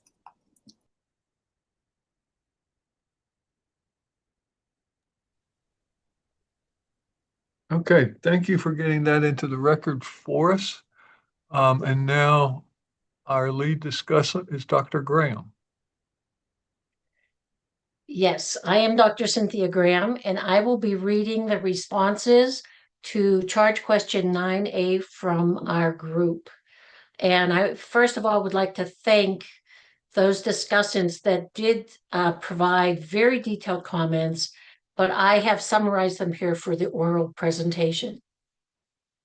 The primary issue is whether a robust repeat dose oral point of departure of 3.0 milligram per kilogram day derived from a one-year beagle dog study, the Monsanto 1996, is appropriate for estimating short-term, intermediate, and chronic dermal hazards for para-dichlorobenzene, particularly when pairing it with empirically measured in vitro dermal absorption values. The strengths of the proposed EPA framework is the robust systemic target organ characterization. The Monsanto 1996 dog study provides a high-quality data set with detailed dose response information, histopathology, and clinical chemistry. It clearly identifies the liver and kidneys as primary systemic target organs. Because the metabolic pathways of para-dichlorobenzene are conserved once the chemical enters the systemic circulation, target organ toxicity can be assumed to be identical across oral and dermal routes. Another strength is that this framework avoids an artificial dermal NOEL. The only available repeated dose dermal toxicity study is in rats, the Biodynamics 1990, which identified no adverse effects at the highest dose tested, 300 milligrams per kilogram day, based on a basing a POD entirely on a study with no observed effects carries substantial dose response uncertainty. In contrast, the Monsanto 1996 study provides a clear lowest observed adverse effect level of 25 to 50 milligram per kilogram per day for liver effects, allowing for reliable benchmark dose modeling at the 10% RD and a 1 standard deviation benchmark response level. The species sensitivity coincides with human relevance. Beagle dogs are most sensitive species evaluated for para-dichlorobenzene liver toxicity. The canine LOEL is 3 to 4-fold lower than the rat oral LOEL from a 13-week study, while no histopathological liver changes were observed in rats up to 600 milligrams per kilogram day in a 2-year bioassay. Furthermore, the canine liver response may more closely model human biology due to 2 factors: a high pharmacological concordance between dogs and humans for specific hepatic endpoints, and the references Olson and others at the year 2000, and a constitutive CAR pathway which drives non-adverse adaptive liver hypertrophy in rodents, which is less active in both dogs and humans.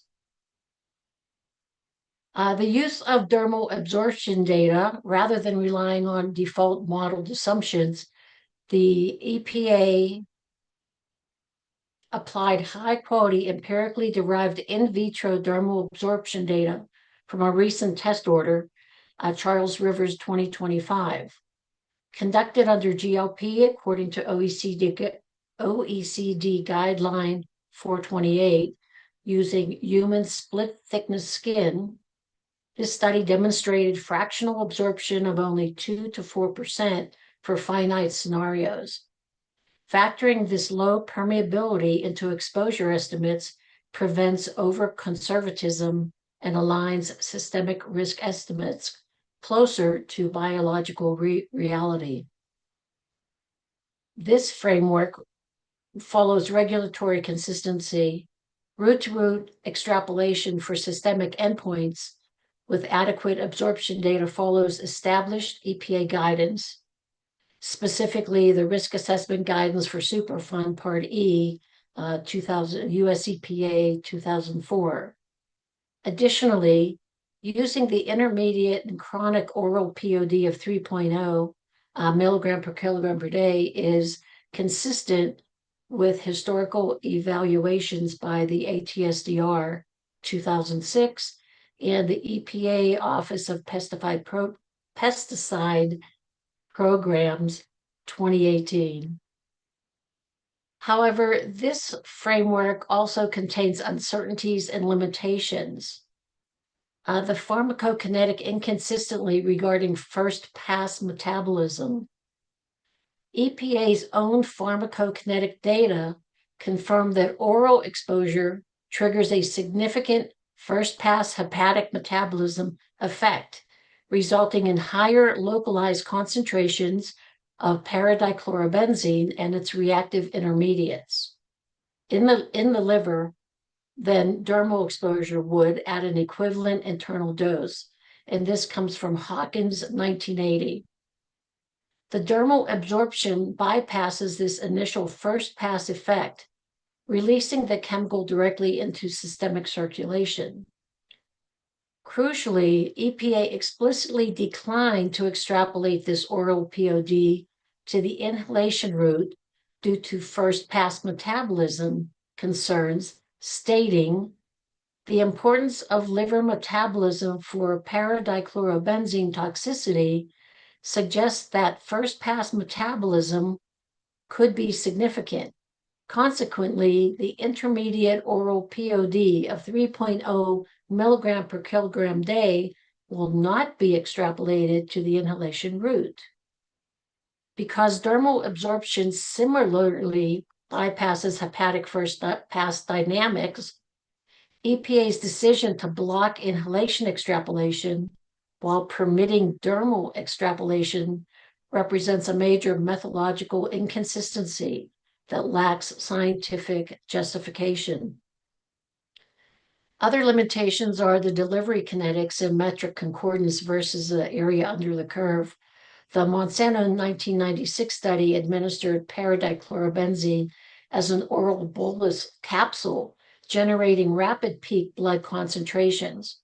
Workplace dermal exposures, however, occur continuously or intermittently over several hours, leading to a slower delivery rate and lower metabolic load. If the critical mechanism of liver or kidney toxicity are driven by a threshold rather than total area under the curve, the bolus-derived oral POD will misrepresent real-world dermal risks. There is also limited statistical power and transparency. The Monsanto 1996 chronic study used a small sample size of only 3 to 5 dogs per sex per dose, and only 2 dogs per sex in the 1995 range-finding study. Small sample sizes limit the statistical power to detect subtle toxicological shifts and result in wide confidence intervals around the BMDL. Reporting a definitive POD to a single decimal place 3.0 milligram per kilogram day implies a degree of statistical precision that a study of this size cannot robustly support. The study duration limitations of a 1-year dog study represents roughly 10% of a canine lifespan, making it technically subchronic rather than chronic. The observed histopathology, including bile duct hyperplasia, nodular hyperplasia, pigment deposition, periportal inflammation, indicates a progressive disease state. It remains unquantified whether a true lifespan exposure study in dogs would result in a significantly lower adverse effect level. The uncertainty is compounded in flux-based scenarios. While finite dose dermal scenarios, a 2 to 4% absorption, are well characterized by the 2025 test order data, non-depletable flux-based exposure scenarios, such as prolonged contact with solid deodorizer blocks, rely on an older study, the CPA 2005. This study used an occluded infinite dose design with an organic solvent vehicle, isopropyl myristate, that does not reflect consumer contact with solid para-dichlorobenzene in ambient air. This older study reported a steady state of centimeters per hour, but noted a much higher influx in the first 10 to 60 minutes. For these flux-based scenarios, the exposure flux uncertainty is multiplied directly by root-to-root extrapolation uncertainty. One discussant was adamant about the use of industry-sponsored non-peer-reviewed data sets. The entire dermal risk threshold rests on unpublished proprietary industry submissions, the Monsanto 1995 and 1996 dog studies, and the Biodynamics 1990 rat study.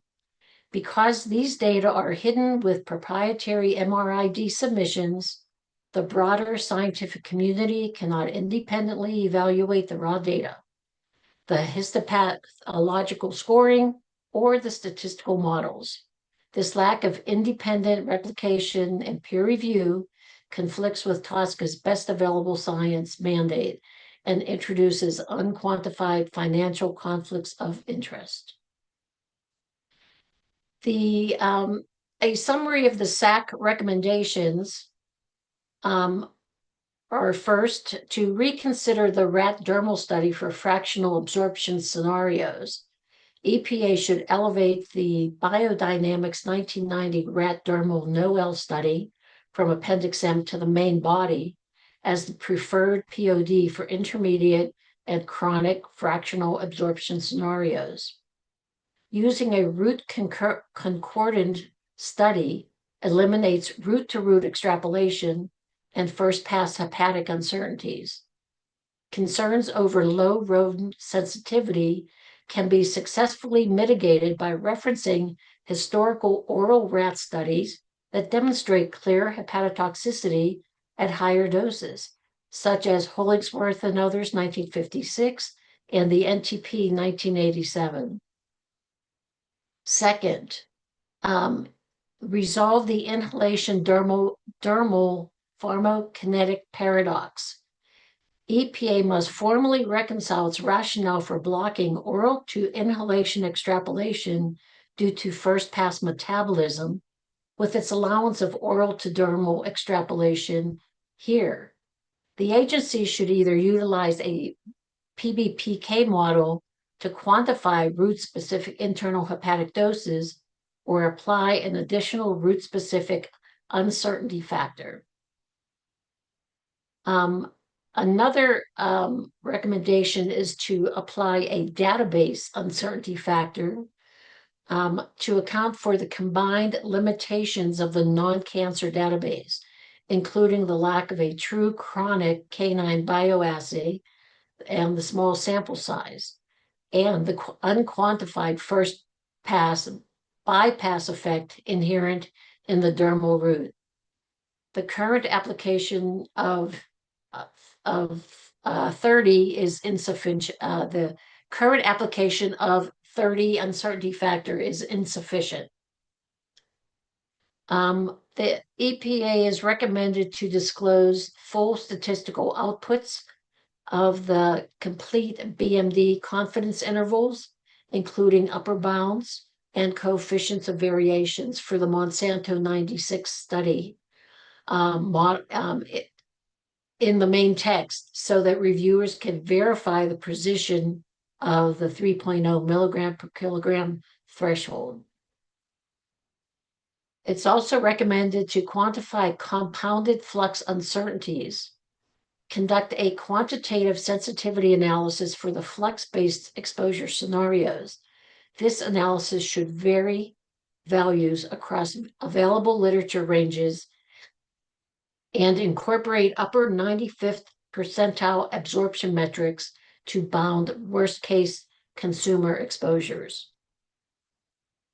At least one discussant recommended that EPA account for transparency and financial conflicts of interest by explicitly disclosing in the main text that the primary non-cancer dermal and oral risk thresholds depend entirely on unpublished industry-sponsored data. In line with the National Academy's NASM 2021 guidelines, apply stricter data quality scrutiny to address potential reporting bias in non-peer-reviewed regulatory findings. There are a few specific draft text corrections which will be included in the written comments. But as of now, that's about the end of the presenting my comments to present. Thank you. It's a lot to get through. I know you had several discussants there, and it's a pretty complicated question as well. So thank you for that, Dr. Graham.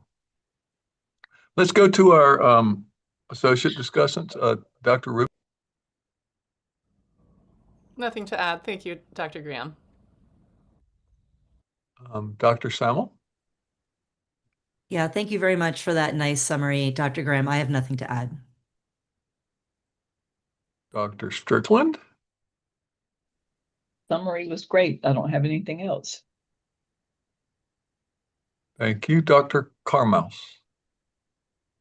Also have nothing to add. Thank you.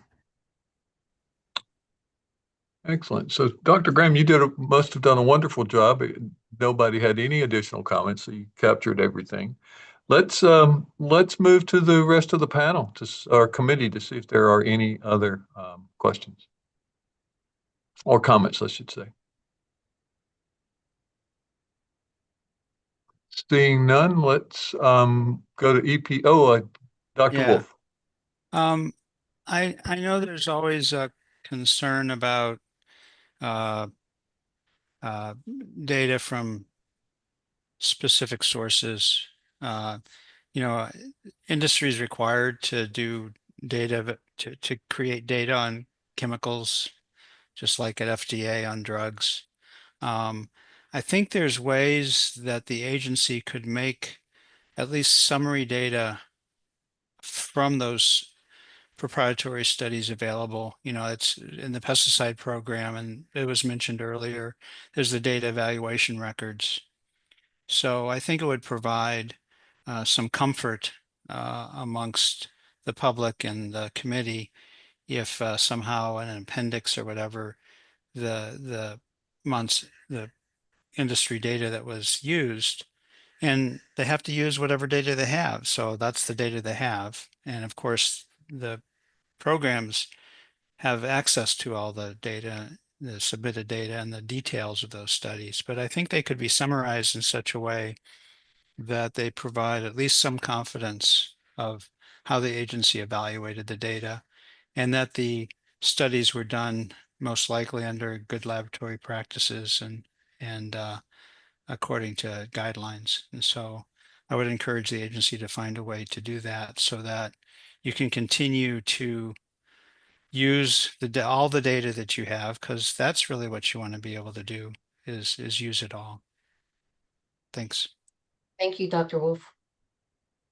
Yes, thank you for that comment. And I agree wholeheartedly. I think the main issue that I hear is that the underlying data are not necessarily available, or the data analysis techniques. And even in the past, this committee has gotten access to those data in confidentiality, and then we're able to review those types of data and make assessments, even if it wasn't broadly available to the public. So that's another option. It puts a bit of extra work burden on us, but maybe a lot of extra work burden on us, but that's another possibility to receive those as a committee under the same confidentiality constraints that EPA has. Let's go to EPA for any clarifying comments or questions. This is Keith Jacobs, EPA. I would like to clarify that all of these studies that were originally submitted as part of the OPP pesticide assessment, including the aforementioned studies, biodynamics and Monsanto, should be publicly available. We've received a waiver from the company that makes it publicly available. They are in the HERO website that is hyperlinked within our document. And we have made sure that while normally HERO is restricted only to login by the committee and internal EPA, for these studies, anyone should be able to download the studies. If that is not true, that's merely a technical issue that we can fix pretty quickly. But from our perspective, we agree, and we did try to make sure that was the case, that they are in fact publicly available through the HERO website. Thank you. Thank you for that information. Yes, that's a good clarification. I appreciate that. Let's see. Let's go to our next question. No, wait. We are actually caught up enough that we may be able to take a break. So can we take a 10-minute break now? And unless Dr. Kamal objects, take a 10-minute break now, and then we can come back and hopefully get through question 11 before EPA has their hard stop on their room. No objection at all. I love breaks. All right, see you back in about 10 minutes, folks.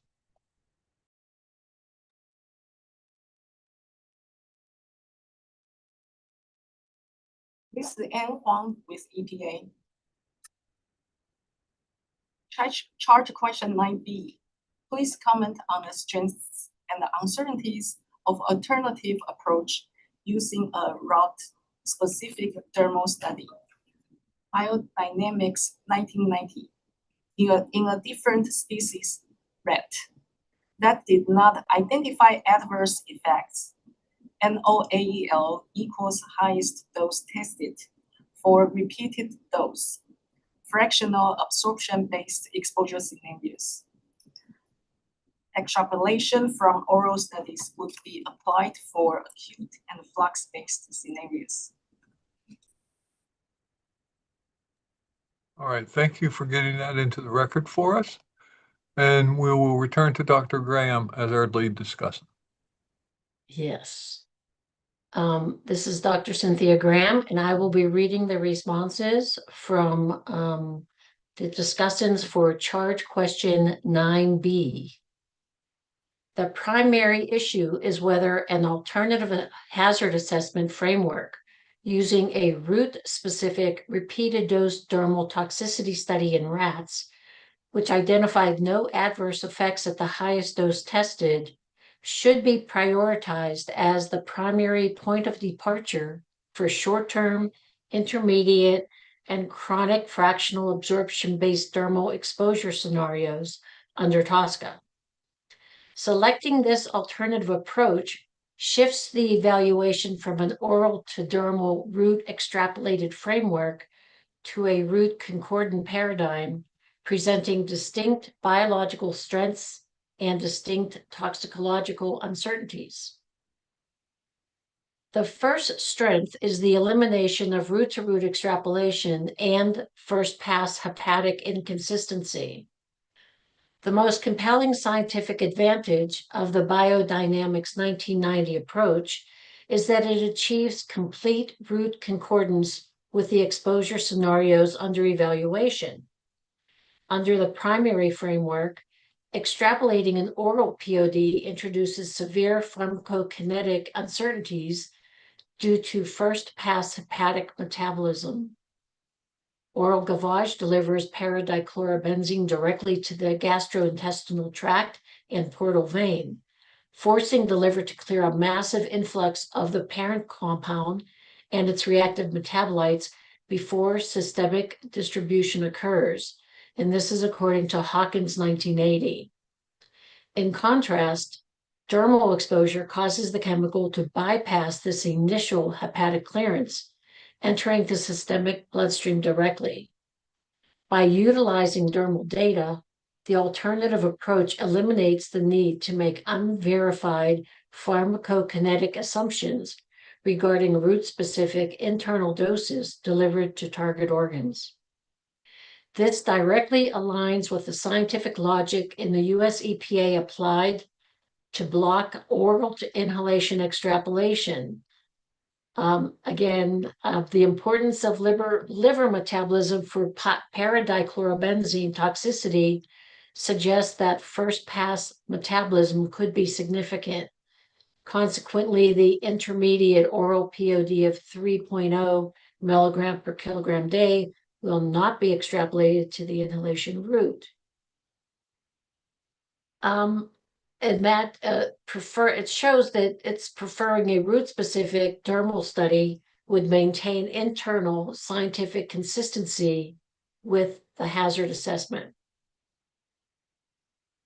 In accounting for portal of entry and delivery dynamics, the dermal study naturally captures the complex physical-chemical interactions of para-dichlorobenzene within the skin matrix, including local epidermal metabolism, skin depot formation, structural stratum corneum barriers, and systemic delivery rates. This eliminates the artificial blood plasma spikes caused by an oral bolus capsule administration.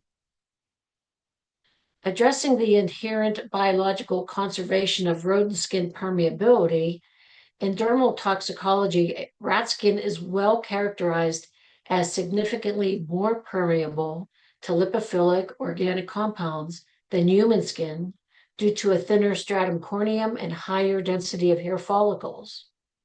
And there are various references that will be given for that. For example, rodent skin has been reported to be approximately 2 to 10 times more permeable to certain substances than human skin. A couple more references will be given for that as well.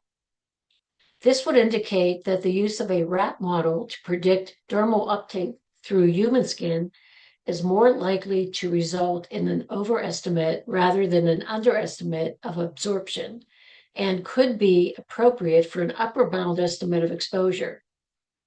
However, it is also possible that the use of a rat skin absorption study unreasonably overestimates the potential for human dermal absorption. Because the internal systemic dose achieved in rats at 300 milligram per kilogram per day is likely higher than what a human would absorb at the same external loading, the rat NOEL serves as an inherently conservative health protective benchmark that reduces the risk of underprotection. There is an elimination of multiplicative exposure side adjustments. Deriving a human equivalent dose from a dermal study allows risk assessors to compare the hazard threshold directly to external dermal exposure loading estimates. This collapses the compounded mathematical uncertainty introduced in the oral framework, where the oral POD must be repeatedly multiplied by highly variable vehicle-dependent fractional absorption factors, such as 25 times for a 4% absorption scenario and 50 times for a 2% absorption scenario.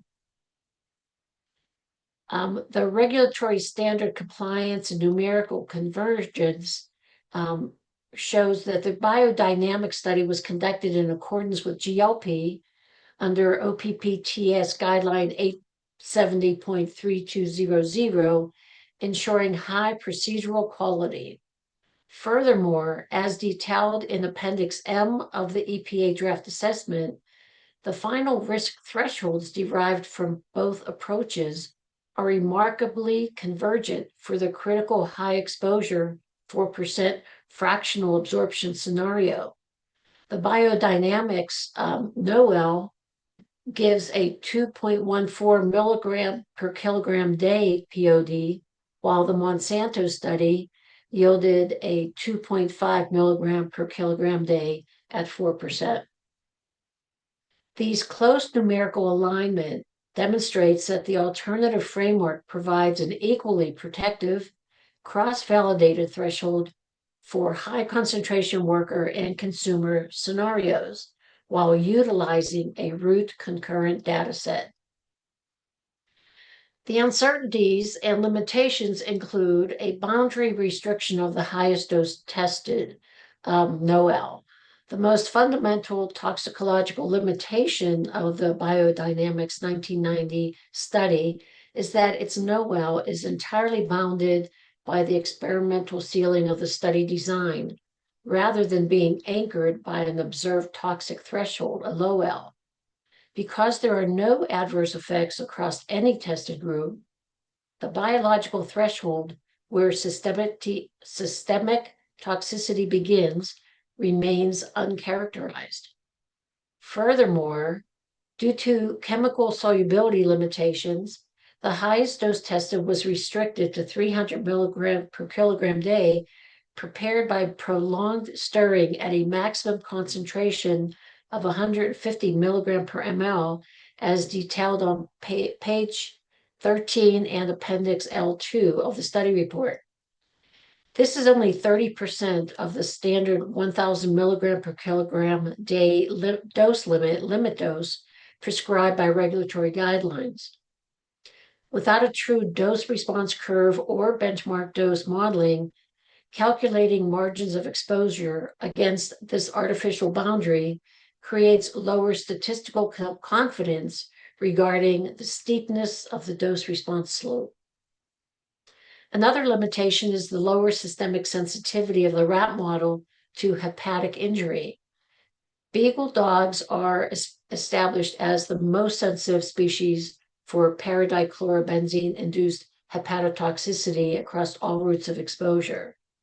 Oral dog data shows a low L of 50 milligram per day, 50 milligram per kilogram per day at 6 months, and 25 milligram per kilogram per day at 28 days, whereas the oral rat low L is 150 milligram per kilogram day in a 13-week study. This was from Lake and others, 1997. This species difference is partly metabolic. Rodents exhibit a highly active CAR pathway that drives adaptive hepatic changes. Sorry about that. Hepatic changes. Where am I? Okay, hepatic changes, whereas dogs and humans possess a less active CAR pathway, indicating a closer toxicological concordance between human and canine liver responses. Prioritizing a rat-derived POD may introduce underestimation of risk if human hepatic tissue is intrinsically more sensitive than rodent tissue. There is complete lack of toxico and biomonitoring data in the biodynamic study, which omitted blood plasma concentrations of the parent paradichlorobenzene or urinary excretion of profiles of its primary metabolite. Without internal dose metrics, it's impossible to verify whether the chemical was robustly absorbed systemically or if it simply remained within the skin matrix. If systemic bioavailability was low during the study, the reported NOEL reflects only local dermal tolerability rather than true systemic safety. The short study duration of the 21-day exposure period is a subchronic duration that cannot capture progressive, long-term hepatic and renal pathologies. Oral data show that rodent hepatotoxicity shifts dynamically with duration, ranging from central lobular necrosis at 4 weeks to adaptive attenuation over 2 years. Applying a 21-day dermal study to judge intermediate and chronic human occupational risks over decades introduces substantial unquantified exposure duration uncertainty. Methodological inconsistencies and regulatory complexity are created by adopting the biodynamics framework across different dermal exposure scenarios. Because a 21-day no-effect study cannot support acute or non-depletable flux-based estimates, the EPA would be forced to adopt a fragmented, multi point of departure dermal matrix. This would be managing multiple species, separate uncertainty factor structures, and dual absorption accounting methods, introduces distinct communication and implementation complexities. Addressing a flux approach versus the percent absorbed. It is unclear why the agency appeared to choose a dermal flux approach only for non-depletable scenarios and a percent absorbed approach for depletable scenarios. That's in the draft Human Health and Environmental Hazard Assessment for paradichlorobenzene. While it is appropriate that the agency has adopted a flex-based approach for non-depletable scenarios, according to Fractional 2014, the apparent simplicity of the fractional absorption model is belied by complicating factors. It has been observed that an inverse relationship often exists between dermal loading and fractional absorption. And as the loading increases, the fractional fraction of chemical that is absorbed diminishes. Thus, the fractional absorption factor is not a constant for a given chemical, and it is typically highest for low dermal loads that are characteristic of environmental and occupational exposures coming from Fractional 2014. Using a fractional absorption model can therefore either overestimate or underestimate dermal uptake potential.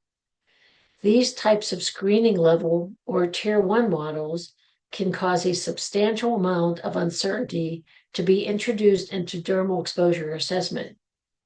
Instead, as previously discussed in comments provided by the SACC, and particularly for consumer and occupational exposure scenarios, the EPA should use an approach that considers both the absorptive and evaporative flux of the substance of interest into and out of the skin based on an upper bound quantitative loading estimate or an infinite reservoir of exposure, if appropriate, rather than an approximation of percent absorbed. And as with the Monsanto study, one discussant opposed the lack of independent replication and peer review of the biodynamics study. The recommendations for this alternative approach are as follows. First, despite the limitations expressed, it is suggested that EPA elevate the dermal rat study to the primary approach for intermediate and chronic fractional absorption-based dermal PODs to avoid root-to-root extrapolation. The following actions are recommended to address the study's limitations. Mitigate sensitivity concerns using oral rat data by addressing criticism regarding the lower systemic sensitivity of rats by integrating a supportive section of highlighting historical oral gavage rat studies. This narrative must confirm that when rats are adequately challenged with paradichlorobenzene, they display distinct severe target organ hepatotoxicity. And there are two studies, the Hollingsworth 1956 and NTP 1987, which can be used in this respect. Another recommendation is to apply a database uncertainty factor because this 21-day study is being utilized to characterize intermediate and chronic human exposure scenarios in the absence of any repeated dose dermal data of longer duration. It is recommended that the EPA considering and incorporating a database uncertainty factor. Disclose the boundary exposure conditions. So formally incorporate into the specific exposure conditions of the biodynamics 1990 study into the main body text. The assessment must clarify the occlusion status, application vehicle, and shaved skin parameters. This provides transparency regarding whether the experimental design maximized the dermal bioavailability or artificially restricted it due to vehicle solubility ceilings. The last recommendation is to maintain a scenario differentiated matrix. Rather than forcing a single oral study across all dermal contexts for simplification, the EPA should establish a clearly structured scenario differentiated hazard table in the main body. The biodynamics 1990 route-specific approach should be selected for intermediate and chronic fractional absorption scenarios, while oral extrapolations are maintained and explicitly justified for acute and flux-based scenarios. They are the end of the recommendations. Included in the written report will be several specific text corrections, but one that's most important that I want to mention here is on page 2, lines 40 to 42, and page 27 of the draft human health and environmental hazard assessment for paradichlorobenzene. The section numbering is off. The sections go from 2.2.1 for absorption to 2.2.2 for distribution to 2.2.3 for metabolism, and then back to 2.2.1 for elimination, and then again 2.2.1 for PBPK modeling. And that's particularly confusing because section 2.2.1 is referenced in Appendix M, but it's unclear exactly which section is being referenced. And that is the end of my oral comments. Thank you, Dr. Graham. You had a big job there to do, and I'm sure that it's almost everything everyone said, if not everything, but we're going to find out here just in a second. So thank you for getting all of that into the record for us. Yeah, that was the summary. That was my summary. Yes, I was talking with someone the other day that's had a 27-page response to something. So I'm sure that you have had quite a bit to pull together. Let's see what the other discussants have to say. Dr. Rubin. Thank you for your summary. I have nothing to add. Dr. Semmel. Thank you very much, Dr. Graham. Great job. And I have nothing to add. Dr. Strickland. Nothing to add. It was a great summary. Thank you. Dr. Karmos. I concur. I have nothing to add. Thank you. Great. So again, Dr. Graham, you did an excellent job. Got everyone's comments in. Thank you for that. Let's go to the rest of the committee to see if there are any comments that were not captured in this response.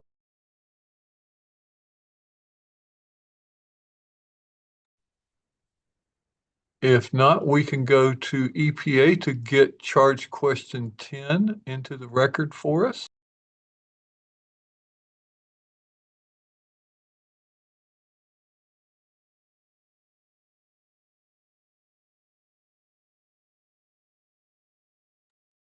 Can everybody hear me? Yes. Thank you, Dr. Proud.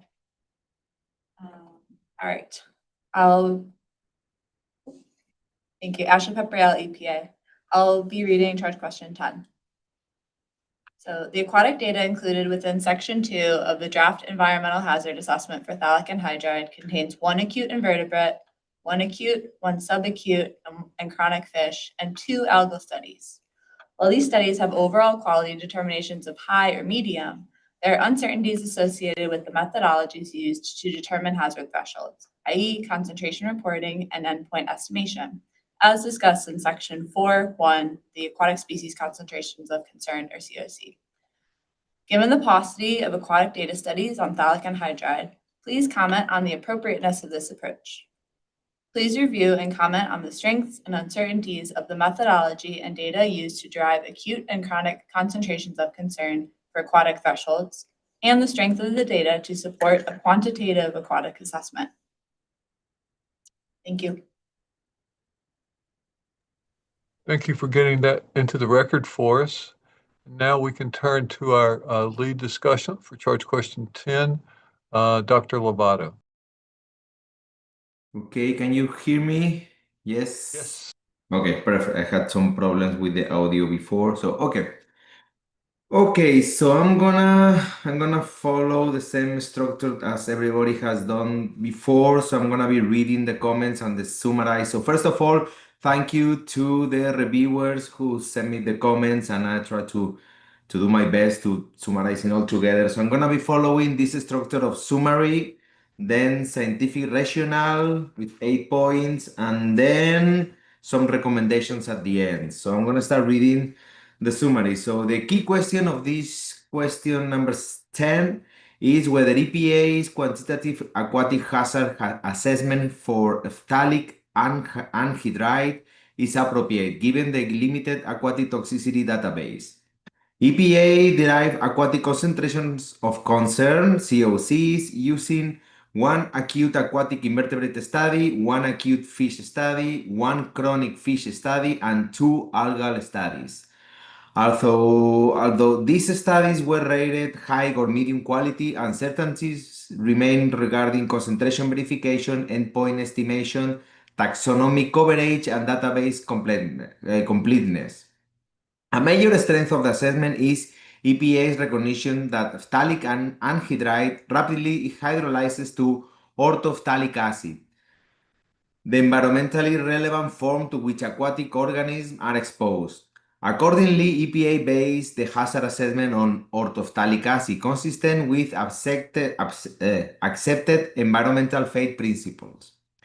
Because the available data were insufficient to develop species sensitivity distributions, or SSDs, EPA appropriately used a deterministic approach based on the most sensitive endpoints and standard assessment factors.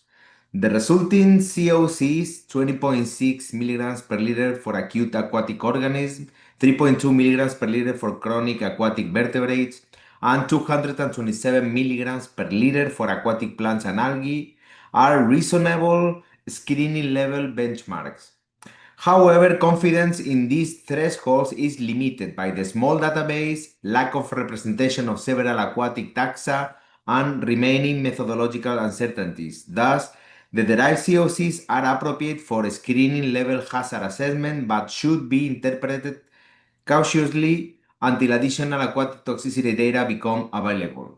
So now as a scientific rationale, so point number 1, EPA derivation of aquatic concentration of concern is scientifically reasonable and generally consistent with standard ecological risk assessment practices.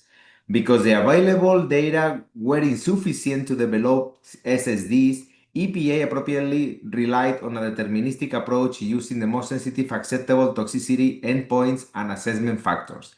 The EPA uses an assessment factor AF as part of a calculation for the COC. The issue of availability of data, which then results in the use of most sensitive data point, requires high or medium quality studies. However, there are concerns about the studies used to derive the COCs. Confidence in the resulting COCs remains limited by the sparse dataset, limited taxonomic coverage, uncertainty in exposure characterization, and reliance on a small number of studies. Number 2, the acute COC of 20.6 milligrams per liter was derived from a high-quality 48-hour Daphnia magna study. Confidence in this one is limited because only one acceptable aquatic invertebrate study was available, and no suitable amphibian studies were identified. Similarly, the use of this product in antifouling applications suggests marine species should also be evaluated for toxicity. One reviewer stated that in addition, the lack of measured exposure in the acute study with Daphnia would fail general GLP guidelines, although it seems odd that concentrations were measured in algae but not in Daphnia. Perhaps the investigators could be contacted to confirm measurements were not made. And then number 3, the chronic COC of 3.2 milligrams per liter was derived from the most sensitive endpoint available, a 60-day rainbow trout embryo larval study. The reviewers agreed that given the database, it is appropriate to utilize this data for estimating the hazard threshold. The variability in the EC50s found across the studies are likely to arise from differences in methodology or the organism studied. That said, it is important to adhere to the most sensitive hazard threshold, namely the 3.2 milligrams per liter for chronic aquatic vertebrate assessment. Further, chronic and acute studies may not yield comparable thresholds due to potential toxic versus non-lethal effects. Also, many of the studies base their assessment on mortality and not other endpoints. In addition to that, both early life stage ALS, fish studies use nominal concentrations for exposure, so the concentrations were not verified. This would limit certainty and would likewise not be allowed as a GLP study. In addition to that, these ELS studies were performed without using the US EPA guidelines, which were not available until 1996. While it is common to use ELS studies for chronic COC derivation, comparisons between the two species are very difficult to make. The zebrafish assay is 10 days and the rainbow trout assay is 60 days, which allows a much longer exposure period, even though the developmental stages are similar. Although exposures occur during embryonic development with assessment of hatch, growth, and survival, other population-relevant metrics such as reproduction are not assessed. Given the higher confidence in the acute toxicity value, an acute to chronic ratio of 10 may be a better method to determine the chronic aquatic toxicity value. In any event, both values appear to be in the same order of magnitude. So number 4, the algal COC of 227 milligrams per liter was based on a high-quality growth inhibition study and was supported by a second study reporting no effects at 100 milligrams per liter, suggesting that algae are less sensitive than fish and aquatic invertebrates. The reviewers are in agreement that given the relatively low KOC of the primary degradate of the phthalate anhydride, so the orthophthalic acid, the compound will not likely accumulate in sediments and not present a hazard to sediment-dwelling organisms. Thus, the omission of an acute or chronic sediment invertebrate test for hazard identification is not an issue. So, number 5, in the zebrafish study, non-lethal endpoints were not considered due to uncertainty regarding those endpoints. So additional clarification would strengthen the assessment, particularly regarding the exclusion of non-lethal zebrafish endpoints and EPA statement of robust confidence in low aquatic hazard despite assigning only slight to moderate confidence to major database components. Clarifying the distinction between confidence in the overall hazard conclusion and confidence in the numerical COCs would improve transparency.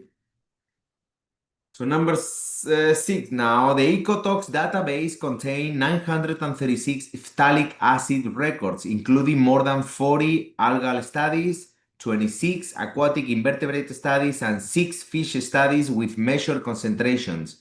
EPA should evaluate whether these data are sufficient to develop SSDs for some taxonomic groups and whether inclusion of additional studies would alter the derived COCs. Number 7, for algae, specifically studies in the Ecotox database with multiple exposure concentration reportedly do not include LC50 or EC50 values above 100 milligrams per liter. If confirmed, this could indicate that the current algal threshold of 227 milligrams per liter may be 0.5 to 1 order of magnitude higher than values derived from the broader dataset.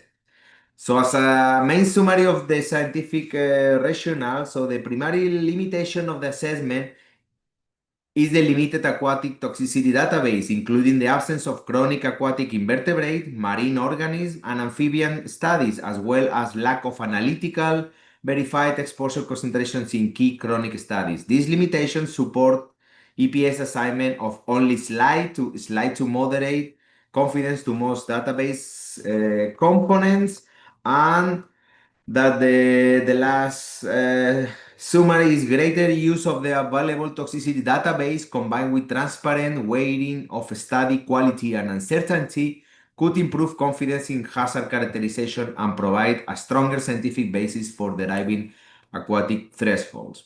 Now, as a final recommendations, I have 4. So number 1, EPA should most of those are, I think I'm kind of repeating myself over and over again, but let me put it that for the record. So number 1, EPA should more clearly distinguish confidence in the overall conclusion that orthophthalic acid poses a low aquatic hazard from confidence in the numerical COCs, which remains uncertain due to the limited database. Key uncertainties include the absence of chronic aquatic invertebrate reproduction studies and limitation of the chronic rainbow trout study, including unverified exposure concentration and reliance on an LOAC. What else? EPA should also clarify how it reached robust confidence in a low aquatic hazard while assigning only slight to moderate confidence to much of the aquatic database. Clarifying the distinction between confidence in the overall hazard conclusion and confidence in the derived COCs would improve transparency. Number 3, additional studies, particularly chronic aquatic invertebrate reproduction studies, fish early life stage studies with verified exposure, amphibian studies, marine organism studies, and expanded aquatic plant testing would improve confidence and support future SSD development. Until then, the COCs should be viewed as a conservative screening level benchmark, rather than precise ecosystem protection thresholds. And the last one is EPA should also better describe non-lethal endpoints, including the zebrafish endpoint reference in the hazard threshold derivation. However, given the low KOC or orthophthalic acid, the reviewers agreed that sediment toxicity studies are not a major data gap because the compound is unlikely to accumulate in sediments or pose significant risk to sediment-dwelling organisms. And with that, I think that there are some minor editorial comments that will be added to the written document, and that's pretty much what I have as a summary document.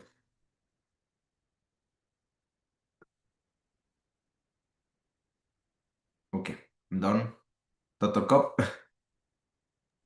Yes, I'm sorry, I'm not used to this new screen. They just changed my computer out. So thank you, Dr. Lovato, for that that summary and report. And let's go to our associate discussants. Dr. Schlenk. Nothing to add. Ramon got everything for me. And I have some uncertainty here about who else was on this charge question. Dr. Lee is the next person on my list. I'm on it. Okay. Marianne, Dr. Ottinger, please go ahead. Yeah, no, that was really well done, and thank you. And I just want to take the opportunity to reemphasize the fact that other organisms need to be considered in these environmental and ecotox kinds of scenarios. Yeah, thank you. And I'm just going to ask Dr. Lovato, who else were your associates? Yeah, it's just me, Dr. Schlenk, and Dr. Ottinger. Yeah. Okay, so that's great. Before we go to the rest of the committee, I will say that the comment about the studies in the ecotox database were mine, and I was just looking back at that, and all of those studies may not have measured concentration. So I think my written comment was in error. So I will make sure that's corrected in the written response that you have, Dr. Lovato. But I wanted to correct that for the record in the public part of this as well. Let's go to the rest of the committee and see if there are additional comments. If not, we can go to EPA to see if there are clarifying comments or questions, I should say.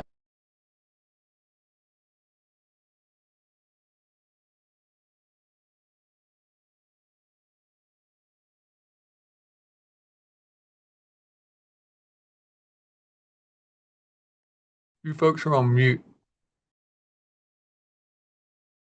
Yep. Then. There you go. You're good. Sorry about that. Andrew Sayre with the EPA.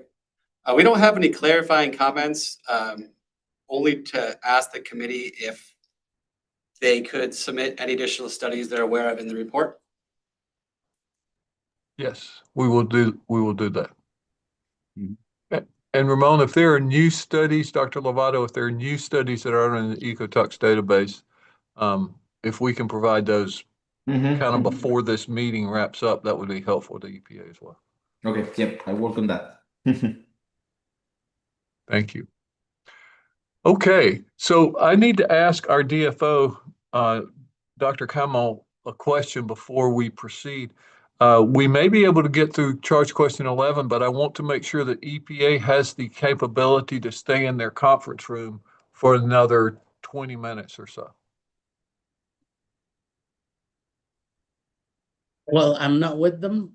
They can answer. I think 20 minutes, we're going to be still in the range because I think the conference room closes at 5:30, but they may be undergoing other AC challenges. So I'm not sure. Dr. Eisenreich, would you like to respond? Our room, this is Karen Eisenreich, EPA. Our room here at headquarters is fine for at least another 45 minutes. Okay, that's great. So I think this is going to get us back on schedule then. So I'm going to turn it now back over to Dr. Gentry, who's going to lead us through charge question 11. And then I think we'll take any wrap-up comments or questions and then wrap up for the day. Hey, thank you, Dr. Cobb. I guess EPA, will you read charge question 11 into the record?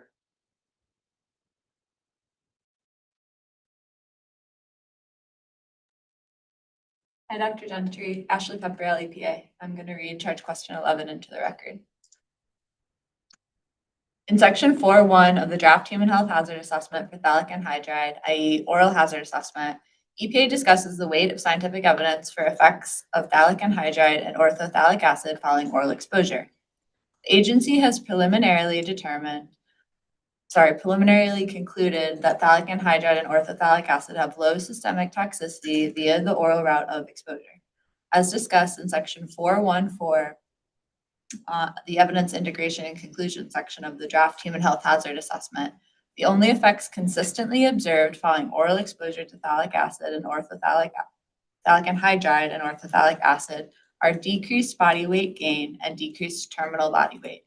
And EPA considered these body weight effects for dose response assessment in section 4.1.5 of the draft human health hazard assessment. EPA preliminarily selected the NOEL of 278 milligram per kilogram per day and HED of 66 milligram per kilogram per day for decreased body weight gain from a 2-year dietary exposure study of rats by NCI 1979. As the POD to determine non-cancer risks from ingestion exposure to ophthalic acid in its general population screening level risk assessment, section 4.1.5. Please comment on the strengths and uncertainties in the selected POD. Thank you. So I will turn it over to Dr. Fox as the lead discussant.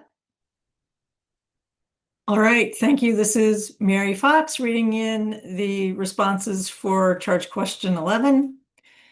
And I have a summary and some main points, the comments, and a few recommendations.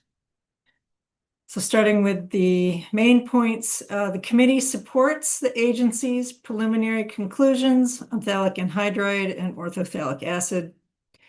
Expanded discussion on the biological relevance of the body weight change is recommended. Further attention and possible use of an adjustment factor is warranted related to uncertainty around late gestation stage exposures. And the main response, the data provided does suggest phthalic anhydride and orthophthalic acid have low systemic toxicity via the oral exposure route, and decreased body weight gain is a health effect of concern. Strengths of the selected pod, our body weight effects are are observed in multiple species, rats and mice, and the pod is based off the body weight effects from the most sensitive species, which was rats. The effect also is seen at different exposure durations. EPA summarizes the available toxicity data for gavage and dietary exposure and characterizes the systemic toxicity of phthalic anhydride and orthophthalic acid as low. This conclusion is also supported by OECD, Health Canada, and Australia NICNAS, although I note in the report that NICNAS is not the name of the agency anymore. But just to note, the Australian authoritative body also has reached a similar conclusion. Reduced body weight gain and terminal body weight are consistent in both rats and mice and are reported consistently in 11 studies. Uncertainties include the lack of reported magnitude of body weight change for a low AL associated with the POD no AL, and further discussion of EPA's designation of what percent body weight change is considered a biologically relevant outcome. 10% may be on the cusp of a non-biologically relevant change in body weight. Additionally, some of the body weight alterations are upwards of 20%, which may be considered a serious health effect. The lack of reported food consumption does add uncertainty for the selection of this health effect. EPA provides support to why phthalic anhydride and orthophthalic acid do not have systemic toxicity, but there's limited discussion to the suspected mechanism of action behind the body weight alterations observed. EPA states that lack of late gestational exposure to orthophthalic acid is unlikely to add scientific uncertainty, but EPA does not clearly make an argument for this statement. And it seems like the lack of a reproductive and developmental database could influence the POD choice. Other uncertainties, additional information provided by EPA was a discussion of whether the reduced body weight gain and terminal body weight could be secondary to portal of entry effects in the GI tract as a potential mode of action. However, studies reporting these effects were not sufficient to support this MOA, and there is no other discussion on the MOA behind the consistent body weight effects. There are several uncertainties with the NCI 1979 study. However, the NOAL of 278 milligram per kilogram day is an appropriate selection. This NOAL of 278 milligram kilogram per day, adjusted for test substance loss, was based on an approximate 10% decrease in body weight gain at the low AL of 556 milligram kilogram per day in male rats fed phthalic anhydride for 2 years. The 10% reduction in body weight gain was estimated using growth curves. EPA states the effect appeared to be approximately 10% at most time points. This is important and should be noted in all places when the effect is discussed. Another limitation, the conclusion that late gestational exposures to orthophthalic acid is unlikely to substantially contribute to scientific uncertainty in the qualitative and quantitative risk assessment for phthalic anhydride and orthophthalic acid is a broad statement and requires further justification. Is this conclusion considering cumulative exposure through gestation or exposures that begin in late gestation? So on to recommendations. The committee recommends using a digitization software to obtain body weight percentages from the graphs, so BMD modeling can be used. Include a discussion of EPA's guidelines between percentage of body weight alterations and biological relevance.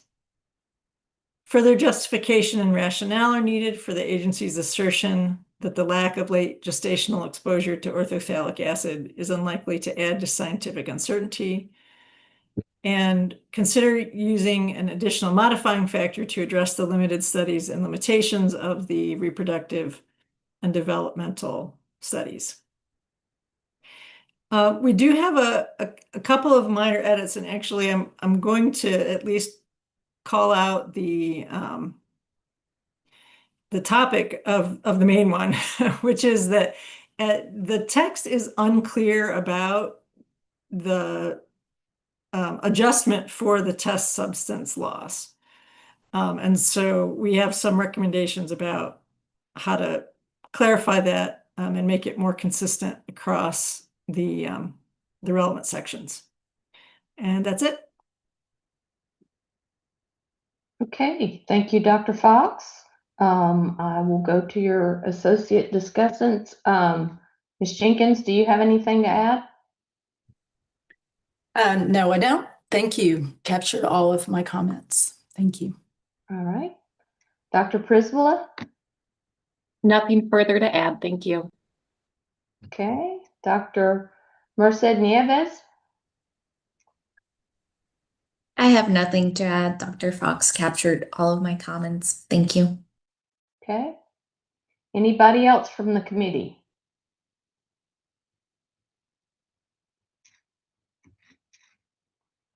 EPA, any clarifying questions? Ashley Pepperell, EPA. EPA has no clarifying questions. Thank you everyone for your time. Okay, well, I will have to say thank you everyone. It appears we are back on schedule. So I will turn it back over to Dr. Kamal to close us out today. Well, before we close, excuse me, Dr. Cobb? I was going to say, Dr. Kamal, before we close, can we just real quick, and probably there is nothing, but just so we have done it, are there any questions that the committee has or clarifying comments that the committee has from today or from any other parts of the session? Sorry, Dr. Kamal, to step on your... Well, this is what I was going to ask. Thanks, guys. Sorry, I forgot it. It's so easy to do. I do it about half the time. So are there any clarifying questions or comments? Is that Dr. Kamal? Hand is up. Yes, I have a clarifying question. I just wanted to make sure I have the correct file that was sent to me by my EPA colleagues. So early in the morning, Dr. Green, he gave us the EPA clarification responses on day 2. And regarding HHCB section 3.3, it says that instructions on the locations of the supplementary file, and the file is linked to the docket, and its organization for sample sites located within columns X, Y, and latitude, longitude, with columns AD and AD, again, I think he meant AE, were sent to Dr. Kamel in the Science Advisory Committee's branch.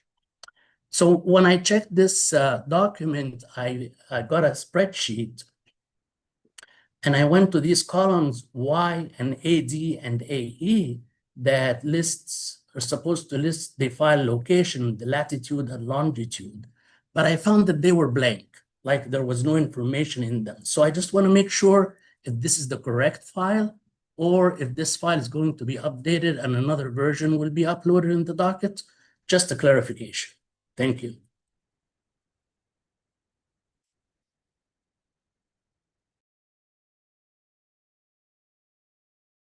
EPA, do you care to respond?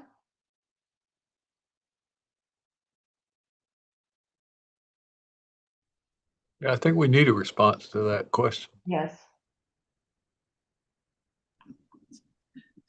Sorry, this is Karen Eisenreich, EPA. We're going to have to get back to you all on that. I don't have the correct personnel with me right now to answer that directly, but we will make sure that you have you have the correct spreadsheet.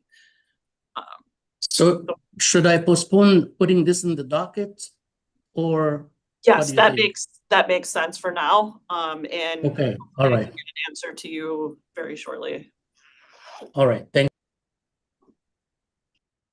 you. So I think Dr. Schlenk. Yeah, just to follow up on a lot. I was gonna say that, but I felt like people were probably getting tired of me keep asking for that same data. But yeah, that whole column is blank, and that's really the column that we need in terms of location identification. So they did the other information that was provided was very useful for the California sites, but it still doesn't tell us which site in Texas was the key site, even though I'm guessing it was Trinity, and they gave me information on Trinity River. I'm not sure that's exactly the same site, but anyway, thanks Ala for doing that and taking the heat off of me a little bit. No problem. I just wanted to make sure I have the right file.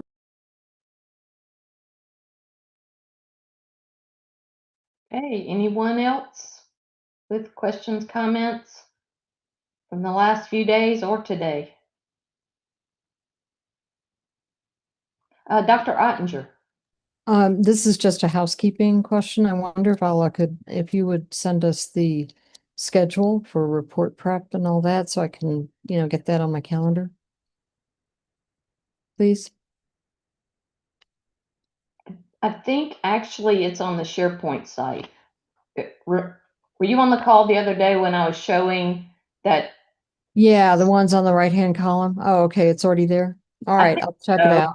Dr. Kamal, please confirm, but I think it's already out there. Yes, that's correct. Oh, okay. Just we're on the same page. You mean the report format? Is that right? No, I'm asking for the deadlines, like the different dates that things are going to be due. Oh, the schedule for report writing? Yes, Yeah. it's on there. Okay, Yes. thanks. You're welcome.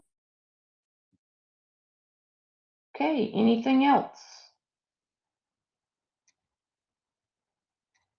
All right.